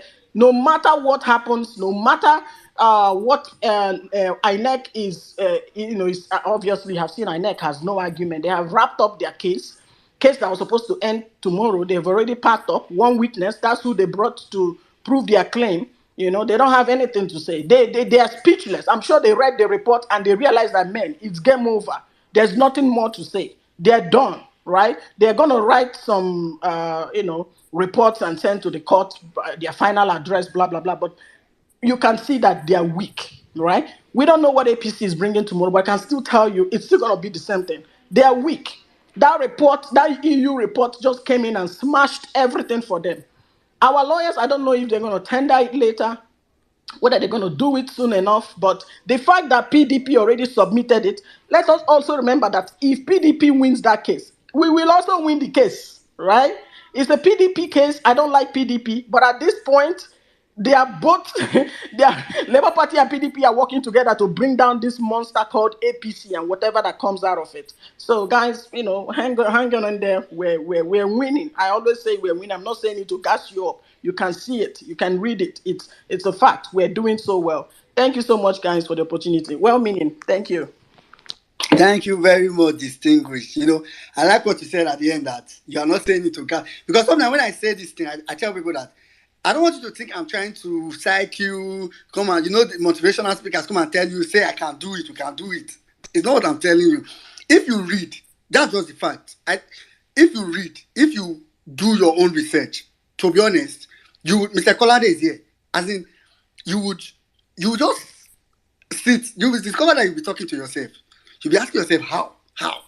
There are many times in my room, when I'm done, like, reading some things, I'll be like, is this normal? Yesterday, I was reading, this witness of today, I was reading his witness statement on oath yesterday night. In fact, this morning, more like at about 4 a.m. this morning before I slept.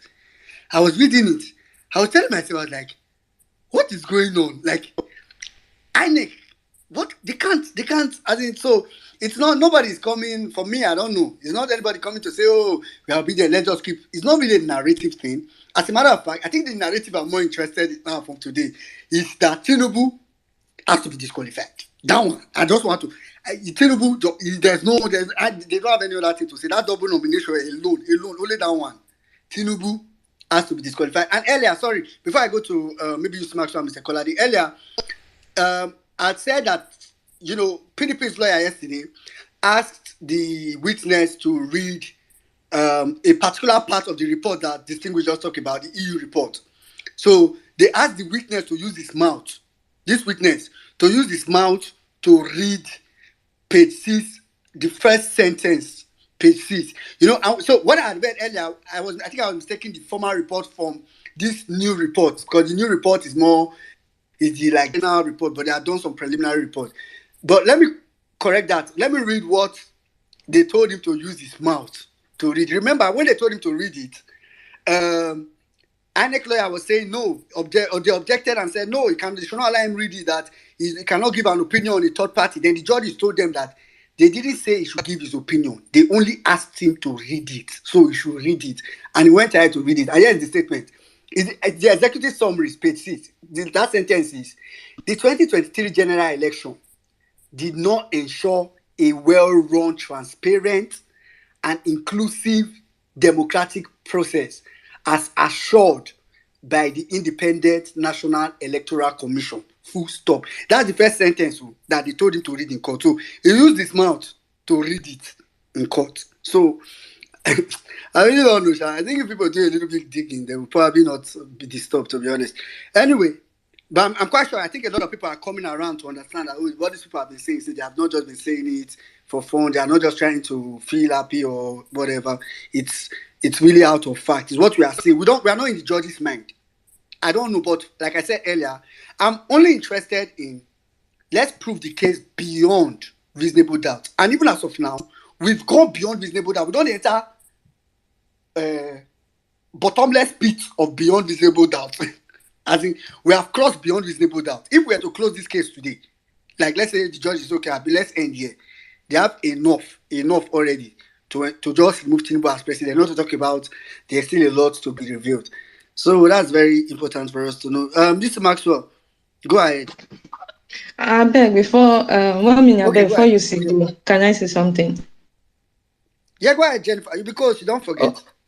Okay, so what I really want to say is to really appreciate Distinguish. And I want to say this woman, she is fact and figure personified. Before she posts anything, she has done her research. Before she say anything, she has read through things. So I want to say a big, big, big thank you because she's taking her time to put out information to dig deep into things that we don't really we like me now. I don't, if I want to get my facts, I just go to Distinguished page. That woman, she's phenomenal. I would advise people to do, especially obedient, follow her. She does not need your followership, but you need her to get all the necessary information that you will need.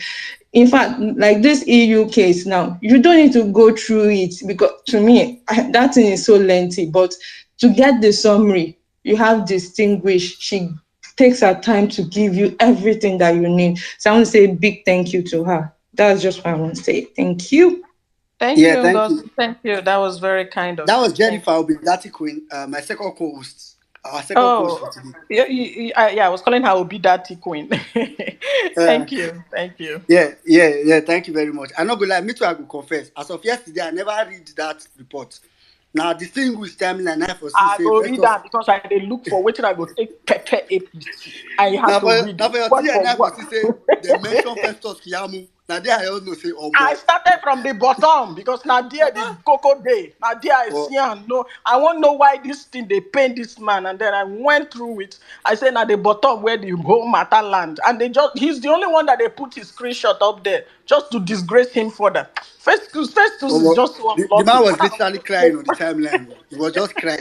I was watching. I was like, why is this thing touching this guy like this? I was like, Oh, it's crazy though. Do you see Maxwell? Go ahead. I mean, wait. Okay, it's not yet time because Yusuf Maxwell was supposed said he was going to stay for the PDP's case. Maybe I'm trying to get something resolved. Okay, before he comes back, Mr. Kolade, please go ahead. Then we'll come to Gabonis. Gaboni, I can see you. Please, can you take Gabon? I have food in my mouth. Now, person where the weak case for court, now the feature. It is a Now PCB. so, now so, now so, now so, now so. Now flex a day today. All right, Mr. One Kolade. minute, I Gaboni. beg, make David go. Make David go. David done this. He don't hang on since. I beg, make him go. Oh, I just hope say not his hand physically, Sha. All right, Gaboni, please hold on. Sorry. David, please go ahead. Kai, Janet, you are God sent. Wait a minute. Where I not gonna talk anything now, Sha. Just to do your own thing. They go. Oh man, thank you, Colade. Colade, make you extend that food. Come this side now, eh? You know, say they hard to even see food now. And the way things they go. Oh man, obedience, wonderful, wonderful guys. But Nigerians suffer, Sha. Citizens are suffering, though. Citizens are going through hell. You know, Nigerians, and we like this, like Fela says, suffering and smiling. Now I won't be that too. Because the truth about it is that things are getting so tough. And I met somebody, yes, somebody I respected so much. And the guy just broke down and started telling me things. And this is the guy that supported the APC. I mean, oh God, I was serious, but when I came back home, I was just laughing and all that. But it's serious. It's really, really serious. And I think we have this case. We're going to win. It's quite pleasing. It's quite to relish the victory that's going to come our way. But I think I've heard everything. I just use Maxwell and this thing was saying, and I think they well done job. I mean, you guys are great guys. I mean, you've taken out your time. Nobody's paying you for this. I think you're the true Nigerians. Though. There are no Nigerians anywhere. Anybody that can stay on space throughout the day, not being paid, but still giving us these details is great to have you, man. Posterity will remember you. And so we just want to thank you. I thank you so much. I don't have much to say. I'm overwhelmed with joy and happiness and all that for all that is going on. The sacrifice people are making. Each and every one of us need to understand that whatever we do, it's like a little drop that will make the difference. So whatever it is, we got to go out there and do something. So thank you guys. It's great having you. Ngozi, Meaning, Kolade, UC Maxwell, everyone on this space. Thank you so much. God bless you. All right, thank you very much, Mr. David. Meanwhile, guys, we are streaming live on YouTube and on Facebook because we are trying to extend the reach. We know that a lot of people on Facebook that are not getting some of this information we get on Twitter.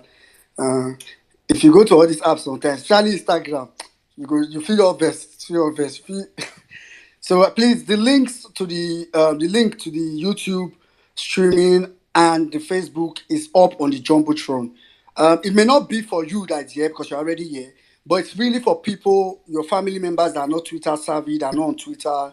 At least they will have YouTube. They don't have YouTube, they will have Facebook.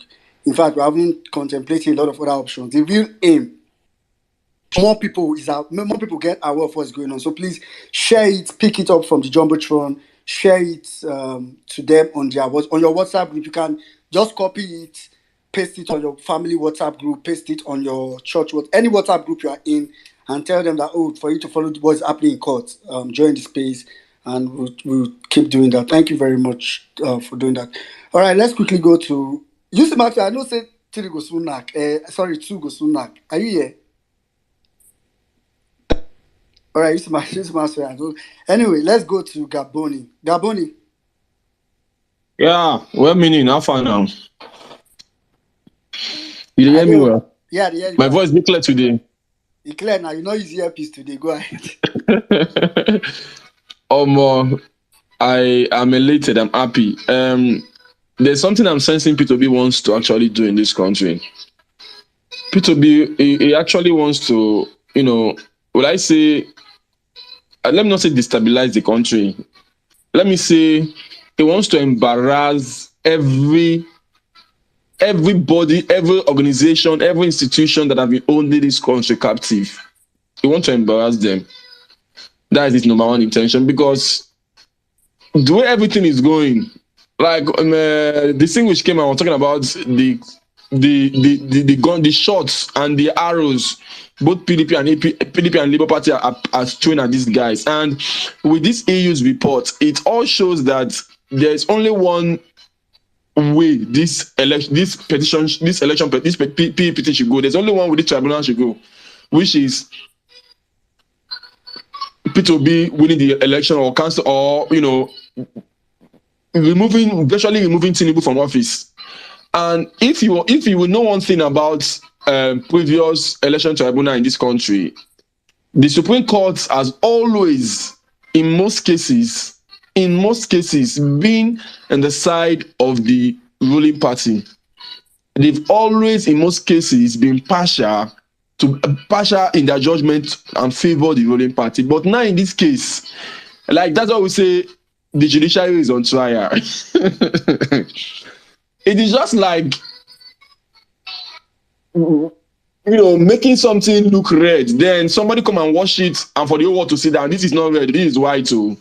And the judge have to, for him, he has already planned to say this is black, but now the whole world is seeing it is white, and he does not know what to do again. P2B has put all of them on the spot, and he wants to embarrass them and allow them to embarrass themselves by themselves, because what they're looking for, what the judiciary right now is looking for, is technicalities on how to legitimize this illegitimate government, but they are not seeing it. The Labour Party and the PDP are taking away what they call it, those excuses for them. They are taking it away and putting facts before them. All I pray for them is just not to set this country ablaze, because every day so many people are getting aware of what is happening. And believe you me, with the way things are going, I heard people are not putting up billboards. You see shirts, people will now be creating shirts on and putting it hashtag all eyes on the judiciary. Tinubu did not win the election. And just the way the Obedient movement became a force, became a global name and a global force. That is how this judiciary, this case, this tribunal is going to be, because the whole world will not get to know about it. Now this is just the beginning of July. This case might still get up to like, if when it gets to the Supreme Court, probably by October, November. If it is like this now, the publication and the publicity this thing is going to get when it gets to September, it is what everybody will be talking about. I just hope the judiciary got embarrassed themselves. And with the embarrassment that has always come on them, the Bokashua revelation and all the rubbish they did for Akpabio and former Senate president, they are on the spot. They are on the spot. And I thank God for the EU. I thank God that the EU got that statement, because it is now known that because the EU, they were stakeholders in the election, they contributed to the election, so they have a say. So all this some paper and the unfortunate FFT just saying rubbish, we know they are nitwits normally. These people have a say. They have a say because they have a stake in it. So their voice should be heard because they contributed, they supported it, so their voice should be heard. You get? So I'm happy the world knows what is happening. And by the day, most Nigerians who have given up hope that nothing happened, most of them are coming aware day by day that it's like this thing makes it won't be business as usual. It will not be business as usual. And I just hope the demon in our judiciary don't raise his head. If it raise his head, what kills demon will kill it. I hear the man. All right, thank you very much, Gaboni. Just Maxwell, I think you are back here. Yes, I'm back. Sorry, I know you must have called. I actually went to go and meet Mr. Chris Uchi to talk to the man. So PDP's case have got my attention. It is getting me interested. So we'll see what happens. I wanted to respond to something that General Uchi made mention of. With the case, if you watch after the election, there was a joint press conference between Labour Party and the PDP. After that joint press conference, there was another joint press conference of the vice presidential candidates. The only joint press conference that did not hold was that of presidential candidates, and there were reasons for that. So, the entire case as it is to guarantee the fact that these guys are disqualified. However, PDP's case is going, it is only establishing. Please, I apologize for the background. Let me step out a bit. It will only make formidable the entirety of the case. Please, I'm seated here. No, I was seated here before you, sir. No, I was seated here before. For court. Who would have thought that there will be a day when people will be dragging seat in court in Nigeria? Who would have thought? Yusuf Maxwell, go ahead, you are muted. I think we're going to have to mute you before you go follow person fight for space. I will not go no. Yusuf Maxwell, go ahead. I will see him. We will say the guy told finish where he were the drag seat with people. He was just giving us some nice TikTok yes, so material. I don't know. Please don't take Yusuf Maxwell seat. Who be that person? Leave Yusuf Maxwell seat, I beg. This guy will have this for. All right, I'm sure Yusuf Maxwell. Yusuf Maxwell, are you there? Okay. Yusuf Maxwell. Yes, yes. Yes, I am here. So, your seat issues. My brother. See, for the courts now, the entire proceedings is getting interesting. So everybody is really, they want to be a part of the case. Sorry for that break. So, okay, you would realize that as the case is going, be the PDP's case and the Labour Party's case, the case have been consolidated. So whatever is the goodness of one case, it also affects the other. And I'm happy because INEC did not present a witness yesterday for LP case. So we see what happens for PDP before we now see what happens for Labour Party. That's why I decided to be here today. They'll be calling their witness, Tinubu and Shetima. They'll be calling their witnesses for the PDP's case. So we can know areas to come in. I can guarantee to you people that I am pleased with what is going on. I'm pleased with all the appearances and everything going on. So put your minds at rest. For those of you who were asking that they didn't tender duplicates of forms EC8As and all of those things, some of these documents were not properly explained on spaces. Some of these documents have been tendered and you don't even know. Some people come to my DM and tell me that they are not pleased with the cross-examination. They are not pleased with this and that. Number one is you did not even read the witness statement on oath. We have read the witness statement on oath. We know what the witness said on that statement, and we know what they testified in court. So some of these things you may not really get the entire point. You may not really get it. That's why I always tell you guys, try as much as possible after reading these things, come on spaces. Let us talk with ourselves. Let us converse so that we'll have an in-depth knowledge on what is going on. Because there was somebody in my DM who told me that he's not pleased. And I was like, with all this cross-examination I saw in court, with the witness statement on oath I read and everything, you are not pleased. I don't know what you want. So that's just it. And I just felt it's necessary for me to mention. Okay, thank you very much, Mr. Mark. So thank you. Well, we're not we good there. Meanwhile, guys, like I promised earlier, I was going to read the Supreme Court, some part of the Supreme Court judgment on Adeleke to emphasize something. So, but we'll do that later. Just stick around. Let's quickly go to. I think Mr. Kolade should be available now. After which we'll come to Mr. Jacob, then General Snow. Mr. Kolade, please go ahead. My people, thank you so very much. Na cruise, na better cruise I did today. General Lucci, I come up, you can't run come out. Thank you, my sister. God bless you real good. God bless you. We love you. We appreciate you. Oh, man. You need to know how happy I am today. Ngozi, you need to know how happy I am today. Thank you, Why everyone. you now shouting my Is name? it the Why IRF? be Why you quiet? now IRF? shouting IRF? my name? Mr. Kolade, I'm not the only one. Now because of una go report And your excellency sef. When I know you call my name, please. okay. So this is it for me. People, I'm a very difficult person. Very difficult. If I tell Thank you God you know. it's a go, I know. If I tell you it's a go, it's a go. As in, I know that one myself. Sincerely, this is a big win. Truly, some people, I have some few people came to my DM too. And as I said in my DM, I will repeat it again. Today is the best win for us ever. And this is what really amazes me, or what amazed me. The angle we come out from. You know, it's one thing when you are fighting someone and the person is already prepared that, okay, fine, this is the angle you're going to come from. You're going to be chasing glitches, be chasing AWS and things like that. And you came out from a complete different angle. They didn't see it coming.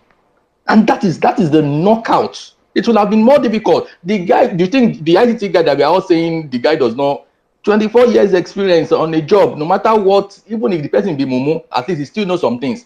But it was the angle we came out from. We came out from his point of weakness, which is maybe cybersecurity angle, because get my own opinion. So that gave us a very good edge. And for me, because I didn't see it coming, I would have gone a different route. I did my own this thing before today, and it would have been a different route. But God bless the reason. Everybody that is in the team of our legal counsel, may God bless all of you. Everybody that has testified for us in this court proceeding, may God bless you and your family. Man, sincerely, if you know what these people used to say, love for Kombale, we've gotten to that stage. Love for Kombale. There is at this point where we are, as at today, with INEC, who is the umpire. Forget it. We are good. Let judiciary, no judiciary. You think I'm bothered about those ones? I'm not at this stage. I think we now I've seen the power we wield, as in we underestimate ourselves. We think we just come to spaces, we talk, not knowing that what we say on spaces go places, and that is what is happening right now. So you think it's judiciary that will now come with everything before them? Where do they want to start? They will throw away articles, whatever. They will throw away our own and now come and say what? And as well-meaning and others rightly said, our case is working hand in hand. If you look at the tactical way they are going about it, whatever they raise or present, we just leave it. That means they have covered that side, so that we can gain more ground, rather than the two of us chasing the same thing. The question like they throw yesterday, there's no need going there again. They've already raised it. We came out with a different, completely question line. Who knew that they are going to come? I never knew that INEC had this vulnerable system. I think maybe because we don't understand the magnitude of what has happened. It doesn't happen anywhere. INEC owe me money anytime, any day. If I see them for what has happened, they must refund my money. And that's the truth.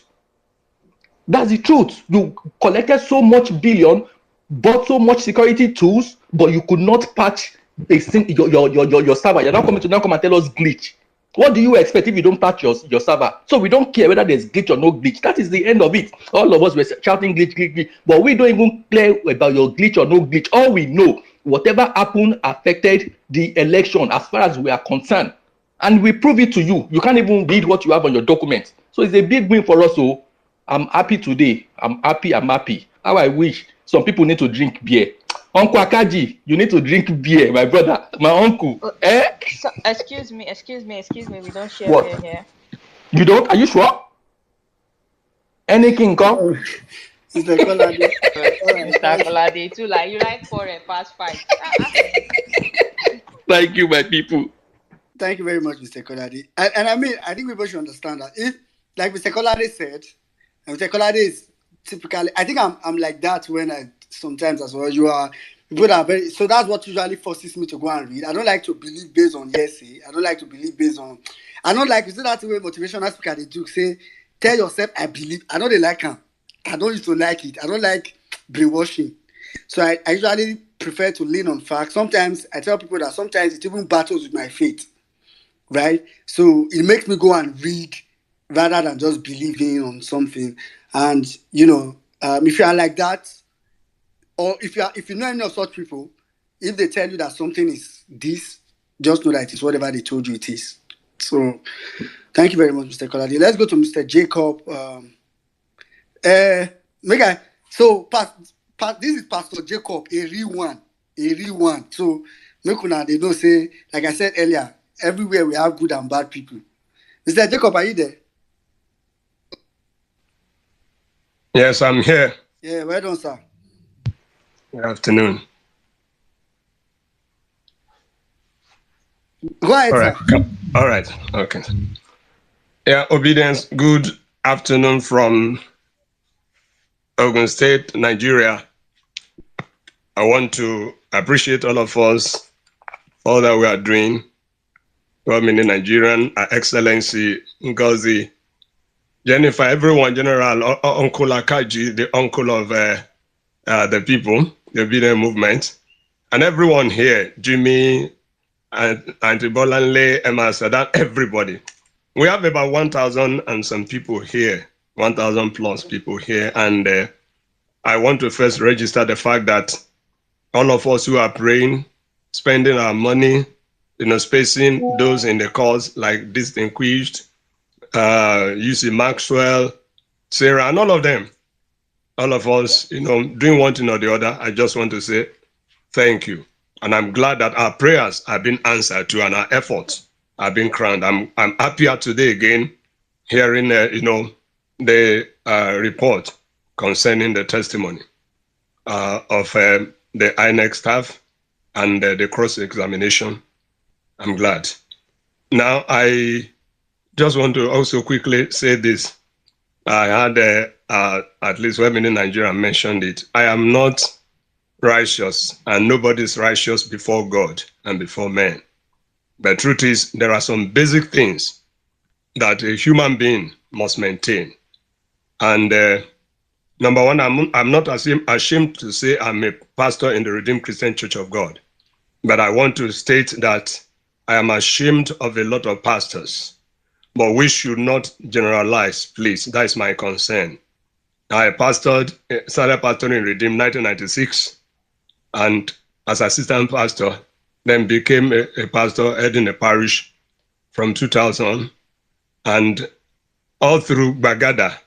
Then by 2004, as a pastor and a parish pastor in the zonal headquarters, which was second to the provincial headquarters, Isolation Center, Laduni Street off Walter Sifri, Bagada, Lagos. And over the years, we have maintained that because of our name, because I was taught by my parents from the Little Riverine area in Ondo State, except the local government. I was taught by my parents to always be honest and be truthful. And so we strive towards that. But I am so appalled at the way, pastors behave these days. A lot of us. But then please let us note that there are always some who will not compromise. We are not righteous of ourselves, but basic things of immorality, financial misappropriation, all of those things we will not do. And I'm saying it openly, this is an open space. All the through Bagada, for those years, more than 20-something years, in all of those places, Bagada to K2, like that, Bariga and all of those places, we have a name. In fact, just briefly, I left Redeemed because of protest against, some sort of behavior and treatment in 2007. Yes, as a pastor.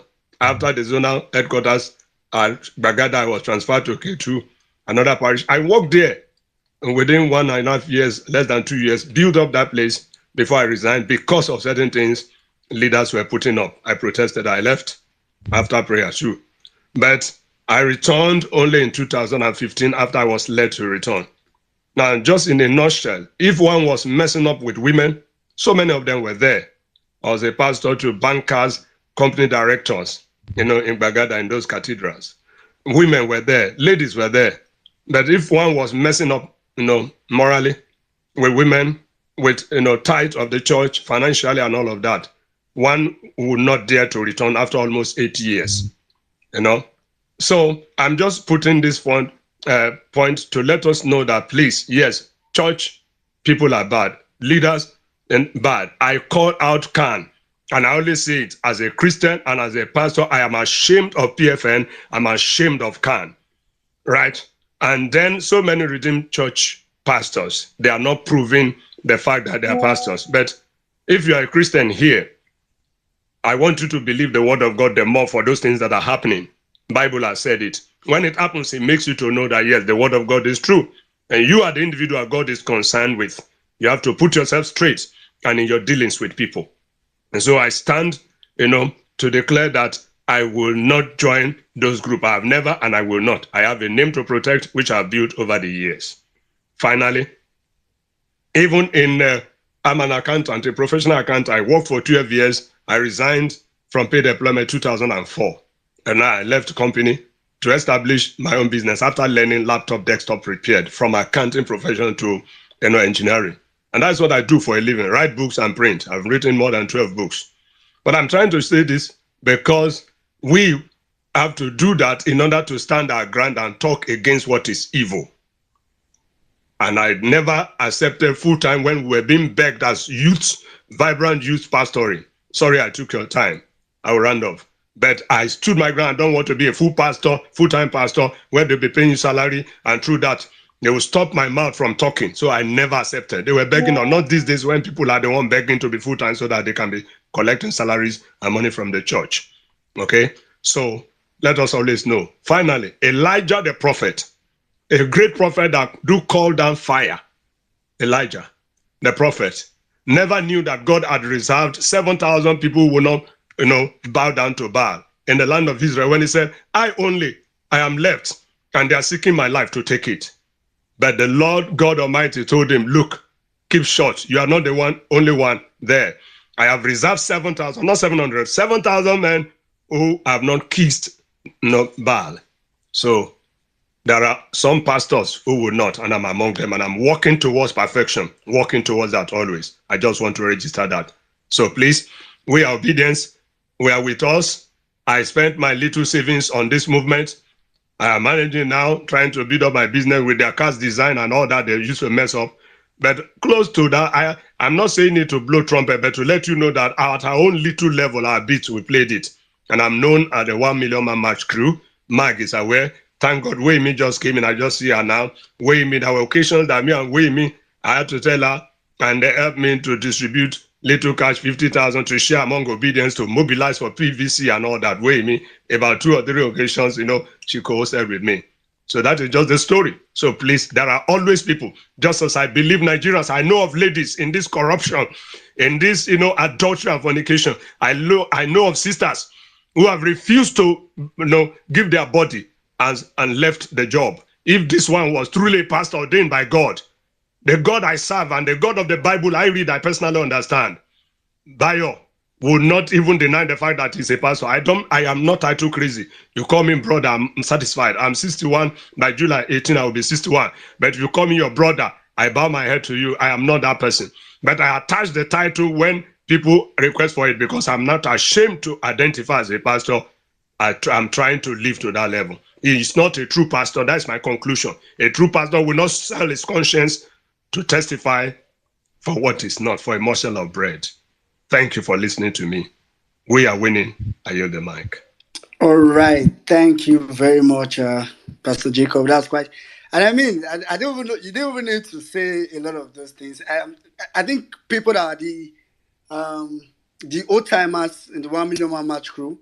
I mean, I wasn't here every time, especially before election, but I know, like how many times I've been here, and you always contributed to the 1 million man march mobilization to collect PVC, and you are still here. I mean, that's why when the speaker had said, like, not, I know it was innocently, I tried generalizing the concept of, we had to, I think I did, Ngozi did, we had to correct that. That's why I made that statement that in every sect in life, every sect, there are good people, there are bad people. Every sect. In religion, it is there. In tribe, it is there. So it is why most times it annoys me when I see people that appeal to their either ethnic bigotry side or religious bigotry side, and it can be very, for me, to be honest, personally, for me, it's usually very disgusting. I don't like it. Even as a Christian, if I see someone, outright talking about a Muslim in a wrong light, it disgusts me so much. I used to challenge people like, I don't understand. What are you doing? It's very, very disgusting. So that's the kind of Nigeria we are hoping to build. When we have a leader who doesn't poke all the form of bigotry, who doesn't think for him or her to win an election, you have to trigger people by their tribe, by their religion, things that will be sentimental to them. You poke on it so that you can take advantage of it. It's one reason why I personally detest APC so much. I don't know. I was telling I think Zungozi yesterday that I can't even describe how much I personally detest APC. All right, let's quickly go ahead anyway. Thank you very much, Mr. Jacob. Thank you. Your work is proven. Why Thank you you. always calling my name? All right, Ngozi, moving on. Garala, yeah. General, no right, General, go ahead. All right, thank you very much. I want to start by especially appreciating everybody on this space. Well-meaning Ngozi, UC Maxwell, Oyeme, Nina, Emia Saddam, JP, and the people or the persons that are not even on the timeline that are putting in the work to see that this movement keeps going. God bless you all. God bless you all. It's not easy, day in, day out, coming out here, talking, analyzing. God bless us all. Sometimes if you work, you actually sit down and pat yourself at the back and say, okay, I'm doing good. I think the obedient movement, we are doing really great. So moving on today, Peter Obi knows very well that this criminality, we fight back. He made mention of it a few times or most times during the campaign.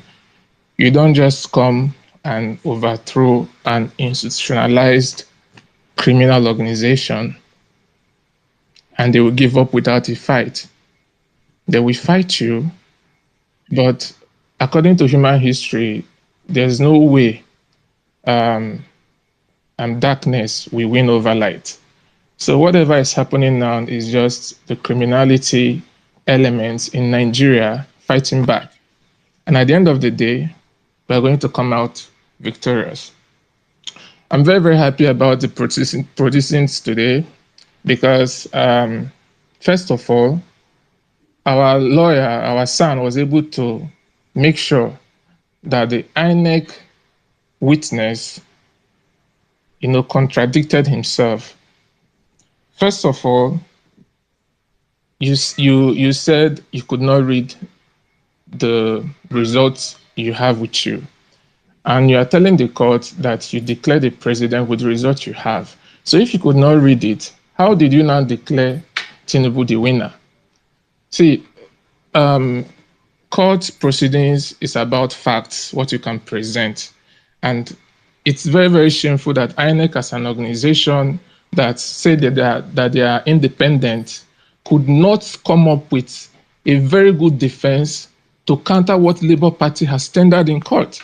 Labour Party came with loads and loads and loads of evidence. Like, we won these elections, and if you give us everything we wanted, remember that INEC did not even give us most of the things we wanted for the case as into tender as evidence. But we saw truckloads of evidence that Labour Party brought. You said you are independent, you are on biased umpire. You could not even come up with 3 witnesses. You know why? INEC is very empty. INEC is filled with lies because they know the more witnesses they bring, the more they will be exposed. Look at what the only witness they brought today did.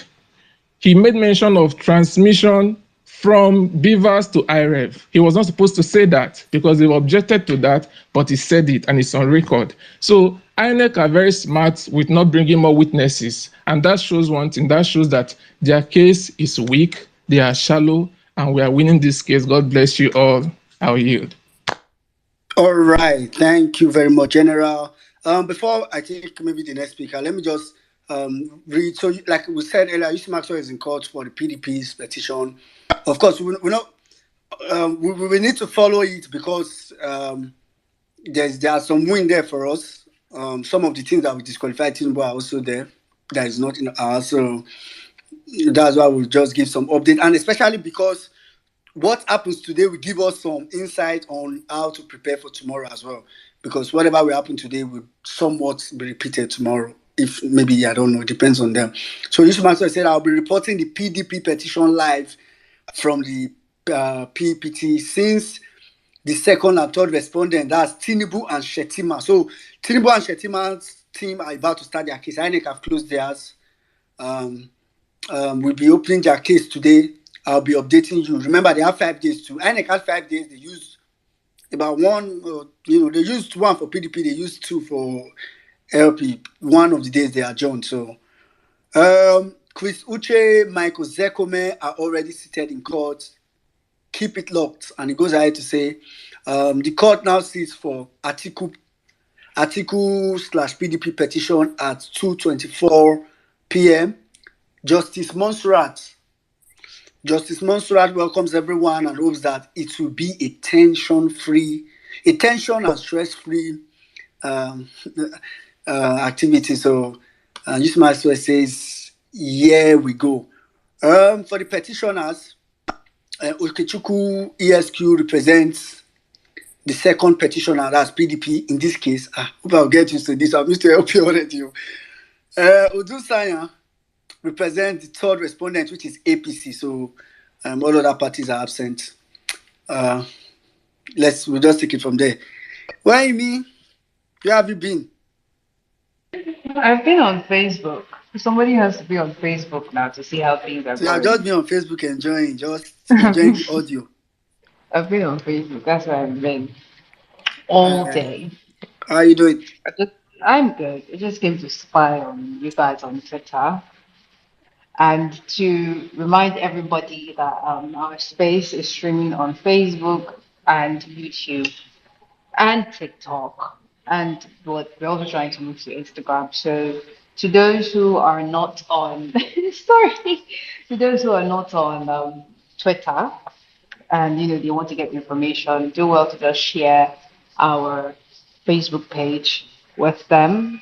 Also share our YouTube page with them so that they can go on there and stream and join the conversation and the engagement and the likes. Yeah. So that's actually just why I came to request the mic. These days, I'm not much of a talker. I just want to listen and do my part. So I'm going back to Facebook. Bye.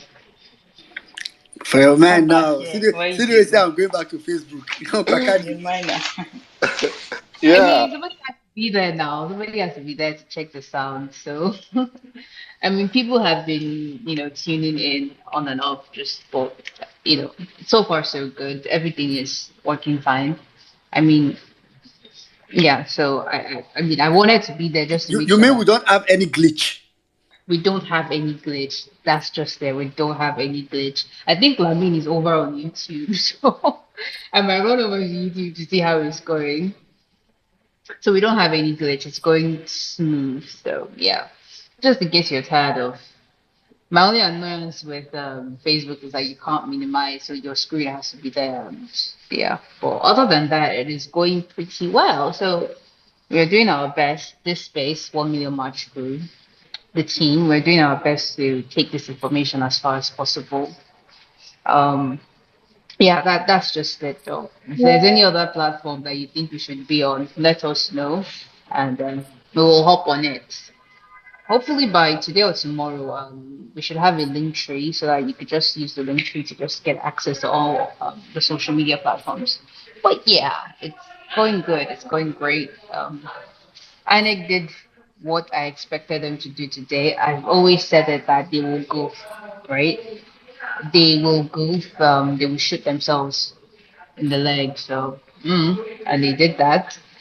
If they had brought more than one witness, but it is what it is, anyways. I wasn't in my head. I was just thinking that they brought one. At least they made an effort because I was even thinking they wouldn't even bring anybody. But yeah, they brought one. So E for efforts. They try for one, and the one that they brought, the person has done what he's expected to do.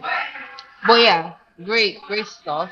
Great work, everyone. Thank you so much for tuning in.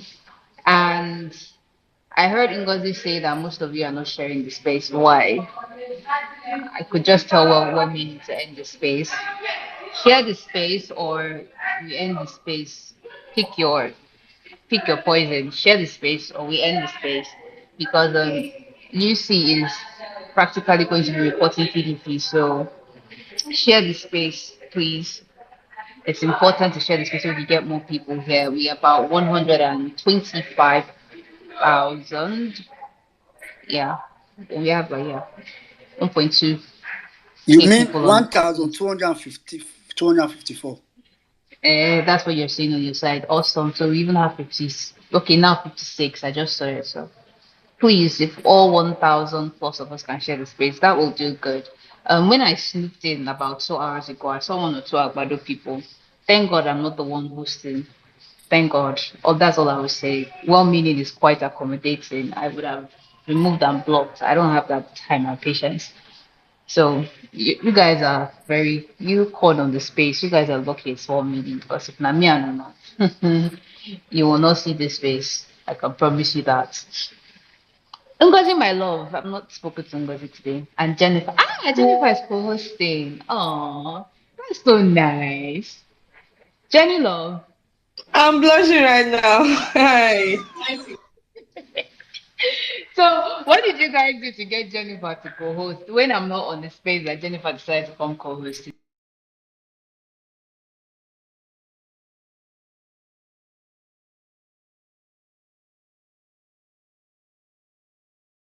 today.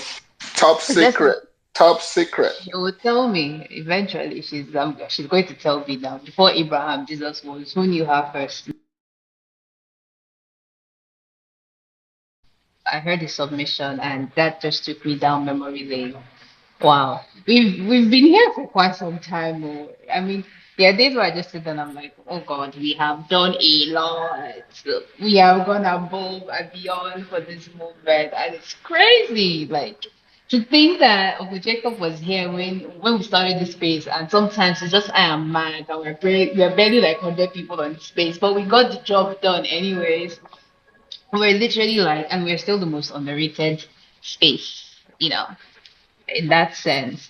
But we still get the job done. We'll be here Mondays to Fridays, doing the whole medical outreach, rallies, materials, complain, forming council of elders. This one will come. Oh, this is what is happening in this state. This is oh goodness. And you think you can just take this mandate like that? Most of us have lost sleep for this matter. Most of us, we've lost weight, we've been to the hospital, mental breakdowns, all of these things. I mean, I remember the case of Flag Boy, and even before Flag Boy, John Solon. Most people might not even know John, the guy that we bought that. If you know, you know. I don't want to even go down that lane, but General knows. Snow knows, or is it Mr. Olaiton? So many things have happened. So it's usually funny when I see these Abadu children want to play some funny games, and I just shake my head and I'm like, we have your booklet somewhere in our archives. If you want us to bring it out, we will. Snow knows what I'm talking about. It's we've been there, we've done that, but um regardless, it's just it's been something. Like I said, these days, I don't know. I think I'm in that era of I'm not talking too much. I just give my updates and I leave. Yeah, come on space, listen, talk when I need to. Because I mean, we've been talking for months. Like sometimes you just want other people to do the talking. But regardless, Sha, we're going to get this mandate back. Let's hear what APC and the others they would want to say. I'm interested. This is the interesting part for me. So we will see. And yes, long reads. I know. To be very honest, I didn't post anything today in regards to the updates for long reads. If you want it, I could just send it personally to you. I could still put it off, Sha. The day is not over. But thank God we have UC here. So, anyways, let me stop talking now because I'm tired of talking. And Ngozi is not responding to me, so let me go and look for her in the DM. I'm so sorry. Yeah, we have been calling your name since you didn't answer me. Now you're telling me that you're sorry. We are You immediately. I'm so sorry now. Thinking an innocent person they talk. don't mind. I'm not gonna say wahala for behind the scenes. The day before I'm so sorry. I'm a very calm person, but deep down, deep down, we know. Well, anywho, let me pass the mic over to well-meaning, and if I need to say something, I will just put Yeah, up my hand. But I'll be here. yeah. I just wanted to read your update from for the Enugu State and where we posted an update for in Enugu State earlier. It said NYC will be appearing before the court on the 7th of July 2023 to tender documents showing Peter Umba, not Obi, Peter Umba. There are two different people. Peter Umba's forged his discharge certificate. Justice Inyang threw out Peter Umba's application for an interlocutory injunction restraining NIC from appearing before the election tribunal. The application was tendered by Peter Umba's lawyer, and the judge made it clear that moving forward, the court will be focusing on the main suit and not entertain such applications. So you remember they wanted to say, oh, NYC must not come, blah, blah, blah. But the justice have demanded that it must appear for the court on the 7th of July. So that's just for that. Thank you very much, Wayme. Let me read Yeah. some update from UC. Okay. Yeah, in actually, well, at least now, I don't think there's any excuse because initially they were relying on an expired and ex parte order to not come to court. So now that the judge has said, I don't have that time. As a matter of fact,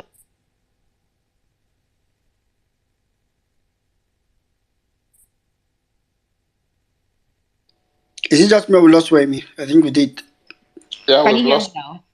Yeah, Yeah, you're go back. on, go on. Okay, so where did I stop?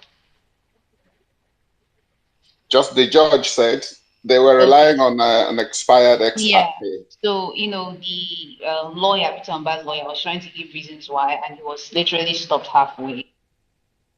The judge was literally saying that he is not saying any reason to why they don't want to file that injunction. So there will be no need for that. That NYS is going to come.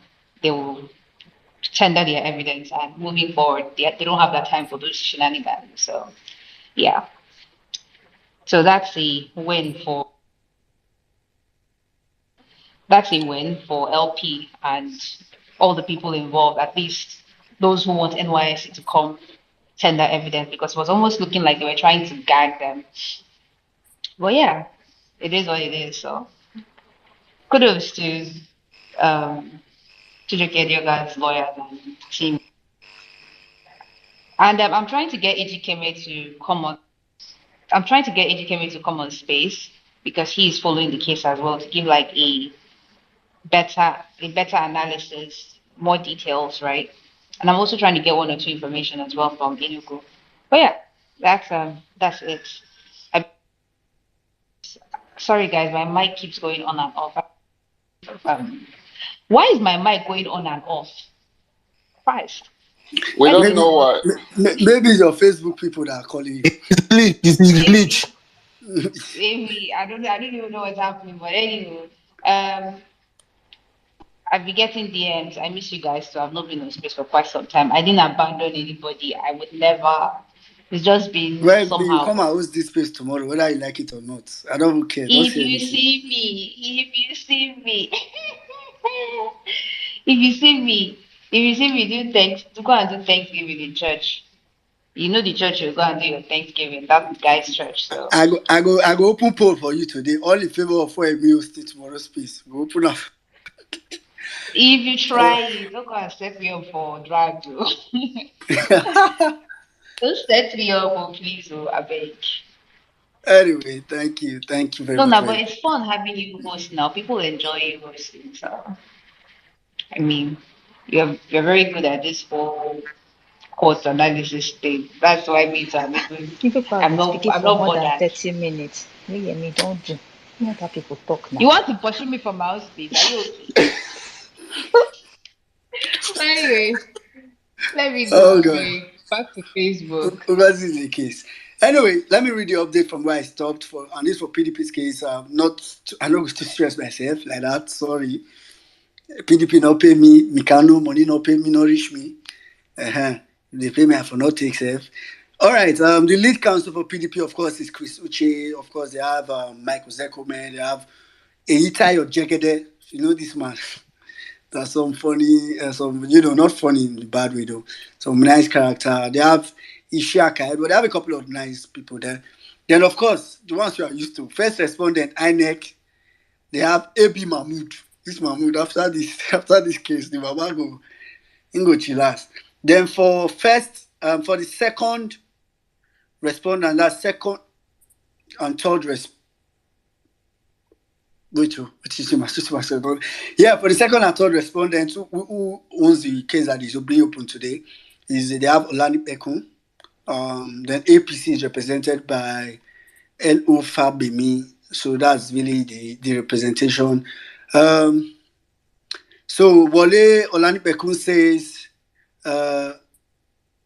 he notes that the matter is for hearing for the second respondent to open his case. He knows that they are ready to start the session by tendering from the bar. People they tell that document. Also, I see tender document. The first set of documents listed in the schedule that they filed. Yusuf Maswe said, I was expecting witnesses, even me too, but let's see what they have to tender. Let's just see how that goes. Okay, but for now, let's take some more speakers and we'll go from there. Arigosaki, please go ahead. If you want to speak, please raise up your hand so we can. No, Arigosaki, go ahead. Thank you, well meaning. Can you hear me? Yes, we can hear you. Go ahead. Okay. I'm very happy. I'm really very happy. I've not been sleeping very well because I eat Labour Party case. I sleep in Labour Party. I wake up in Labour Party. So I even dreamt. I used to dream, what will this judgment look like, But I'm very happy today. I read a tweet by the great Oracle, and I was so happy. He said that's the end. Cross-examination is an art. chip away the sites before hitting at the core. Equator Sand did just that. Then it is also a science. You ask a question that you know the answer yourself. The witness fall for the trap, Yakata. The results are brawly. It's a very happy day for us. So we have reasons to give glory to God and be happy that we are getting somewhere, you know. But I had also wished that they also had tendered the EU reports, and I must want to acknowledge the efforts of people like distinguished General, Oluchi. She has been doing very, very well, She was the one that made me to visit that report, and I must tell you that report, it contains a lot of information, that you begin to ask, how were these people able to collect this data? How were they quite exact, on this data they collected? They went to the extent of, mentioning certain Twitter accounts, mentioning the number of bots accounts that were created. They gave a lot of data. They also analyzed each of the television stations, their percentage in terms of balance in the way they covered all the parties in the election, and TVC, gave 53% coverage, either 53% or 63% coverage to the ruling party, Then the Labour Party percentage by TVC was quite it was insignificant. There was no percentage, in fact, allotted to that. So I was like, these people gave detailed analysis and give it to Arise Television. From the analysis, Arise Television they were quite balanced, even the Arise Television that people used to think they are tilted towards Labour Party. Like the opposition used to think that they are tilted towards Labour Party.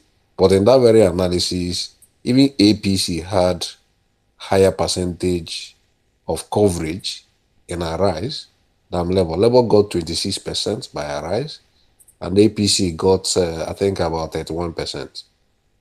So it was quite a very detailed report, and I will encourage anybody here to, find time to, read the report. So I would have loved that Labour Party also tendered that very report. It's I would have loved that, but I don't know. Yeah. So thank you. That's just the few points I wanted to raise. Thank you. I hope you know that. Sorry to button that way. Arigosaki, PDP already tendered it, so it's already at least. I don't know how to begin be shaking in court anyway, but it's there already. So Yeah, there's no need I tendering it understand. again. There was no I need understand. tendering When it I again. when people talk about this issue of consolidation, it's quite I don't know, because there was a Arigosaki, particular yeah. hold on, did you notice today that INEC did not tender again? It's not, sorry, just, okay, I'm coming, let me mute you first. I'm sorry, I can hear like a feedback. If you notice today, they did not tender, even INEC, or was it APC, I don't know, one of the legal team yesterday, they did not tender that newspaper that they tendered yesterday again. I mean, they did not say, oh, this LP is a different case. Let's retender that newspaper again because it will be used differently here. Of course, the fact that they've been looking for a way to tender that newspaper, I could tell you that, oh, they feel that is a big difference. It's something they've already planned to use, right? Why I'm telling you that is that when it comes to document tendering in a consolidated petition, right? It is not.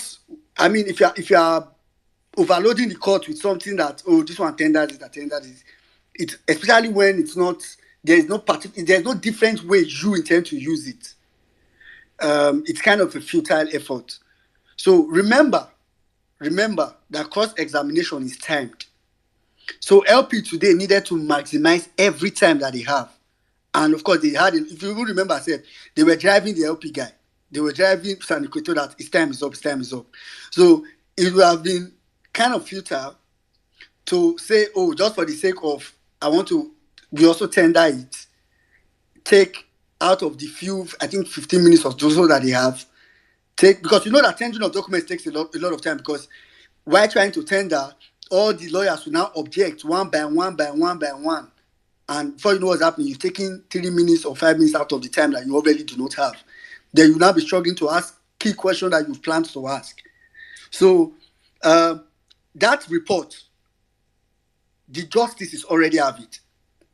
If they are going to pick anything from that report to judge the case, they will pick it from what PDP gave them to judge the case, irrespective of what the outcome would be. If it would be like, of course, if Peter Obi, they are going to declare Peter Obi the winner, for example, right?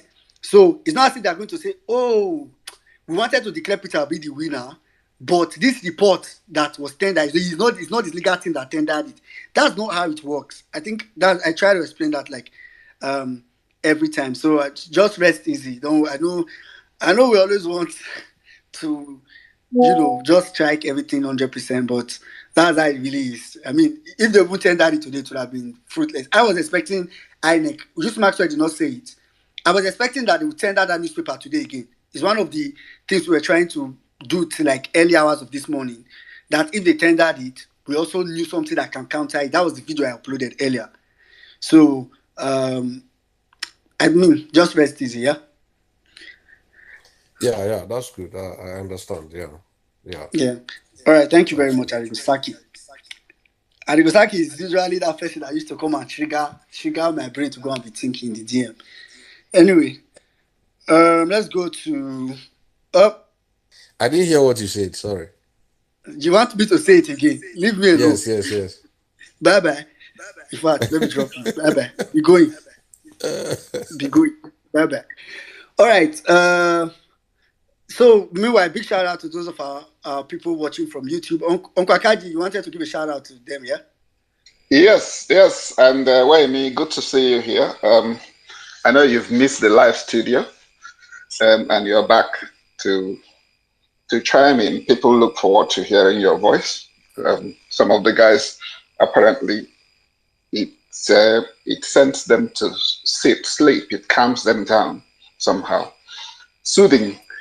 So there's a bit of, who is this one again? There's a bit before I start answering query. Please go. Yeah. So there's a bit of a UAT going on. We learned that one today as well. Some that didn't know in the past.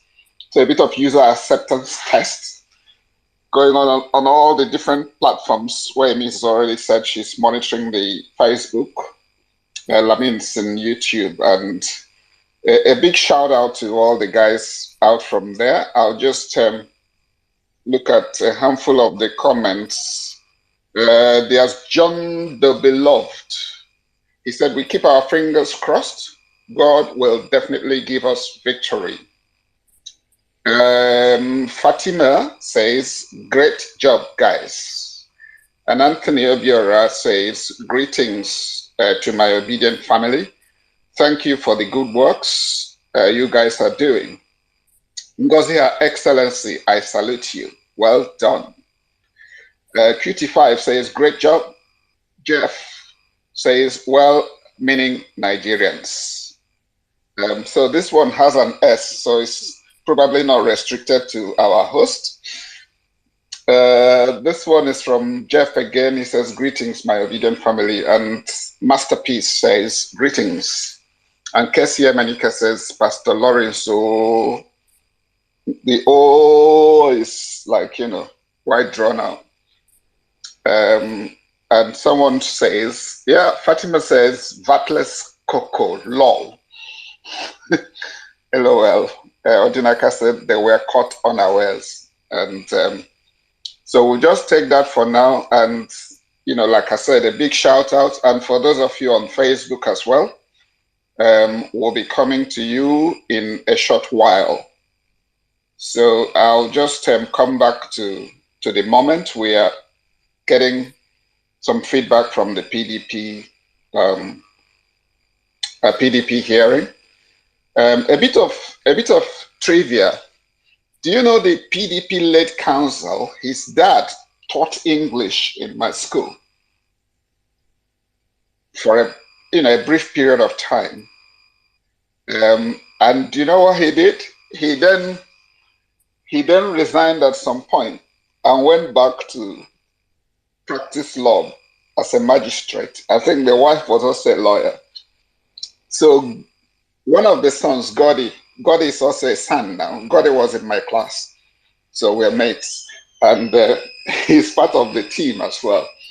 So they've been with PDP from inception, made loads of money. They have a private jet as well. I'm sorry I'm saying this, and it's going to Facebook. God is my friend there as well. So, but yeah, it's all exciting. There's a few things here. When UC was saying the way the LP P2B petition was structured, that it may not allow us room to bring in the Guinea thing, the Guinea passport, because that came in the course of things having already been, the pre-hearing and stuff already being done. But he said the way the PDP couched theirs presented a sort of leeway and opportunity to introduce some newer stuff along that perjury and forgery line. And I think that's exactly what played out. And we should all be very proud that an Obedient actually led the charge. And, typical Obedient, when they were asking him stupid questions like, about would you want your name to be dragged or something? He said, that's why I wouldn't get myself into forgery and stuff. And he did it twice, and the judge said, yes, he's answered you. His answer was good enough. And that was the guy that put out all the stuff there. I think he did some stuff with David Hyundai in the past as well. So it's a very exciting, day to be alive and to be part of this movement. We are on the right side of history, and that's just all I can say. The fear should be on the other side. They should be the ones trembling, not for us here. And like I said, the net will just begin to widen. You see how those two guys got their names in the report? That's just how it will be expanding. Onanuga is already before the ICC. So all the people that have facilitated this madness up to this point, including some governors we are not seeing, they will all go down. Before I yield, just touching on what Wemi brought, if you are in Enugu or Lagos or one of those areas, could you make sure that you're pushing information on what's going on to us so that we can disseminate them? These people operate under the cover of darkness. They like to put a blackout and push their own narrative. If you go and read what the nations will write today, you will not think it's the same court that you attended. So that's what we want to counter. And by the grace of God, we are on the winning side. Well, meaning, I'll yield back to you. All right, thank you very much, Uncle Kaji. Let me just read some update before we go back to speakers. Where I stopped, they were going to tender witness their tender documents. So Wale San says, that's Wale Onanipekun says, for the purpose of clarity, they would like to tender the document in 4 batches and segments. You tender 1 and 2 first, followed by 3 and 4, followed by 3, then 4, then 5 to 14. Now you sabi. The first document is a letter from the Nigerian police dated 1st February 2023. Yep. He has corrected it to from 2023 to 2003. The second is a reply from the US Embassy. Okay, I know where they are going. The second is a reply from the US Embassy to the first letter. It notes that they are all certified by the Nigerian police. All the respondents do not object to the document. Chris Uche defers to Unne Nassan to conduct. The petitioner shall vigorously oppose the tendering of the two documents on grounds of admissibility and relevance, and their reasons shall be forwarded in due course. The two documents are hereby admitted to evidence and marked Exhibit RO. So we have gradually started entering Tinubu's disqualification deep from their end. All right, it now moves to number 2, which are 12 documents in relation to academic records of Tinubu from Chicago State University, all duly certified on June 23rd, 2023 by Jamal COR, an associate counsel of the legal affairs of Chicago State University. All respondents do not object. The petitioners object and shall forward their reasons in due course. The 12 documents showing academic records are hereby admitted into evidence and marked as Exhibit ROA accordingly as the court pleases. This is the reply letter. Okay, you must have placed a picture of the letter that the U.S. Embassy, from the U.S. Embassy to the police, to the Nigerian police that was tendered in court. That letter reads, so this was in 2003. The U.S. Embassy says it was to the back then IG of police as of 2003. Our sincerest greetings to you, and this is the letter. Dear Mr. Balogun, that's the IG of police now. Our sincerest greetings to you and all the law enforcement personnel in the Nigerian police force, whose continued assistance is very much appreciated. In relation to your letter, dated February 3rd, 2023, referenced, sorry, I need to zoom in a little bit more. Okay, reference number, blah, blah, blah, blah, blah, regarding Governor Bola, as of this time, Bola Tinubu was governor. Regarding Governor Bola Ahmed Tinubu, a records check of the FBI National Crime Information Center was conducted. The results of the check were negative for any criminal arrests, records, warrants or warrants for Bola Ahmed Tinubu. Date of birth is for Bola Ahmed Tinubu's date of birth is 1952. Can somebody check what 1952 to now? How many years is that? Because I know Bola Tinubu has different years of birth. For the information of your department, NCIC is a centralized information center that maintains the record of every criminal arrest and conviction within the United States and its territory. If you have any questions regarding these matters, please contact me, blah, blah, blah.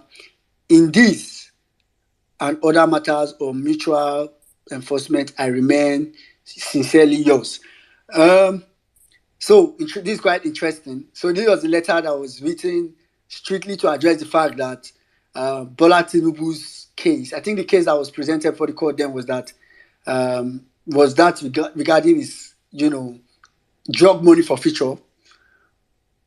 But it was presented as a criminal case, as a criminal conviction. And for those of you that followed, it was a civil case, like a civil forfeiture, which is different. So in this letter, they were right to say he was not convicted because he was not in the US. So it was done as a civil forfeiture. And I'm just saying that for people on the space to know that that doesn't change the fact that Tinubu forfeited money that was ascribed to money laundering related to heroin trafficking. Except the US wants to say their own court lied against them. So that's really that. Let me see if there's any other updates. But if not, we'll go ahead to take speakers. Sorry, I'm coming. All right, for now, that is it. So let's take Mr. Solomon. Mr. Solomon, please. If you're in the speaker section and you want to speak, please put up your hand. Mr. Solomon, please go ahead. Good afternoon, well-meaning. Good afternoon, the co-host and everyone in this space. I want to thank God for you guys. You're doing a great job, and God will continue to bless you. God will continue to keep you. It's not easy running a space on and on for months. as if you don't have any other job to do. God will continue to uphold you. I want to add my voice to what Pastor Jacob said. I want to appeal to those of us that are pastors, that I'm a pastor, and I don't believe that telling lies should be a weakness. I don't believe that representing falsehood should be a weakness. You know, sometimes people say, oh, this is this person's weakness. Lies should not be somebody's weakness. It's not something that one should even desire, because if you go for falsehood, it's simply you are saying that you are of your father the devil. And it's quite sad because some of us are affected in one way or the other. Some of us are being rubbish because some persons choose to do this without the fear of God. But I want to plead with us, those of us that are listening, that in the days of old, there was a man called Micaiah, and in the place of truth, he was 1:400, 1:400 prophets who were telling King Ahab, go to war, the Lord is with you, blah, blah, blah, for their belly's sake. But one man stood and spoke the truth. The fact that 1,000 pastors are doing the wrong thing does not negate the fact that there are still few that are still upholding the right cause. So I don't think that the church is the problem, but the individuals are the problem. There are Muslims that speak truth. So are we saying that even if I'm not a Christian, I cannot speak the truth? Is that what we're saying? Even if you don't have Christ, let's say you don't even go to church, as human, you can't speak the truth. You can't stand for a right cause. There's a man that I know, he's a Muslim in Nasarawa State. There were those children that were these almajiris begging, and this lady, she's a barrister. She was encouraging them to go to school. And she gives them, sometimes gives them food, and they hearken to her counsel. Do you know that when they grew up, on one day the father wanted to confiscate a land, not knowing that the land belonged to this particular family that have been of good support to his own children. So the boy now got to discover that while they were talking, he asked them, I hope it's not this issue that my father was telling me about. I hope it's not the land. And they said he's the one. This guy, I'm talking of a Muslim now. So if as a human you can't speak the truth, then now having Christ should be an advantage, should make you more truthful. So the guy now went home, met his own dad, and said, Dad, I heard that you are contending over this land. I want to assure you that I, your son, will stand against you as a witness. If you don't take off your hand, I will stand as a witness against you, my father. I think we need to come to this point. I don't understand that I'm a minister of the gospel and then lies. Then what do we teach our children? How will they grow? So I want to beg those of us we are angry. I feel pain. I feel pissed off when I hear pastors represent us in this manner. We're not perfect. We're striving to perfection. But see, even though I'm not perfect, you see, I cannot go and sleep with somebody's wife. I cannot go and commit fornication. There are certain things. I cannot go and do false witness. False witness of this magnitude that the globe is following. Abba, you go and represent us there in a bad light. So I want to apologize for those who are offended, for a pastor who has represented us wrongly. And I pray that God will help us. We will succeed. We will get over it. Thank you. God bless you.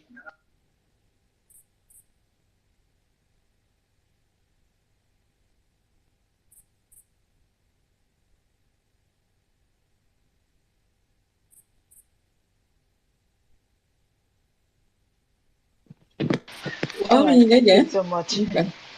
All right, thank you so much. I was expecting Wilming. So that Wilming is quiet. That's weird. All right, let's hear from my game.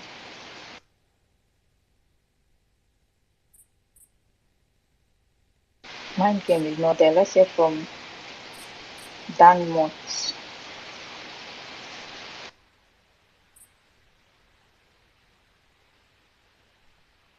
I think Roman is having network problem. Okay, nobody wants to talk to you. Can you hear me?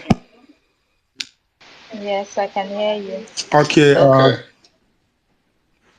Hello? Yes, we can hear you now. Okay, it's kind of funny. I switched. My iPhone was getting hot, so I wanted to switch, but I don't know why I was going crazy. Okay.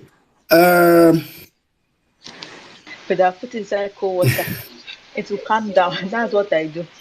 Yeah, so I just had to turn it off and switch to the Android phone. So, but I was just trying to read an update that Boleona Lipekun applies to provide photocopies and retrieve the original of the documents the court obliged. He moved to item 4, which shows immigration documents and visa granted to Tinubu to US between 2011 and 2021, duly certified by Nigeria Immigration Services on 3rd of July, right? 3rd of July, 2023.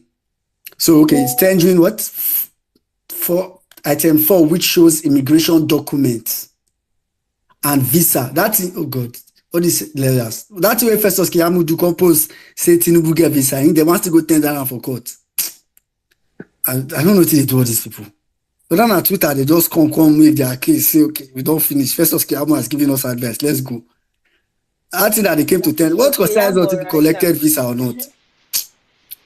That Festus Kiyamu, right? That's I swear down. Anyway, let's quickly go ahead. Please, if you want to speak in the speaker section, put up your hands so that we don't keep going. If your hand is not up, I mean, it's very difficult for me to want to call anybody. If you don't know how to put up your hand, there's a love icon below your screen with a plus. Click that icon. You will see a one hands up icon by the right. Just touch it. Your hands will be up. That's like, it's that simple. Okaji don't do it for Okaji has shown you. No, I was just about to read something from Facebook. On the Facebook streamings. Lawrence AK, how are you? It said Oshun's judgment must be seriously taken into consideration. And then there's also Ekuni Fee, who say, yay, we're live here. Way me, I love you. I think that's all I'll bring for now. So I'll yield back to you, Wellman. What you concern way me and Facebook. Oh, wow. Thank you very much. Thank you very much, Uncle Akaji. All right. Dang Moot, please go ahead.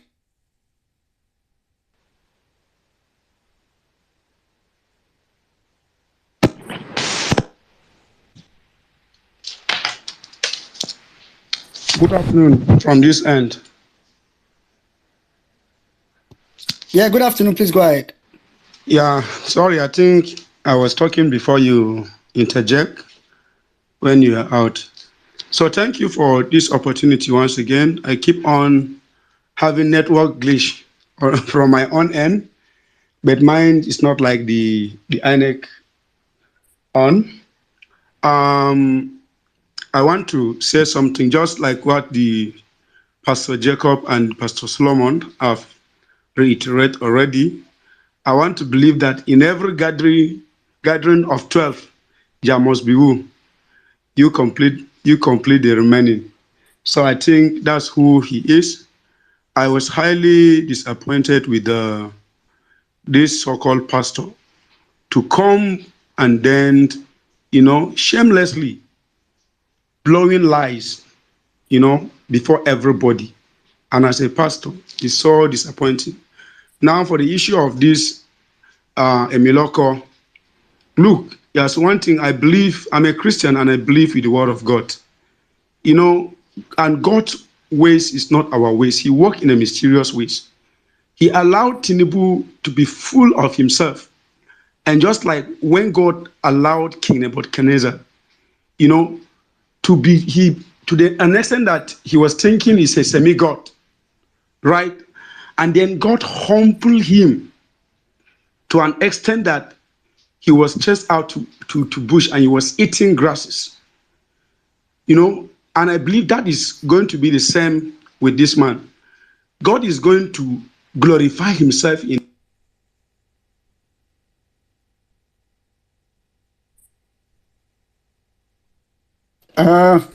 Dangmuts. Oh, this is a glitch. Sorry. Oh. Anyway, thank you. I think. Feel free to request the mic and try to come back. But before then, let me read an update, a very short update before I go to Mommy Bolanle.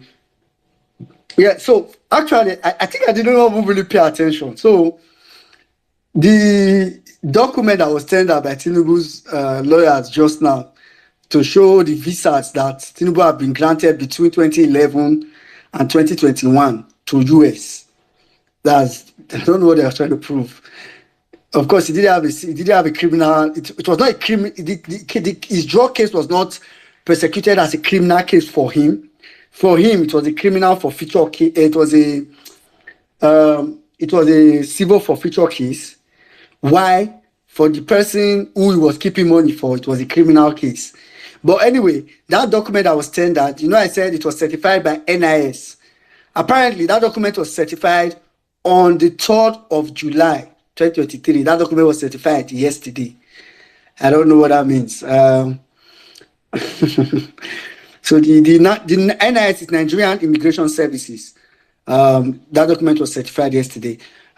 So all respondents do not object to the document, but petitioners, they object on the ground of admissibility, and details of the reason shall be forwarded in due course.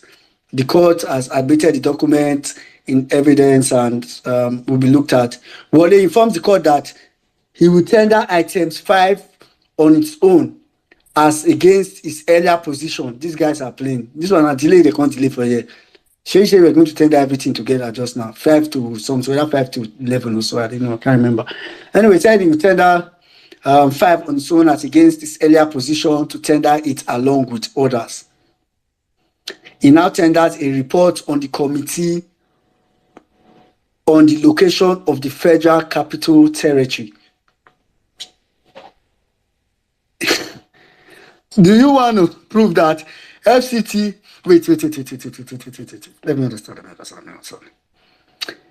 He now tenders a report on the committee, or from the committee on the location of the Federal Capital Territory. I don't understand. The Federal Capital Territory is the Federal Capital Territory. Anyway, this person said, do you want to prove that FCT is located in Benue State? Well, I think that's an interesting one. But cannot laugh. Omibolale, please go ahead. Sorry, good afternoon, everyone from my side. I'm in the car. At work, I forgot my earbuds, so I couldn't speak, but I came out to do a visit and I'm on my way back. So I'm so glad that you allowed me to speak because I'm almost at the office. It's been an interesting day. But what I can say first and foremost is the Redeemed Church needs to really look at themselves and it calls for introspection, because how is it that church always comes up and it's never in a positive light? It's like, how is it that a pastor can get away without I don't understand what's wrong with him. So he knew he wanted to lie and therefore didn't want to swear on the Bible. But then how does that help his matter? Because he has lied at the end of the day, and it's shameful. Yeah, we need to call such things out. It is so shameful that he would worst case scenario, he should have gone AWOL. At least then we will know. But this one, that they set him up, he was answering, and then he walked right into that trap. So that was, for me as a Christian, this is paining me that somebody who is a pastor in the body of Christ, can be seen to be doing this nonsense. If I say it's not, I'll be lying. And then the other thing, I was like, when I saw that visa, I was like, oh, they're trying to prove that if he had a criminal conviction, he wouldn't be allowed back in the States. But it's like, what they're trying to do is go against what Olani Pekun himself has said, from the Supreme Court, in terms of, there can be a forfeiture arising out of a crime. So a crime had been committed. The fact that it was done on, I think the actual, if you look at the first kind of reports and stuff from the U.S. Marshal and everything else, obviously they are talking about a crime. And even in the decision, it says that it is proceeds of narcotic trade. So it's interesting how they want to argue it. It's also interesting about the legal department of that university. I'm looking at the man's name. He looks African. It looks African. I'm like, have they gone and bribed somebody? Because in all the years that people have brought up this matter, right? He has never managed to produce anything, and I'm like, that was why they needed time, because they wanted to go, and see what they can get.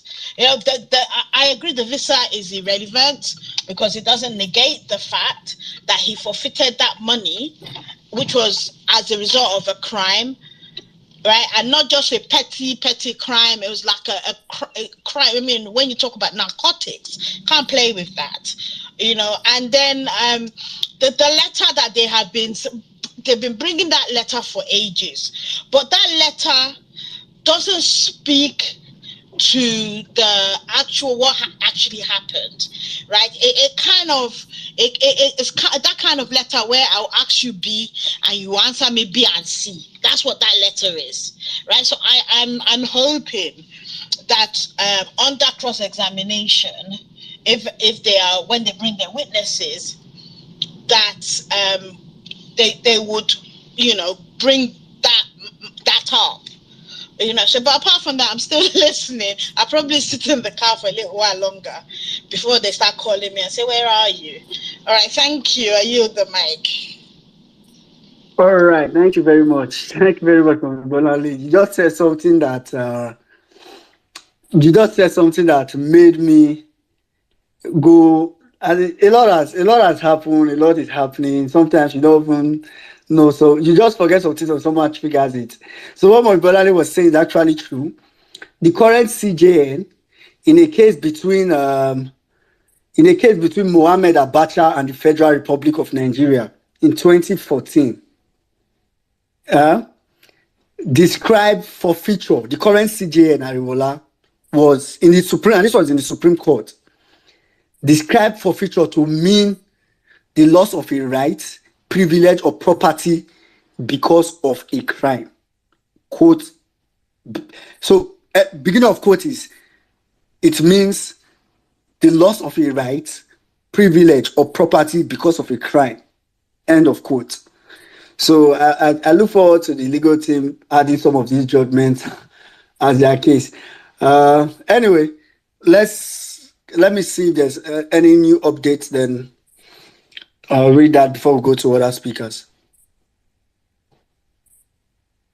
All right. So they've tendered 5 on what location on Abuja. All respondents do not object to the document. Petitioner, they object to the admissibility of document and shall advance reasons. These PDP lawyers, they don't get you. The court admits, I think it's just the normal tender admit. I think this marshal was looking forward to witness, but let's see if they will still call a witness. It's just starting, I think. All right, quickly, let me go to, please, if you want to speak, your hand should be up. Okay, because anyway, Ejikeme, please go ahead. Yes, thank you, well-meaning Nigerian. It's good again that we are back, talking about this. The very case that I love so much, being that this man is a criminal drug baron, and it is substantiated. Now, you see, part of what Mami Bolale just said is very true. You don't give what you don't have, what you didn't ask. Also, you see, the FBI is a federal bureau of investigation, right? Until you ask for something in a letter, they won't give you anything in return. This is garbage in, garbage out. So if that letter was directed at asking the FBI if this guy was actually, convicted of narcotic trade in the US, the return to the IG of police would have been affirmative. But you see how these APC lawyers are playing to the gallery, and they are, as much as they want to play to the gallery, they also expose themselves. Now, it is also on record that when you forfeit, something, just like you have read, right? I'm getting a feedback. When you forfeit something, it could be that you have, gotten a kind of plea bargain, right? And then you forfeit something, right?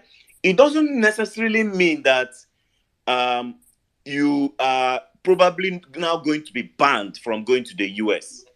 Let us also make that clear. You see, there is a case now that is going on with Hunter Biden, the president's son, right?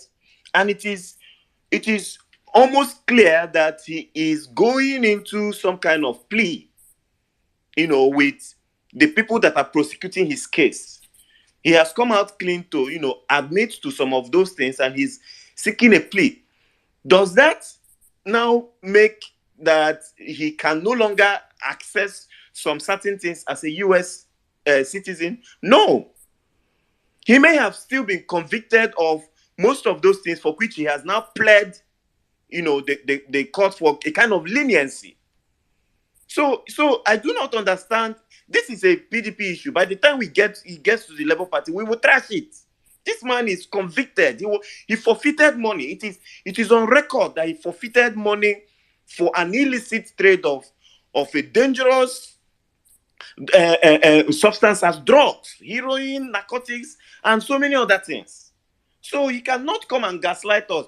This SAN of technicality, he cannot gaslight Nigerians.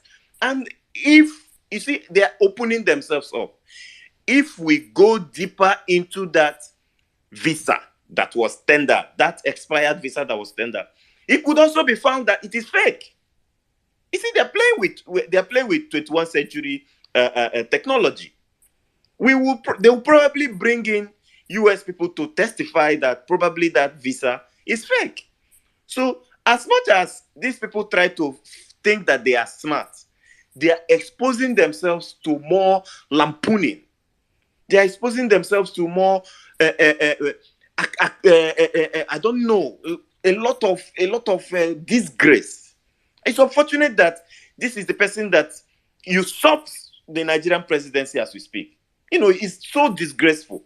So disgraceful. It makes me feel so ashamed as a Nigerian. Anyway, let us see how it goes.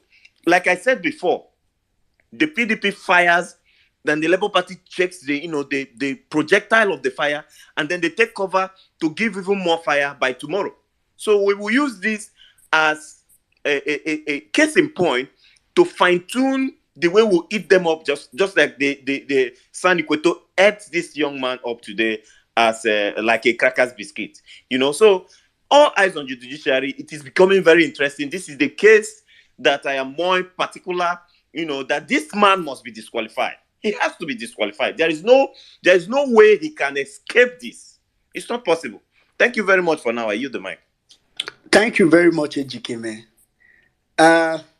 One reason why we come on spaces like this is to learn and to understand. The reason why we know everybody could go ahead and read whatever updates are out there, but the reason why we put up spaces like this to talk about it, to try to explain it, is because we know you might read and not fully understand. I want people to follow me, because even seated here, I literally can already demystify what they are putting together, and the thing just making me laugh. I don't like when people do poorly at their job. It's kind of annoys me. Okay, like Ejikeme said, and like Mommy Bolanle said, I mean, I already read the part where there was a Supreme Court judgment where the Supreme Court judge, right, said um, forfeiture is equivalent to a crime, at least according to the Nigerian parlance. So whether or not you forfeited money in the US, according to US, as civil forfeiture, they are simply saying as long as you are concerned in Nigeria, that forfeiture is a crime. You are not a Father Christmas. You don't just dash people money if you did not commit a crime. I want to say something. So what APC, what Tinubu's lawyer tendered is both the police letter to the embassy and the embassy's response to the police. I've not been able to see the police letter, but from the embassy's response, I don't need to see the police's letter. I can tell, obviously, what the police asked must have been in light of, was Tinubu convicted for a crime in the US? And I'm sure they would have said, no, from our database, was not convicted for a crime. If the question was, was he convicted? Was there a fever? If he had a case that made him forfeit money, and my point is that, like Ejikeme said, it's garbage in, garbage out. And why I want to read it is that I had to go and open Peter Obi's petition to be sure of what Peter Obi said in his petition. Because what will happen is the justices will read the police's letter, read the embassy's response, read what Peter Obi is saying in his petition or LP saying in their petition, and say, okay, does it meet? And they're going to see that what Peter Obi is saying is not, these two letters are not relevant to what Peter Obi is saying. It might be relevant if your own, if maybe you are just like us on Twitter that want to say Tinubu is a criminal drug baron. So it's not as if Peter Obi went to court and said Tinubu is a criminal drug baron, the way Ejikeme used to say it. Or Tinubu is a drug lord. That's not what Peter Obi went to say in court. So that police letter can only, do all this kind of damage control. Peter Obi's petition simply said, the petitioners further plead, and this is 28 in Peter Obi's petition, that the second respondent was also at the time of the election not qualified to contest for election to the office of the president, as he was fined the sum of $460,000. They wrote the amount in words, for an offense involving dishonesty, namely narcotics trafficking, imposed by the United States Northern District of Illinois, Eastern Division, in case number BGGs, and they put some of what the case was about there. So I'm sure the judges are going to read this letter and say, okay, this man did not say he was a criminal drug baron. He did not say he was a convicted criminal. He only said he forfeited money. So does this letter answer that he forfeited money? No. Really irrelevant. So I really want people to get an understanding. All right. Let's go to Real Jack. You don't finally raise your hand. Hallelujah. Real Jack, please go ahead. Well, meaning my hand was raised before, except we are not seeing it from your end. You sure say not be physical hand you raise? Not be physical. Maybe it was network. Shall go ahead. Thank you very much, all obedient. I want to appreciate your doggedness, your consistency. While we are waiting for APC, Tinubu and Shetima to prove their own culpability in this whole matter, I think at least we have been able to cut INEC red-handed on the election rigging.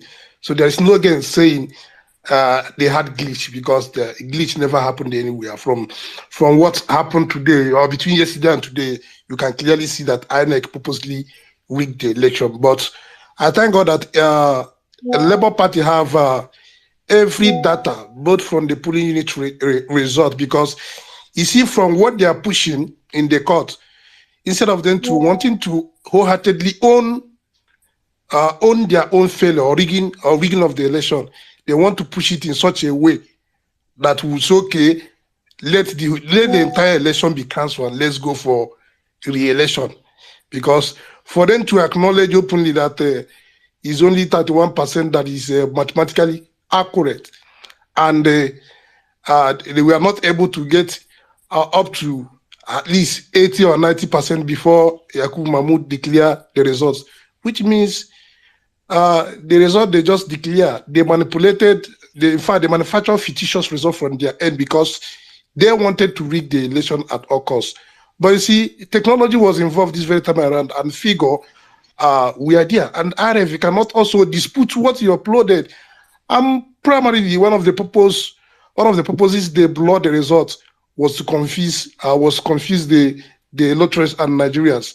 But to their chagrin, this very time around, that analog manipulation never worked again. So it's a very shameful thing. Listening to the witness and how they hurriedly closed their case, you will know that they already knew, because this is a technology. There's no how you are going to convince professionals who have been in the field, who have audited the system and have been able to figure out what you did with the system.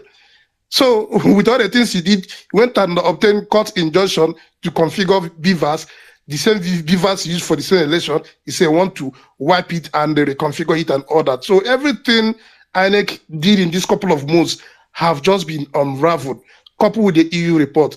While we are waiting for the remaining respondents to come up with their own defense that would justify why they should not be thrown out, or why they should not have been contested election in the first place. So I urge all of us to be consistent, because you see, why all of them are afraid and why you see all this whole thing is going the way it's going, it's because all of us decided to hold them accountable. Because all of us decided to say, no, it's not going to be business as usual.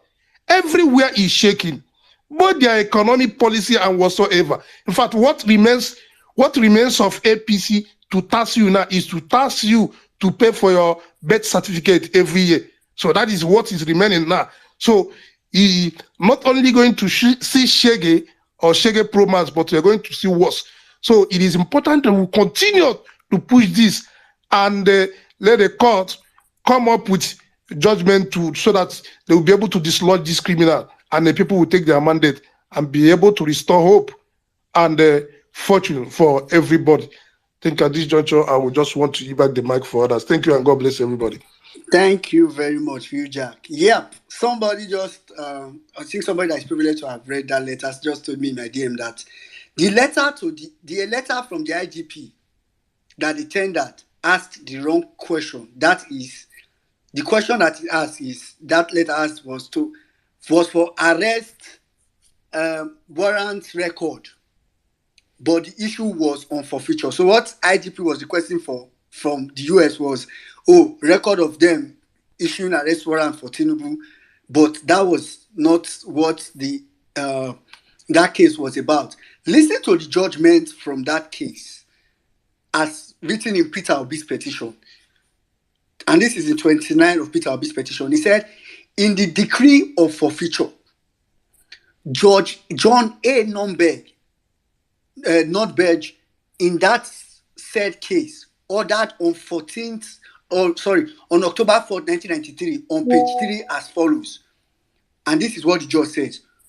He ordered that the funds in the amount of $460,000 in accounts to blah, blah, blah, held by Heritage Bank in the name of Bola Tinubu represents the proceeds of narcotics trafficking, or were involved in financial transaction in violation of 18 UC blah, blah, blah, blah, blah, and therefore these funds are forfeited to the United States government pursuant to blah, blah, blah. So I wanted you to sound, represent the proceeds of narcotics trafficking. Let's see if the judges will sit down and say, it's not police went to ask one question, this one came to tender it in court. Let's go to Anulika. Anulika, please go ahead. Anulika, are you there? After which we'll go to Ulo. Hello. Yeah, thanks for calling me up. Yeah, thank you. Good evening, everyone from this end. Good afternoon. Good morning. Yeah, depending on where you are speaking from. Well-meaning, I greet you all. Her Excellency, NG, my sister, I greet all of you. I'm very, very happy for today's PEPT, the update, In fact, I have been so happy. I've been in the other space, and when they departed, I had to join this one. You know, we are all together fighting this fight together to ensure that we have a new Nigeria that is very, very possible. The Bible says that with God, all things are possible, but with man, it seems impossible. And that is why we see these criminals, you know, irresponsible Nigerians applauding a well-defined criminal, an evil man, a wicked Judas among us, you know, applauding him and telling him to carry go. But the Almighty Father in heaven will not allow that. I actually came on space to request for the mic so that I will talk about the pastor from Redeemed, that the devil has chosen him, you know, to hinder the kingdom of heaven. It will not work out well. Anybody that has chosen to be a Judas, you are just on your own. There's something the Bible says in the book of Revelation. It says, he that is filthy, let him be filthy still. You know, he that is righteous should go ahead and be righteous. I come quickly, and my reward is with me. Whether you want to believe it or you don't want to believe it, the word of the Father is sure. There's something I used to tell people. I said, maybe, because the promise, there's a covenant over our head during Noah's time. God told Noah, I am no longer going to destroy the world. If you are expecting this world to be destroyed by our Heavenly Father, it may not really work. It may not really be from our own perspective. But God will judge every man according to his works. You see? So that pastor from Redeemed Church, I just want to tell us, I'm kind of spiritual. I tell people what is really where God is now with his creature is personal relationship with him. No matter who you think you are, you need to have personal relationship. Go into personal relationship with God. You know, hear from him direct. Stop listening to all these things they call pastor, prophets, and all that. These are deception.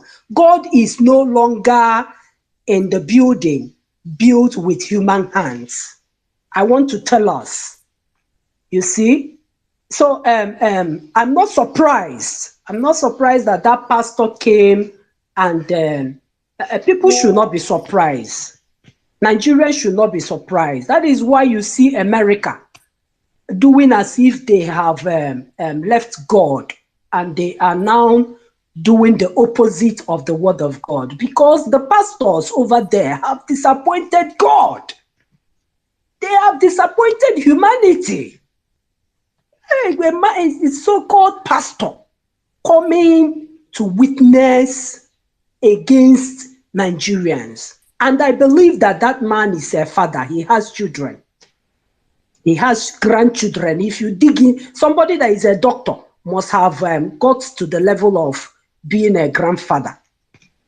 And there are still, his posterity are still coming, and they will become Nigerians. And you came to lie, to tell lies. That is just what I want to do as a submission. Everybody go and take your Quran. Go and take your Bible. Read it yourself. And ask God Almighty to give you the grace to abide by it. We will still be seeing so many things that will make you to say, no, there is no God. But the Bible says that a fool has said in his heart that there is no God. There is God. That was what good Lord Jonathan's wife said. There is God, oh, there is God. You know. So but looking unto Jesus, our Savior, the founder of our salvation, looking unto him, the author and finisher of our faith. You see? So don't look at any pastor, please. That is my own submission. I'm always spiritual. I am an evangelist by calling. I may not really say much about forfeiture and all that, but this one is my own submission. Please, I read my Bible myself. My husband is a British Jew, so we keep Sabbath every Saturday. But I read my Bible on my own. I don't go to any Sabbath church. I don't go to any synagogue. I stay in the house and I read my Bible. And I always ask God, please give me the grace to abide by your word. You see, there's nobody that have died and gone to heaven, and God says, you are not a Catholic, you were not going to church. Therefore, I not read it in the Bible. The day I will read it, I will still come on the space to correct that. But for now, everybody should focus on the Creator. Thank you so much. That's my. Okay, all right. Thank you very much, Anulika. Thank you.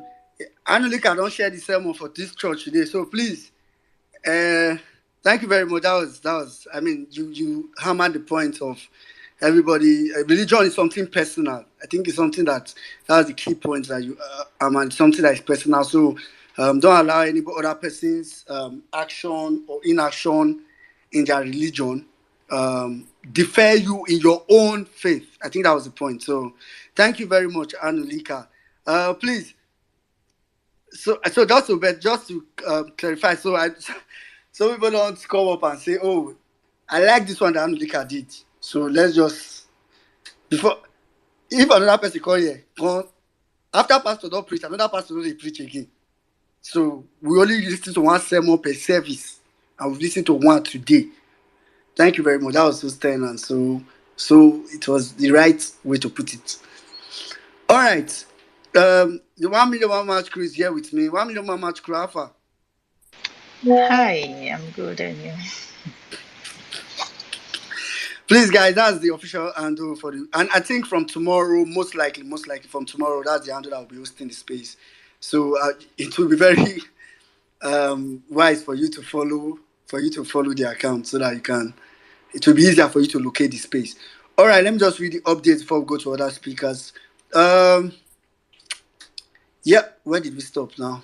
Give me a moment. Let me even try to repose. Okay, so that was 10. So Wale Onanipeku now applies to single out items 6 and 7, which are copies of forms EC8D in respect of Kano State and forms EC8DA in respect of presidential election and seek to tender. All the respondents do not object. The petitioners will object and shall advance our reason in our reading subsequently. The form is admitted. Next, they go ahead to tender items 8, which is the CTC of an originating summon filed at the Supreme Court. The Supreme Court on February 28, 2023 by Attorney General of Delta, Akwa Ibom, Sokoto, Adamawa, Edo State. All the respondents do not object to this document. Originating summons. I don't know. Also under the 5 people. They shall be objecting and shall provide reasons at the address stage. I think I know this document. I'll while we're on the space, I'll give us more reasons about more information about that. I remember that case. I think it was the case where some of the state governors wanted to sue INEC. I think they withdrew the case or something. I can't remember. I'll check. Petitioners, they shall be objecting and they will provide the reasons in the address stage. I like what is happening. The court, the originating summary document is hereby admitted into evidence. Wale, they will now tender document 9 documents in items 9 to 14, which are all certified copies of various newspapers. Of various newspapers, all the respondents do not object to these documents sought to be tendered. Petitioner, they shall object to the document and advance reasons in the address stage. The court, the newspaper, This Day, Tribune, Nation, Sun, and others are hereby admitted into evidence and marked as exhibit ROA 14 to 19. So the tendered various newspaper. Maybe we'll be able to get the information on those newspapers, but I don't even think it's anything. Of course, if you read any news in Nigeria, the headlines are always sensational. So the headlines are always misconstrued. But I'm glad they tendered newspaper. So I don't expect the judges to read headlines and not read the body of the news. So let's just see how all that goes. Maybe we'll get more knowledge on the exact content of that newspaper. I'll try to get more information about the court summon that the tender. But for now, let's take speakers. I'll come back to that. All right, Ulo, please go ahead. After which we'll come to God of Man, God of Men. Okay. Good afternoon, everybody. Good morning, good night, depending on where you are. It's a pleasure being around like minds, people that has that can see light at the end of the tunnel. You see, sometimes I sit down and I ask myself, what is the actual problem with us in Nigeria? Well, okay, in Africa, in extension, what is the problem with us? What is our problem? And I come to understand that even the Holy Book says that in the later days, knowledge will abound. In the later days, knowledge will abound. And I come to understand that this generation that we are now is more, I can use the word more pure than our older generation. Our older generation, my dad, my mom, their generation, these guys are mean. These guys don't know they don't want to know what you're saying. It baffles me sometimes if I hear people say that during that election that Mahmoud Yakub will declare P to be president. It's not possible. That man, if you follow him, if you've been following that man, he's a tribal bigot. I'm sorry to use the word, but I will use it. It was later that Amechi told us that it was El-Rufai that nominated him to Buhari. So these are men that cannot be moved. Even with their education, they cannot be moved. These are men that will stand their ground. Even if you're killing them, they will tell you. Look at what is happening in Kaduna State. Where El-Rufai is governor, and you are there, they are killing human beings, not just animal, human beings, and they are killing people on daily basis, and you keep quiet. What sort of human being are you? What sort of person are you? Because they don't practice the same religion with you. Is that what you're saying?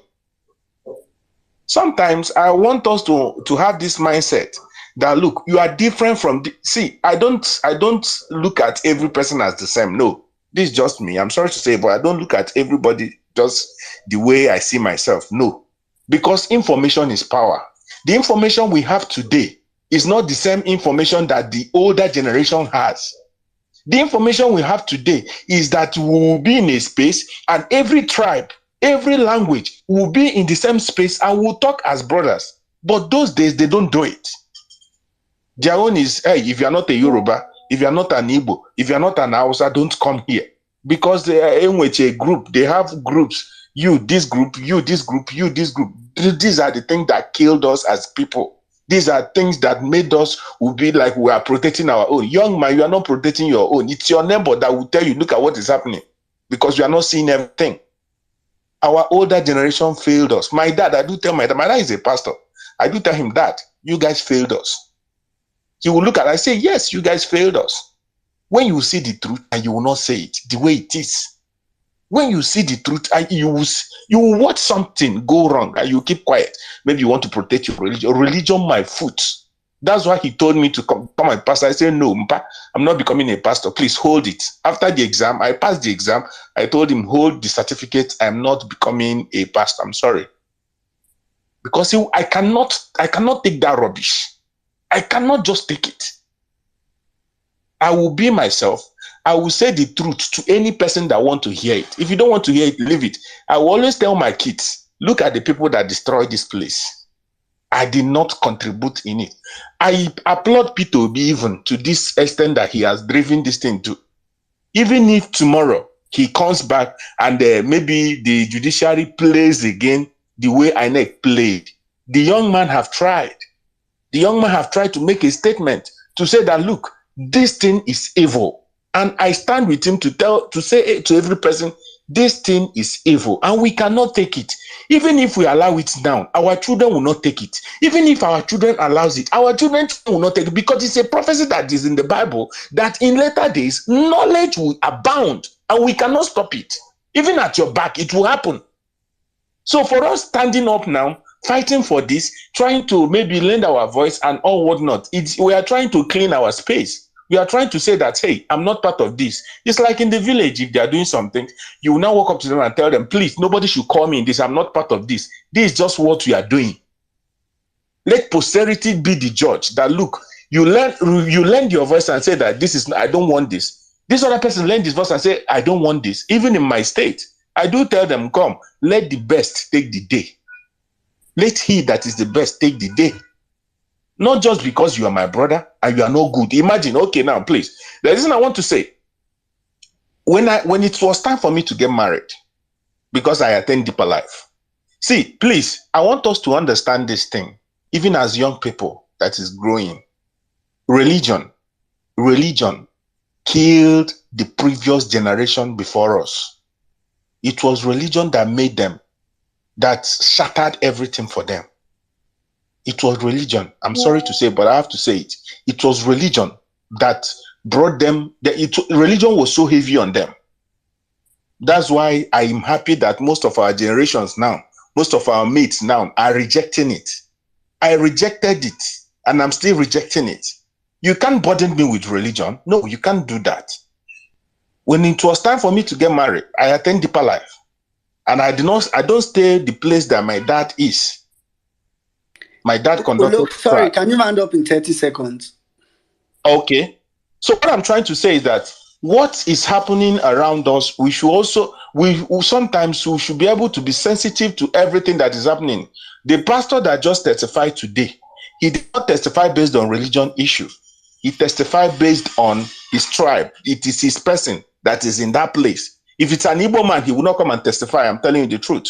So let's not mix it up. This religion and this is a tribe, this ethnic group and this, don't mix it up. In those previous, in all this past generation that is behind us, they don't mix it up. Their religion and their ethnic group is separate. It is we that is saying, I'm an Igbo man, you are a Yoruba man, but we can coexist. But those past persons, they don't do it. So please, as we are whatever we are doing, both in your business and whatever you're doing, keep the fire burning. Tell people that, look, we are brothers. Once you are a human, don't involve yourself in anything that is not good. And the posterity will speak for you, even when you are gone. Thank you very much. I hit the mic. Yeah, thank you very much, Ulo. Let's quickly go to God of Men. God of Men, please go ahead. After which we'll come to Madam Lorena. God of Men, are you there?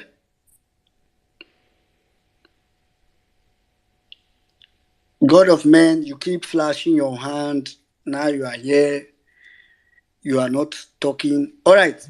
Okay, my mic is on. Sorry, my mic was off.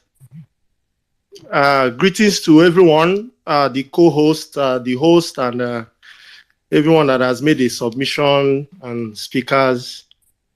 I want to start by saying that we shouldn't be surprised at this, the witness, because I think a lot of people have spoken about this pastor guy that came to stand as witness for INEC. We shouldn't be surprised. Is it not the same Tinubu Shetima APC gang that brought a legion of fake bishops What are we saying? These people capture every institution they can lay a hand on. They have almost every institution in their pocket, the media, the force, INEC.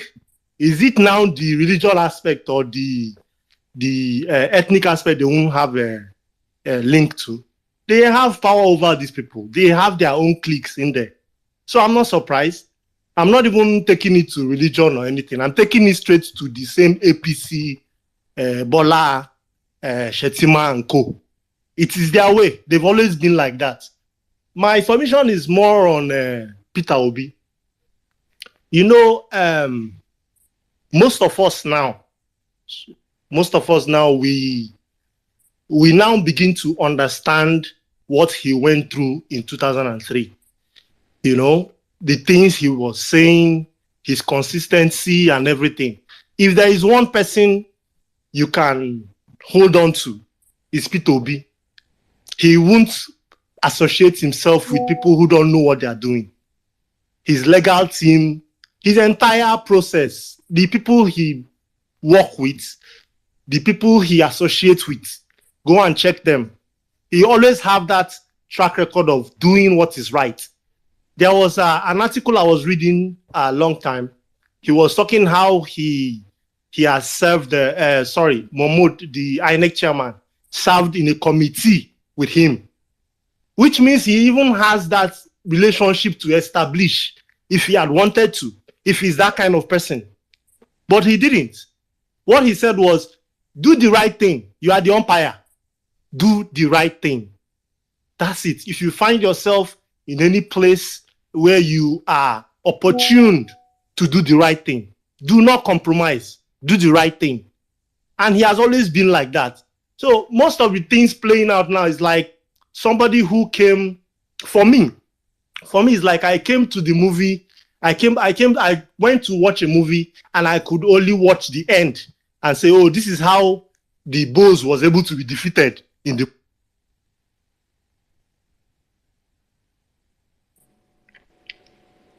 God of Men, are you there? I think we lost God of Men. All right, let me just quickly give some more updates then. Let me see. Hello? Yeah, God of Men, we lost you briefly. Can you round up in 1 minute? Okay. So, like I was saying, I don't know where I got cut off, but I will say it like this. The entire process happening now is like me now seeing how he was able to be declared winner in 2003. So most of the things happening now are they're not alien to me.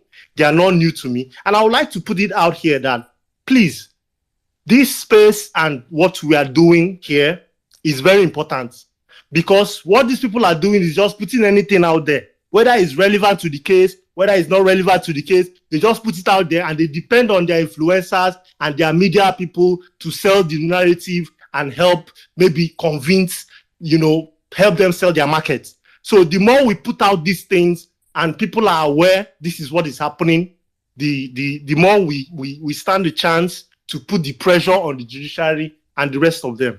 Let me just round off with saying thank you very much for giving me the opportunity to speak. I yield. All right, thank you very much. All right, there's update. The update is making me laugh. Meanwhile, like I promised, like I said, I was going to check out that particular case that they submitted. Let me just first of all say this. You see, this APC, they too are another set of they don't really have anything to tender. I can bet you, because when you are hearing that they are tendering something, your mind will tell you what is this thing that they are tendering. For example, earlier when they tendered police letter and embassy response, you would think, maybe the embassy said Tinubu draw case for future is not real. It's a lie. Police asked the wrong question. Embassy answered what was asked. It's garbage out, like Ejikeme said. That's one. Then just now, you will see that they tendered one. I give it to them. They are lawyers. Maybe they have one way to use it. So I'm not. Let me not take out from whatever. But what I just want to know, at least for the public court of opinion, to know that it's so irrelevant, as even from common sense. Now, that Supreme Court judgment, I have to go and look for it. Like I said, I have one like an idea of what it was, right? So I think as of during the elections, when the whole thing was going on, some governors, about 6 governors or so, 6, 7 governors, I can't really, but I think a couple of governors, to be honest, Adamawa, Edo, Taraba, Sokoto, or something, had gone to the Supreme Court to ask whether INEC should ask for INEC to review the election that did not follow compliance, of which by the Electoral Act, INEC was supposed to review the election 7 days after they declared the result, right? And that particular case, in fact, I think within that same week, within less than 1 week, that case was withdrawn. It was filed by Michael Zekome for, I think it was filed by the attorney generals of all these states, through Michael Zekome and all that. And that case was withdrawn. Now the question is, they withdrew it. It doesn't have anything to do with petition, to be honest. I mean, anyhow, that's really for them. But for the update, let me just read from where I stopped the last time. The updates, the petitioners, they shall object. Okay. All right. Like I said, the tender newspaper, the newspaper we admitted. So Wale now applies that all documents be taken as read. Taken as read. More like, I don't know why they keep saying, like, wanting to go to as if they read it in court. It's almost like Peter be saying, tendering flash drive and saying this flash drive should be taken as watched. Yes, because my brother, sorry to cut in. They say in law that the document speaks for itself. So I think that's the major reason they say that. Thank you. So all the respondents give their consent, but the petitioners, however, withhold their consent. These PDP lawyers, I don't understand. But Wale Olanipekun now, he notes that having laid a documentary foundation for their case, they will continue with further evidence. He assured the court that tomorrow they will begin with calling their witnesses. He begs, he assured the court that tomorrow they will begin with calling their witnesses. I need everybody to pay attention. So PDP lawyer stands up and begs Wale Olanipekun, said, he told him that it is not yet 4 p.m. They should call a witness. As in, I mean, go ahead and call a witness. That was making me laugh. I'll go and read this thing from Sarah's side. Justice Samani, the lead justice, said he read on social media that yesterday, INEC witness ran away from court and refused to testify. He knows that, on a serious note, that it is not good for legal practice. Thank God for the public making the comments are not. Thank God. He said, thank God that the public making the comments are not legal practitioner. Chris Uche intelligently responds that this is a unique matter of national concern. That as a matter of fact and principle, they've worked within the armpit of the provision of the professional ethics of the legal profession. Minister said, please, I meant the ambit. I meant the ambit of law, not armpit. So, Chai, see update glitch from my end. Before you see Maxwell, we go and see another thing on social media that I did not say true. Justice Ugo notes that lawyers should do their lawyering while media men do their reporting. Wale San knows that he won't be surprised if he steps out to see that they said he's afraid and running away from the case, and PDP lawyers are pressing him. They play. Anyway, this Maxwell says they play. Chris Uche. Chris Uche's son wants to defer to Mike Ozekome to talk. The court refuses Ozekome to talk his own. The chief talker of them all. The court now adjourns. The PDP case till tomorrow, Wednesday, July 5th, for the continuation of hearing. And Yusuf Maxwell, with his usual GIF image, takes a bow. All right. This is quite funny. Someone sent me a DM. I'll check it out. This is quite funny.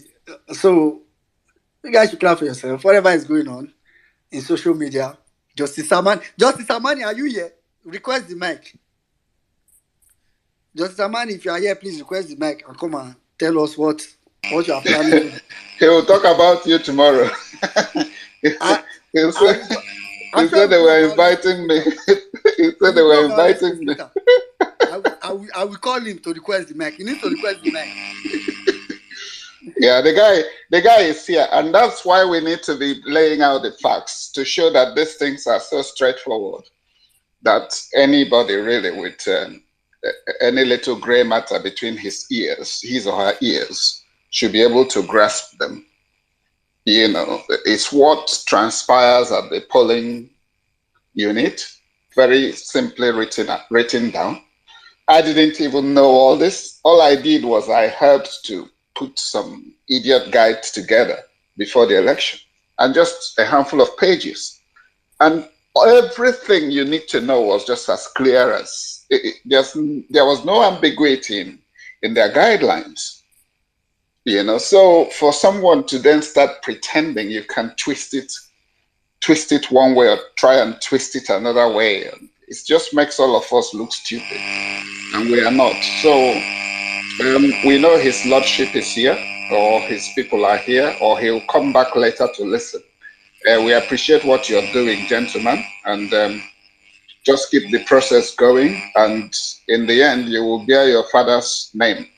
If you are unfortunate to make the wrong decisions, you will also bear the consequence, as will your next generations, so to speak. And I won't say more than that. All right. Meanwhile, somebody just sent me actually the exact. That's thank you very much. Um, I want to call the person's name. Thank you very much, Office of the Nigerian Citizen. Thank you very much. He just sent me the copy of the Supreme Court, the file that is submitted in court. It's really a case between the Attorney General of Adamawa, Akwa Ibom, Bayelsa, Delta, Edo, and Sokoto, through against the Attorney General of the Federation. Like I said earlier, the summary was that they were requesting for the case to be for the election to be reviewed for the Attorney General of the Federation days after the service of someone included. I don't want to read it in details, it's quite long, but long and short is it was really for requesting for a review of the election and subsequent. In fact, I think that was submitted on the 2nd and withdrawn on the 3rd. Like, it was just withdrawn. So, and I'm sure, of course, that was at a time where they just felt, let's go ahead and do everything via, PDP. PDP was always trying to fast forward. That's what happened to them with double nomination. They were always trying to, do things fast. So I think this was always also another case where they wanted to use another means to do it, but they just felt like, no, let's go through the petition, which was what Peter Obi just talked to and did from the beginning. Very wise choice. All right, let's take Mrs. Madam Lorena. Please go ahead. Probably wait for you see for some time. If she comes, fine. If not, we'll round up the space in the next 45 minutes ish. Madam Lorena, are you there?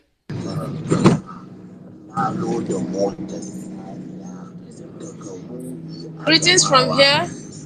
I want to appreciate everyone for keeping faith and staying up. And thank you so much, well meaning, the 1 million match crew. I appreciate everyone. I just want to lend my voice and express my, I'm so happy and delighted the way the court case is moving. Is quite okay. We are making progress, and I want to also extend my appreciation to all our legal team, everyone that is steering the ship. I want to say a very big thank you to everyone.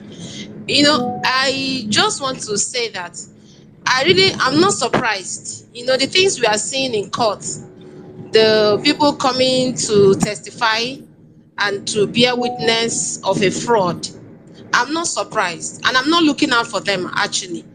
I'm actually eagerly waiting for people that will stand out, people that will redeem, that will stand out at this time. People that will stand for truth, for what is just, away from the crowd. It's expected that someone will defend where he works, but at this time, it's time that we are expected to say no and reject anyone trying to enslave, anyone trying to jeopardize and to ruin what is left of us. Is that time to reject. And for anyone who does that is a hero. So anyone that is doing what is not exceptional, we are not, I'm not surprised though. Like the pastor, he cannot disappoint me, because I tell you, salvation is personal. Whether he say he's a pastor, or he say he's a Christian, or he say he's not even a church goer, it doesn't change anything. No matter who you are, if you're a religious person, then respect God and say the truth at all times, no matter what is before you or what you're trying to protect or who is paying you. Say the truth. Say what you know and stand by it. It doesn't matter. And if you're not even a Christian or you're not a Muslim or any of the religion, you can say the truth also, because you're morally sound. If you go against this, that means you're morally bankrupt. You cannot stand for just something as simple as redeeming your nation. So that man is just he has done his bit, and we are looking. I'm still looking out for those Nigerians that will stand out, the heroes of this time. And there's one prayer I prayed before we resumed court hearing. I told God that these are the things that I'm praying, that God should give them the spirit of confusion, disagreement. And that's what we see. We are seeing confusion, disagreement. They will never disagree, they will never agree. They'll be confused. Look at them now. They're supposed to present how many witnesses, but they cannot. Even the pastor was speaking here, doing, there was so many contradictions. So I expect more of that. They should keep it up. And I also pray that God should give whoever has the voice, the strength, the boldness, the energy, anything the person needs, to stand up and defend our democracy and bring us out of this slavery. Because I tell you, Nigerians don't have any business with poverty. The kind of penury our people are going through, we don't have business with it as a nation. God has given us everything. And anyone who is fanning the status quo is an enemy of the state. So people that we need at this time are people that will stand for what is right, what is just, and defend the voiceless, defend the handicapped, not just physical handicapped. There are people that they are mentally handicapped. They can't do anything for themselves. They are waiting for the state to stand up for them, and the state has failed. So, well-meaning, thank you. I yield at this time. Thank you, everyone. Let's keep the fire burning. There is no peace for the wicked. Yeah. Thank you. I yield. Okay. Yeah, thank you very much. Thank you very much. All right, Yusuf Maxwell just came in. I don't know if he's ready, but Yusuf Maxwell, are you ready to speak, or you are still on your way? But just Yusuf Maxwell is not ready, so we'll just take some speakers, please. 3 minutes maximum. 3 minutes maximum. If you are beginning to exceed 3 minutes, I'm going to hit the clock timer so that you can start to round up. Whenever Yusuf Maxwell is ready, I'm sure he will raise his hand, and we would have to divert to him at that point. All right, let's quickly just take speakers. 3 minutes maximum. You don't need to use the entire 3 minutes. You can do like INEC. They used only 1 day out of 5. You can just use 1 minute. All right, okay. Let me quickly take Odepi. Odepi, please go ahead. Okay, thank you. I'll try to be quick. So, first of all, as part of the Redeem pastor, right? I think if you notice, there is this relation. there is something about the Redeemed and Oshibajo not qualifying for APC. I think some of them are really, they were really troubled, and they thought that if Oshibajo can't do it, then Peter Obi can't do it. Then they would rather stay on the fence or just tilt towards the Tinubu camp. So I started to see some of those traits within them. Having said that, so I just wanted to ask some questions, right? About two or three. The first question is, the objection by INEC during the LP's presentation saying we object, we object, we object. Have they been able to tell us the reasons? Is this the point where they tell us the reasons why they have been objecting, or is that still far behind? Also, talking about that, I also wanted to ask, as regards the closing, right? Or say, for example, instead of 5 days, INEC has used just 1.5 days or 2 days. So there are 3 days remaining for INEC, for example. And next week, the plan was supposed to be for what's the name now? Shetima and the other ballot snatcher to come in and say their stuff. But I think they are going to then pull out and start saying their stuff maybe by tomorrow or next tomorrow. The question I have is this: is there going to be a reschedule of the old proceedings now that we have time to do things? So those are the questions. Then the last question, right? This one you all have to forgive me because